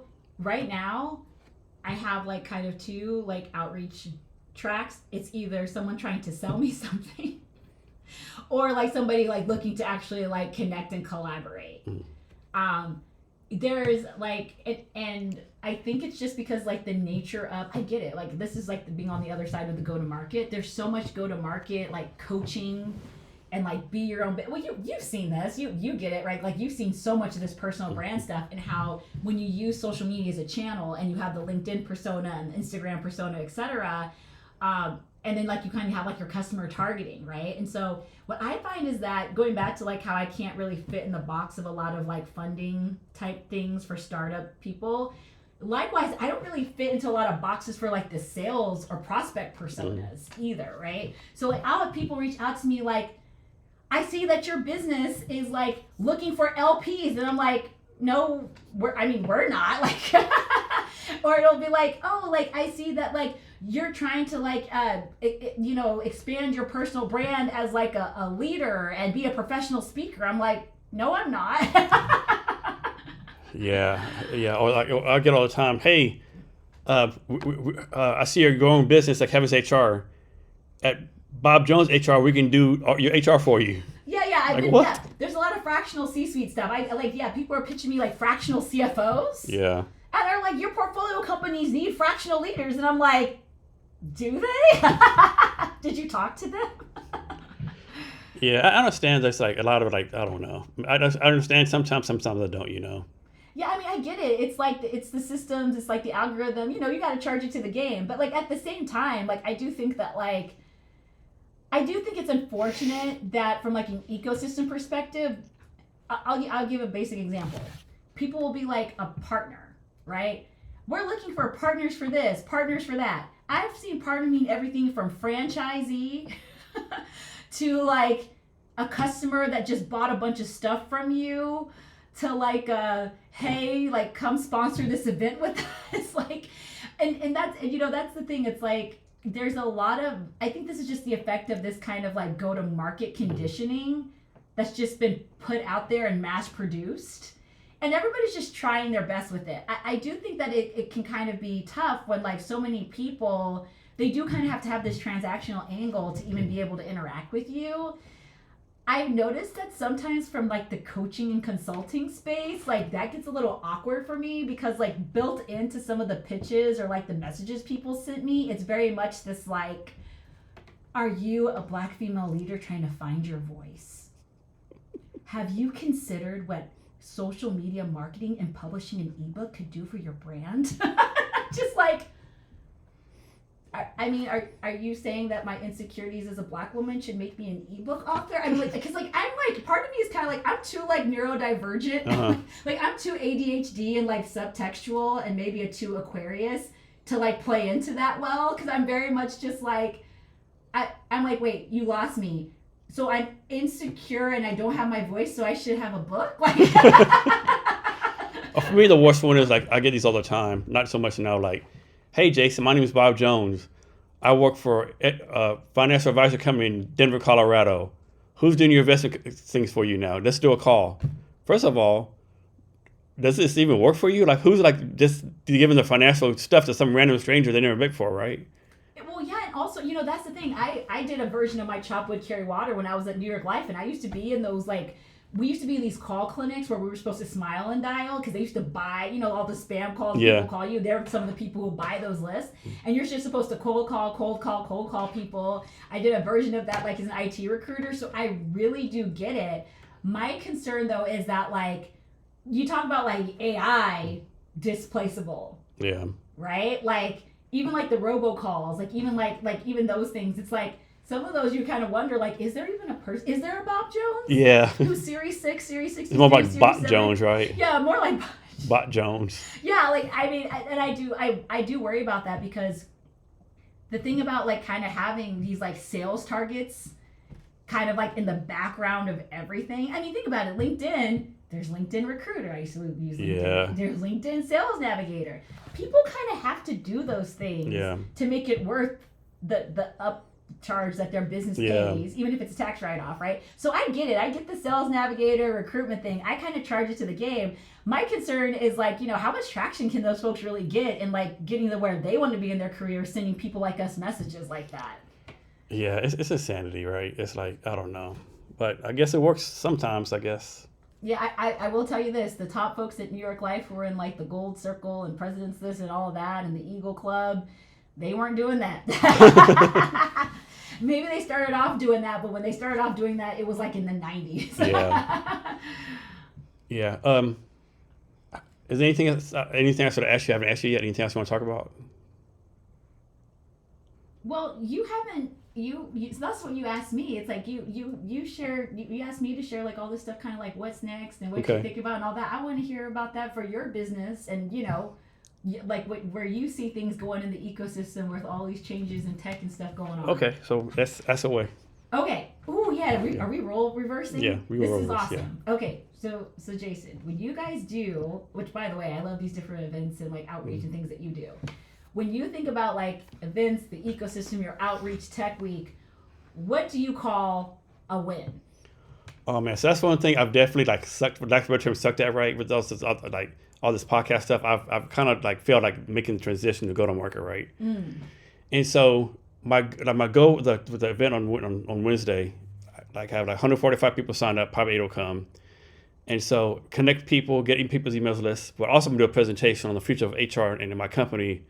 I'm gonna like announce like my refunder campaign I'm starting and a Builders Club I'm announcing. So I'm trying to do that right.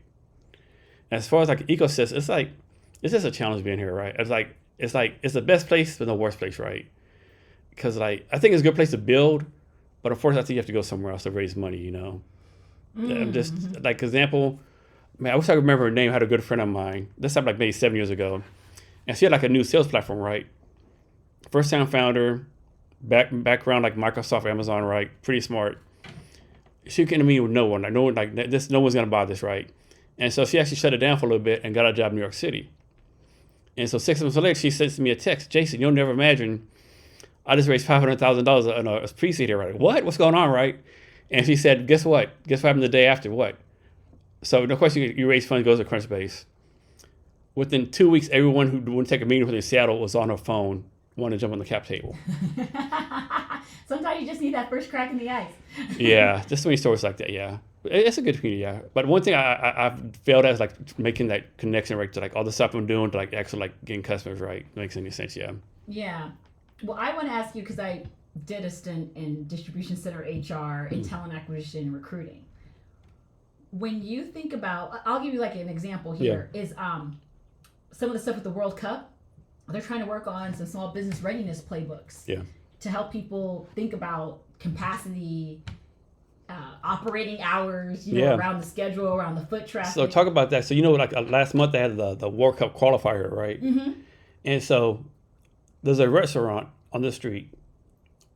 I think it was like this thing was like maybe I was like we say Thursday or Tuesday, right? Okay. Every day this restaurant was closed. Every day they were closed. And every day people walk by and it's like I think it was a Nigerian restaurant, Kenyan restaurant. And so that there's a football club actually in the country here. Every day they'll go to their restaurant, they're closed. What are they doing, right? So I'm thinking, 5 days, and this street was like packed with soccer fans. Well, yeah, and you kind of wonder sometimes, like, I mean, did you close because, you could have got a buyout. You know what I mean? The same people who had like the box seats or whatever, they could have been like, you could have been the after party spot. Or, I think that's what the city and all these folks are trying to work on, is to help people, not miss those economic opportunities. Yeah. But yeah, there's even some conversations, and I think about this a lot because I used to work in staffing up like contract to hire, that kind of thing, and just like, not just for like events-based staff augmentation, but even like for, like me and like my portfolio companies, and I'll probably be picking your brain about this too, is just like, how do you have some of that dynamic stuff that kind of follows your roadmap? Yeah. But then how do you like take advantage of this opportunity without ripping people off, right? Like example, there's like in the parking lot here, usually the parking lot maybe like I'll make it, let's say it's like $10 an hour.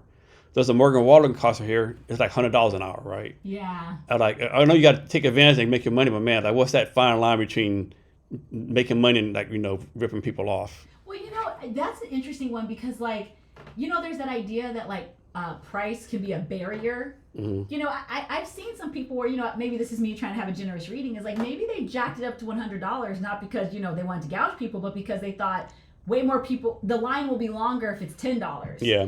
And the line will be shorter if it's $100, but that actually doesn't shorten the lines around here. No. It just changes who's in the line. Yep.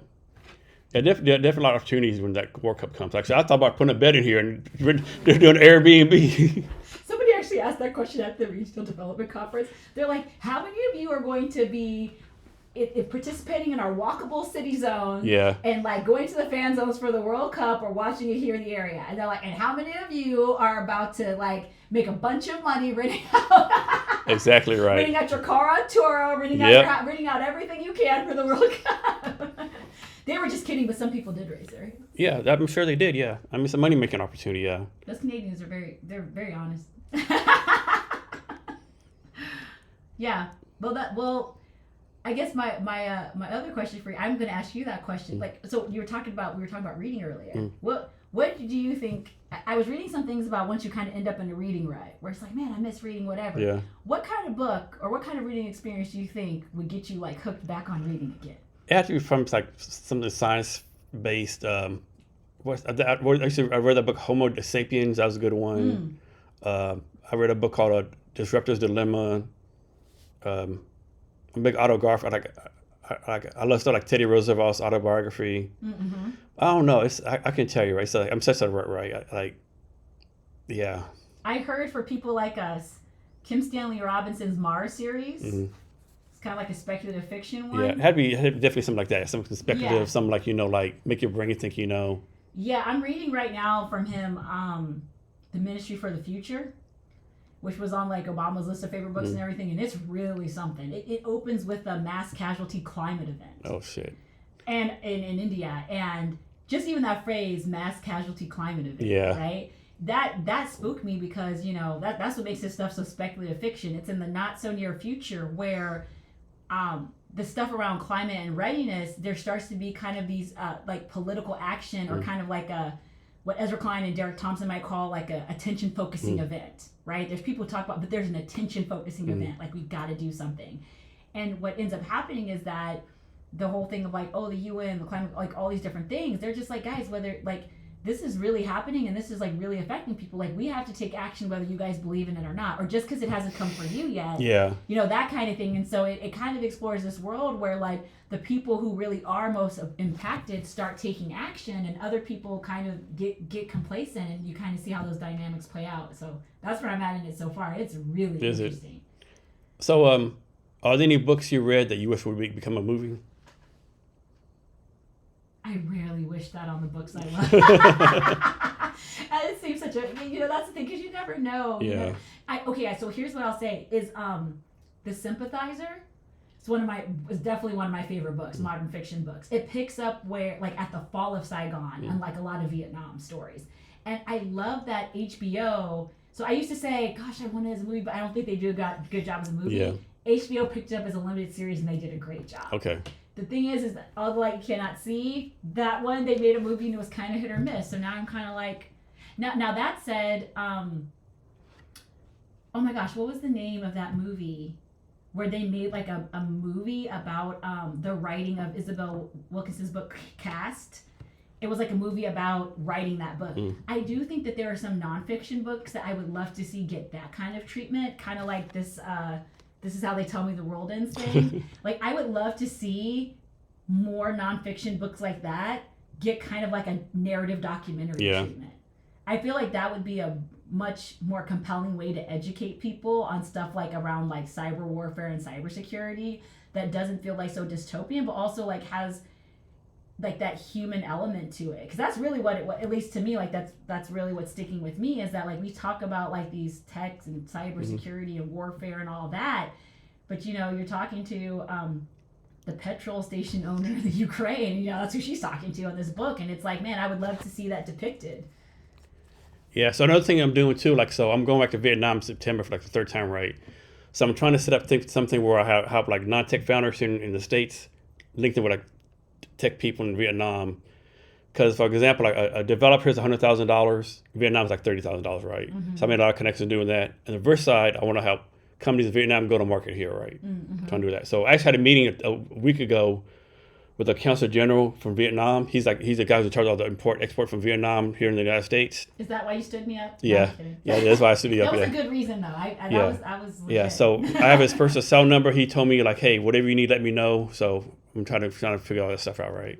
Yeah, I was I'm really glad to hear that. I was talking to some folks who were thinking about some of the stuff. They call it super teams in blockchain. Like Solana has super teams globally and all that. And I was thinking to myself, I'm like, because I'm a models and monetization nerd. I was thinking about that super team model, not like as outsourcing, because you know what you hear that and you're like, what's the difference between a super team and an outsourced team, right? And there are some clear characteristics for that, but I'm glad to hear you say that, because I do think that like people, I do think kind of like the next gen of outsourcing is that super team model, because it's not enough just to outsource. That's what I'm trying to do. Yeah, it's a two-way street, and also I feel like outsourcing, it assumes like you're just looking for lower costs abroad, when in reality, like maybe you're not just looking for lower cost, you're looking for a new global market. Yeah. And people don't realize how advanced tech-wise Vietnam is, right? They're doing some amazing things. Like, it's just insanity over there. One thing, so when I was at Columbia, for grad school, I didn't get an MBA. I got a Master's of Science in Information Knowledge Strategy. And in the School of Professional Studies, you can get an elective, you can do electives in applied analytics. And so I did my applied analytics one, and you're supposed to take these data sets and like basically like have a hypothesis, prove or disprove it with the data, et cetera, et cetera. And I picked one around like this idea that the growth of the BRIC countries or developing countries was proof that America was in decline, or that the growing economies of other countries was like somehow damaging to the U.S. So I was able with data to definitively debunk that, maybe just for my own sanity's sake. But if I had to do that project all over again, what I would really be interested in looking at is the data around innovation, patents, investment, and growth around demographics and age, because Vietnam has a very young half the people, 75% of people are 30 and below. Yes, and so when you say like that tech and all that is really like traction and it's advanced, that doesn't surprise me at all. Yeah, so I was there for 3 months. I actually did 18 podcasts over there, 18 in-person podcasts, right? So I had one guy, Chris Tran. He actually graduated from college at SMU. He's from Singapore, graduated from college at SMU, but he lives there now. He's like the #1 crypto NFT guy there. Another guy interviewed Raphael Masters. So his company, like, he does like robotic arms for amputees, but his master plan is like fucking crazy as fuck. It's like his scene is a future. Of course, he's gonna like he's got to figure out how to do data, have data, or whatever. But here's a future where like anyone just like take the arm off and put a robotic arm on, like. Hey, like I'm gonna go do whatever, right? I need like robotic arms, like this, like changing tires, right? Yeah. Can you imagine like changing your limbs like tires, right? Yeah. It's like they're doing some crazy shit over there. Well, here I have another question for you, because you can help me with this, because this is a question I get and I think about a lot. Whether it's quantum, what you just said about like those robotic hands, here in the U.S., a lot of people, they're convinced that stuff doesn't exist. Like I said, on the basis of a Google search, a article, hearsay, whatever. I know it exists, but people here, we kind of do the shadow side of the First Amendment is people kind of choose their own adventure and their own reality. Do you how do you communicate with folks? How do you communicate? Basically, how do you break the news to them that the thing that they are so convinced doesn't exist, doesn't matter, etc. when it comes to this emerging tech stuff, like. How do you break the news to them? I mean, sometimes is it worth the brain muscle and the bandwidth to educate them, right? And that's kind of where I'm at with it. I say more about that. I mean, sometimes you have to make a case by case scenario. Like some people are so anti-tech, anti-whatever. This isn't happening right. My Facebook group says this and that. I did my research. Nothing you tell them. You might show them a video. It's right here. Oh, that's AI did that. AI did that, I mean, some people just gotta make a judgment. Okay, is it worth your mental capacity to try to convince them this stuff is happening? And I do wonder about that a lot. Like I said earlier about the coalition of the willing. And it's hard. You can't really educate someone who wants to debate. But objective things like this exists is not really a debate. Yeah. Like in good faith, it's not really Yeah. a debate. That's just somebody like kind of resisting breaking news. Or like someone says, that's your opinion. No, that's not opinion. That's fact. That's like, no, that's actually a product that you can go and Yeah. that's not my opinion. That's a product, Yeah. right? And that's kind of where I'm at with a lot of this stuff. I will say, going back to this incumbency and generational divide, I was telling Johnny the other day that I get a sense that people want us to have a bigger chip on our shoulder. What I mean by that is like, they want us to play David to their Goliath. Yeah. And they want us to be like, convince us this quantum thing is real. Convince us it's more than a chip. Convince us, prove to us, win us over, and all this other stuff. But progress doesn't ask for anybody's permission. No. And it's kind of like you said, like, is that really the best use of our time and energy? Or should we kind of just stick with the coalition of the willing? Or should we stick with the curious? And it's like, I tend to lean more to those folks because I don't really like being in a defensive, reactionary position unnecessarily, but I know some people really want that fight. Yeah, I think about Vietnam too. It's so tech advanced, so entrepreneurial. Like, people have no idea, right? Yeah. And what's this crazy? Like, it kind of blew me away. They love Americans, like, and I would never expect that, right? Like, they love Americans. Yeah, I mean, I never got to go to Vietnam, but I went to Hong Kong, and that was the place that blew my mind. Yeah. Not sure about. I didn't hear a lot of American love. In fact, I heard somebody tell me I should move there. They're like, it's not safe for you in America. You need to come here. And I can't, statistically, in a data-driven way, they're not wrong. No. They're not wrong. But yeah, I think another thing I hear people say a lot is, oh, well, if any country has anything more advanced than us because they stole it. And I'm like, how did they steal something we don't even have? Yeah, I know, right? I'm like, walk me through that. How do you steal something? They're like, well, the blueprints to what they have. And I'm like... Yeah, I don't know. It's a different world over there. It's like, I don't know. Yeah, it's, I don't... Yeah, this, in going back to this generational divide, I am noticing it's a generational divide because there is kind of a level of American exceptionalism of a certain generation. And I don't have to tell you this, you're a veteran. Yeah. But they can't really make room for a narrative of any country more advanced than us or any country doing better than us, And I think from a generational perspective, or even like people who are a bit more traveled, that's kind of, that's not really on the table for folks like us who like going abroad, and we like to see humanity, right? Like I mean, for me, my best friend growing up was Vietnamese. And I learned so much. I feel like I learned more about the American dream from her family than anything else. It's true. Like her dad was, back in Vietnam, he had a machete and bamboo and all of that. And he gets to America, and he gets power tools. He's unstoppable. Yeah. He was building out, before they opened a nail salon, he built out the chairs for the pedicure stations. Yeah, one thing with Vietnam, there's no OSHA in Vietnam. There's no safety, There's no. I'll see some pictures after this. Yeah, there's no OSHA, no videos. I'll show pictures like people with power tools and the flip flops, and cigarettes. Or like I see like people like power tools on, throwing up the bamboo things, and people catching like, what the world? Yeah. Or you have like the bungees, like the makeshift bungees for going up and down. Oh yeah, I remember even when I was in Bali, man. Those motorbikes in Bali. Oh yeah, you haven't lived until you've been on a motorbike in Ho Chi Minh City. I was just like, I remember holding on for dear life my first motorbike ride in Bali, and I was like, Anthony Bourdain would be so proud of me right now. So I'll tell you one thing I think is really gangster. So in Vietnam, like, we ride back on motorbikes, you see females, like, you used to have like you're behind someone with two legs with the left hand. These females have the legs on the one side. Their side saddle. Taking selfies, doing makeup, nothing holding on. The bike's like, man, that's gangster right there. I tell you what, I've seen. I saw a woman riding. It was a mother, and then her daughter was like side saddle, and on the back was her son holding the youngest one. I was just, and the one daughter was holding the groceries. I was like, wow. So the best one I saw was this lady. She had an aquarium, full of water, full of fish. She was holding an aquarium like this and riding like this, and the water no water spilled. Man, that's really something. I mean, the world's a big place. Like the world and the people in it. My grandma used to say it takes all kinds. Yeah, and it's so safe over there. Like every time they're out drinking somewhere at 3 a.m, like, yeah, if I was in the States, I'd probably be fucked right now. I tell you what really surprised me when I went to Dubai. I was so surprised how those folks in Dubai were looking out for me. Yeah. I mean, they would. I remember this one time.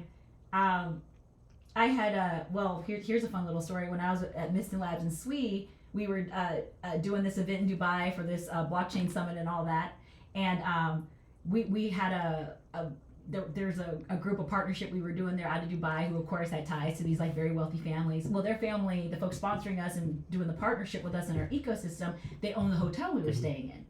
And it also had a karaoke club, a nightclub, and all that. And for one of our closing parties, we had like a little VIP section, and like they had the singers, the dancers, all this stuff. And our VIP section had an imported beer, which was Budweiser, because it's Dubai, right? And so I wanted to get a Stella, and so I went over to the bar, and it was loud, and we're yelling over people and all that. And so this one European man had gone in front of me, and he ordered, his Heineken and all that. And I went to go order my Stella, and they said, "Oh, okay. Do you want us to put it in U.S. currency or local currency? Because there's a bank fee, a transaction fee." And I was like, "Oh, you can put it in U.S. currency." I mostly did it because even though I told my bank I was traveling, that the fraud alerts go crazy, right? Well, this young woman, after I had done that, she goes, excuse me. She says, "I noticed that you let them charge you in U.S. currency." I said, "Yeah." She's like, "Oh, never do that, especially here." She goes, "It's always cheap." Now, mind you, she didn't stop that European guy. She stopped me like, "Oh no, you want to do it like that." And then somehow later that night, me and some of the Miston team, we ended up partying with CZ and the VIP. He came by our party. Nice. Still got some of the pictures from that. That was fun. Cool. What's the country you haven't been to yet that you want to go to? I gotta pick just one. Yeah. Italy. Italy? You haven't been to Italy yet? I haven't been to Italy. Are you serious? I'm serious. I was right there. I was in Greece, and I didn't go to Italy. Oh, it was hot in Greece, though. Had my first heat stroke in Greece. So when I was on, we were in Italy for 2 years. Yeah, you have to go to Italy. Yeah, and that's why I said that. So my choice is that kind of weird. I want to go to Norway for some reason. Oh, Norway would be awesome. I have no clue why. Like, I don't really like cold weather like that, Maybe it's the Northern Lights. I don't know. That's Norway's like stuck in my mind. I've always wanted to go to places like Norway and certain places in Germany. I studied German in high school and everything. But once people told me that the storybook imagery was based off of Stuttgart and Munich and Köln and like some of those places in Norway, I was just like, or just across Europe, I was just like, well, I got to see where the fairy tale valleys and mountains and, the hills are alive with the sound of music. I want to see that. Or even like New Zealand, right? Like Hobbiton. I want to go to Hobbiton in New Zealand, the Shire. Yeah. I haven't been to South America. For some reason, I really have no desire to South America. I've never been to Caribbean. It doesn't like do anything for me, I guess, I went to Jamaica. It was really nice. I'd love to go to the Dominican Republic. I went to Brazil. I went to Sao Paulo. There's some really, there's definitely more places I still want to go. I want to go to Belize. Yeah, that's beautiful. Yeah. Yeah, because it just looks really beautiful. Now I got to get over my thing about bugs if I'm really going to enjoy Belize. Yeah. Cool. Any more questions? No, cool. That's it. That was so fun. How can people reach out to you?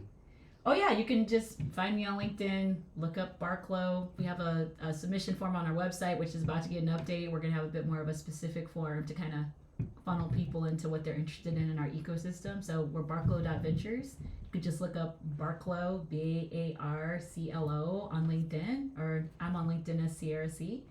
And yeah. And so how much time do you think, generally talking, like how much time do you think y'all spend on putting your name out there versus actually building what you're doing versus like researching companies? Is like a template for that? Not yet, because in the first 6 months, because I think there's another slice to add into it, which is, how do I know all this stuff I told you that I'm learning about with quantum? You put the link in the back of your neck back here, the matrix thing. Yeah, and Monardo's like Morpheus, and I say, I know trapped ion compute, and he says, show me, and No, there's a lot of time spent just like working up the learning curve, and not just for ourselves, but we're kind of like, the thing about doing anything futuristic is you kind of have to be this interlocutor. You have to be this translator. So when we talk about future fluency, we have to understand the source material from these researchers, from the rocket scientists, from the clean room people, and be able to translate that in a way that like makes sense, isn't compelling and relevant for people. And that goes into like those LinkedIn posts you asked me about.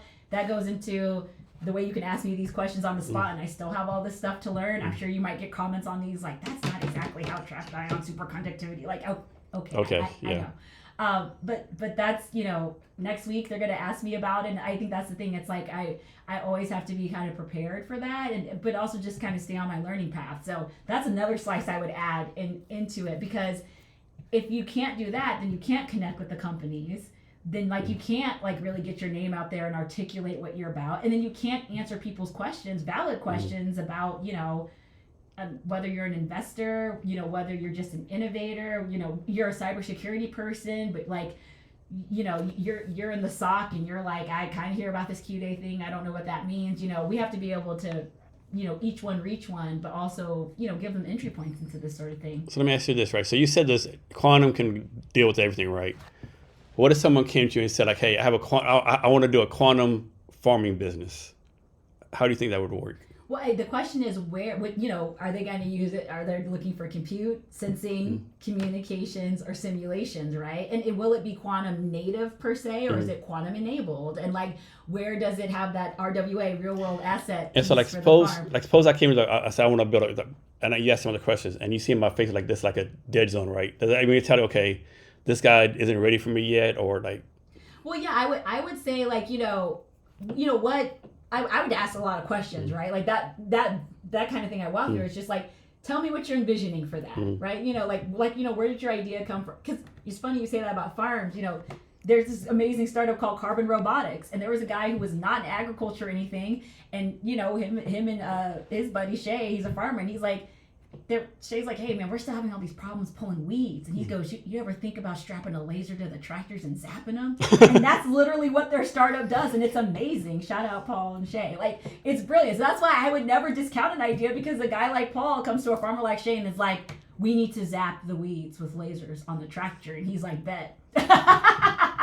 And they're doing great, so that's why I wouldn't count it out. Now that's some Rick and Morty shit right there.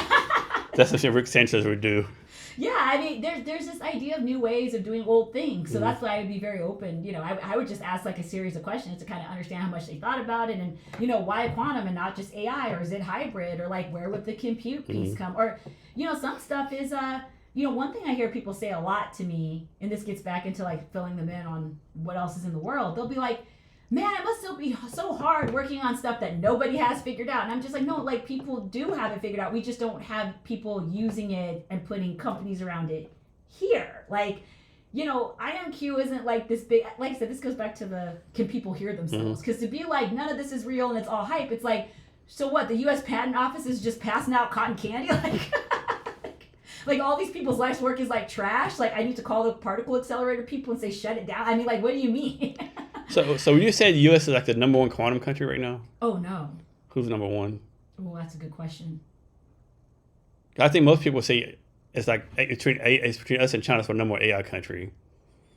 Ooh, I'm not even sure about that. No, I think it's China, I think it's somewhere else. I think that's what's hard is so you having companies that are making a ton of money on a technology, and then you having technology that is faster, cheaper, integrated, etc. I think those are two different metrics, right? Because you can say the U.S. is killing it on AI because we have all these startups, we have OpenAI, we have Microsoft. That's actually not the same metric, and this is what I mean by us being so coin operated, right? We're follow the money. If we're making all the money, then that means we're on top. But money right now and kind of this gold rush in AI is not the same thing as capability, scale, sustainability, etc. Right? So I won't comment on who's in charge or who's on top or whatever with AI, but I will say with quantum, I mean I'll just quote what Nardo said this week at the regional economic conference. He's like, hey guys, the latest tranche of funding for China for not just quantum but emerging and future tech to integrate it and be Q-Day ready and all that, $138 billion. The U.S. had $2 billion that they earmarked for this, and now, from what I hear, some of its disbursement is in question because it was $2 billion over however many years, and we're in the middle of those years. And I know some folks in Montana and all that are trying to work through that. But from a scoreboard perspective, points on the board, $2 billion with an asterisk and 138. Just a little difference. Yeah, 2 to 138 is a little discrepancy right there. Yeah. I'll ask you again real fast. Anything else you want to talk about? Or anything else I should ask you? No, this Cool. was so fun. You'll give you social media. So last thing, give us any advice and wisdom or anything you want to talk about.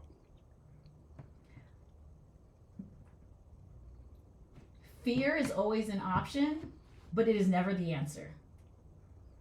Uncertainty is scary. The future is scary. You can't see around a corner. You never have been able to. Okay? There does come a point where the doom scrolling and the messages and all that stuff out there really start tainting your view of possibility of the future. I encourage everybody to get out of like the fear, overwhelm, doom loop and get back into their curiosity, get back into their wonder, get back into their fun, get back into their research. Because even if you are right about everything being horrible, at least create your own glimmers, at least create your own bright spots. Don't just spiral, don't just accept all of this like difficulty and challenge as impossibility. Dare to believe that there is something that can be done more than you just clocking out and checking out because everything feels so big and scary. Like find your people, like find people who want to keep their heads above the water and find people who like want to hope and want to build and want to believe and do something with that at the local level. Like whatever it is that you can do, you're worried about what's happening with food insecurity, go to Costco, grab some diaper packs, grab some applesauce, go to the food bank. Me and my daughter do that. There's always something that you can do. Never let anybody tell you that because the thing that they're working on is big and scary and bad, that your dreams, your family, your gifts, your skills have no place in this world, because it's just not true. Sierra, thank you for your time today. I really appreciate you. Thank you. And to our listeners, thank you for your time as well. Remember to be great every day.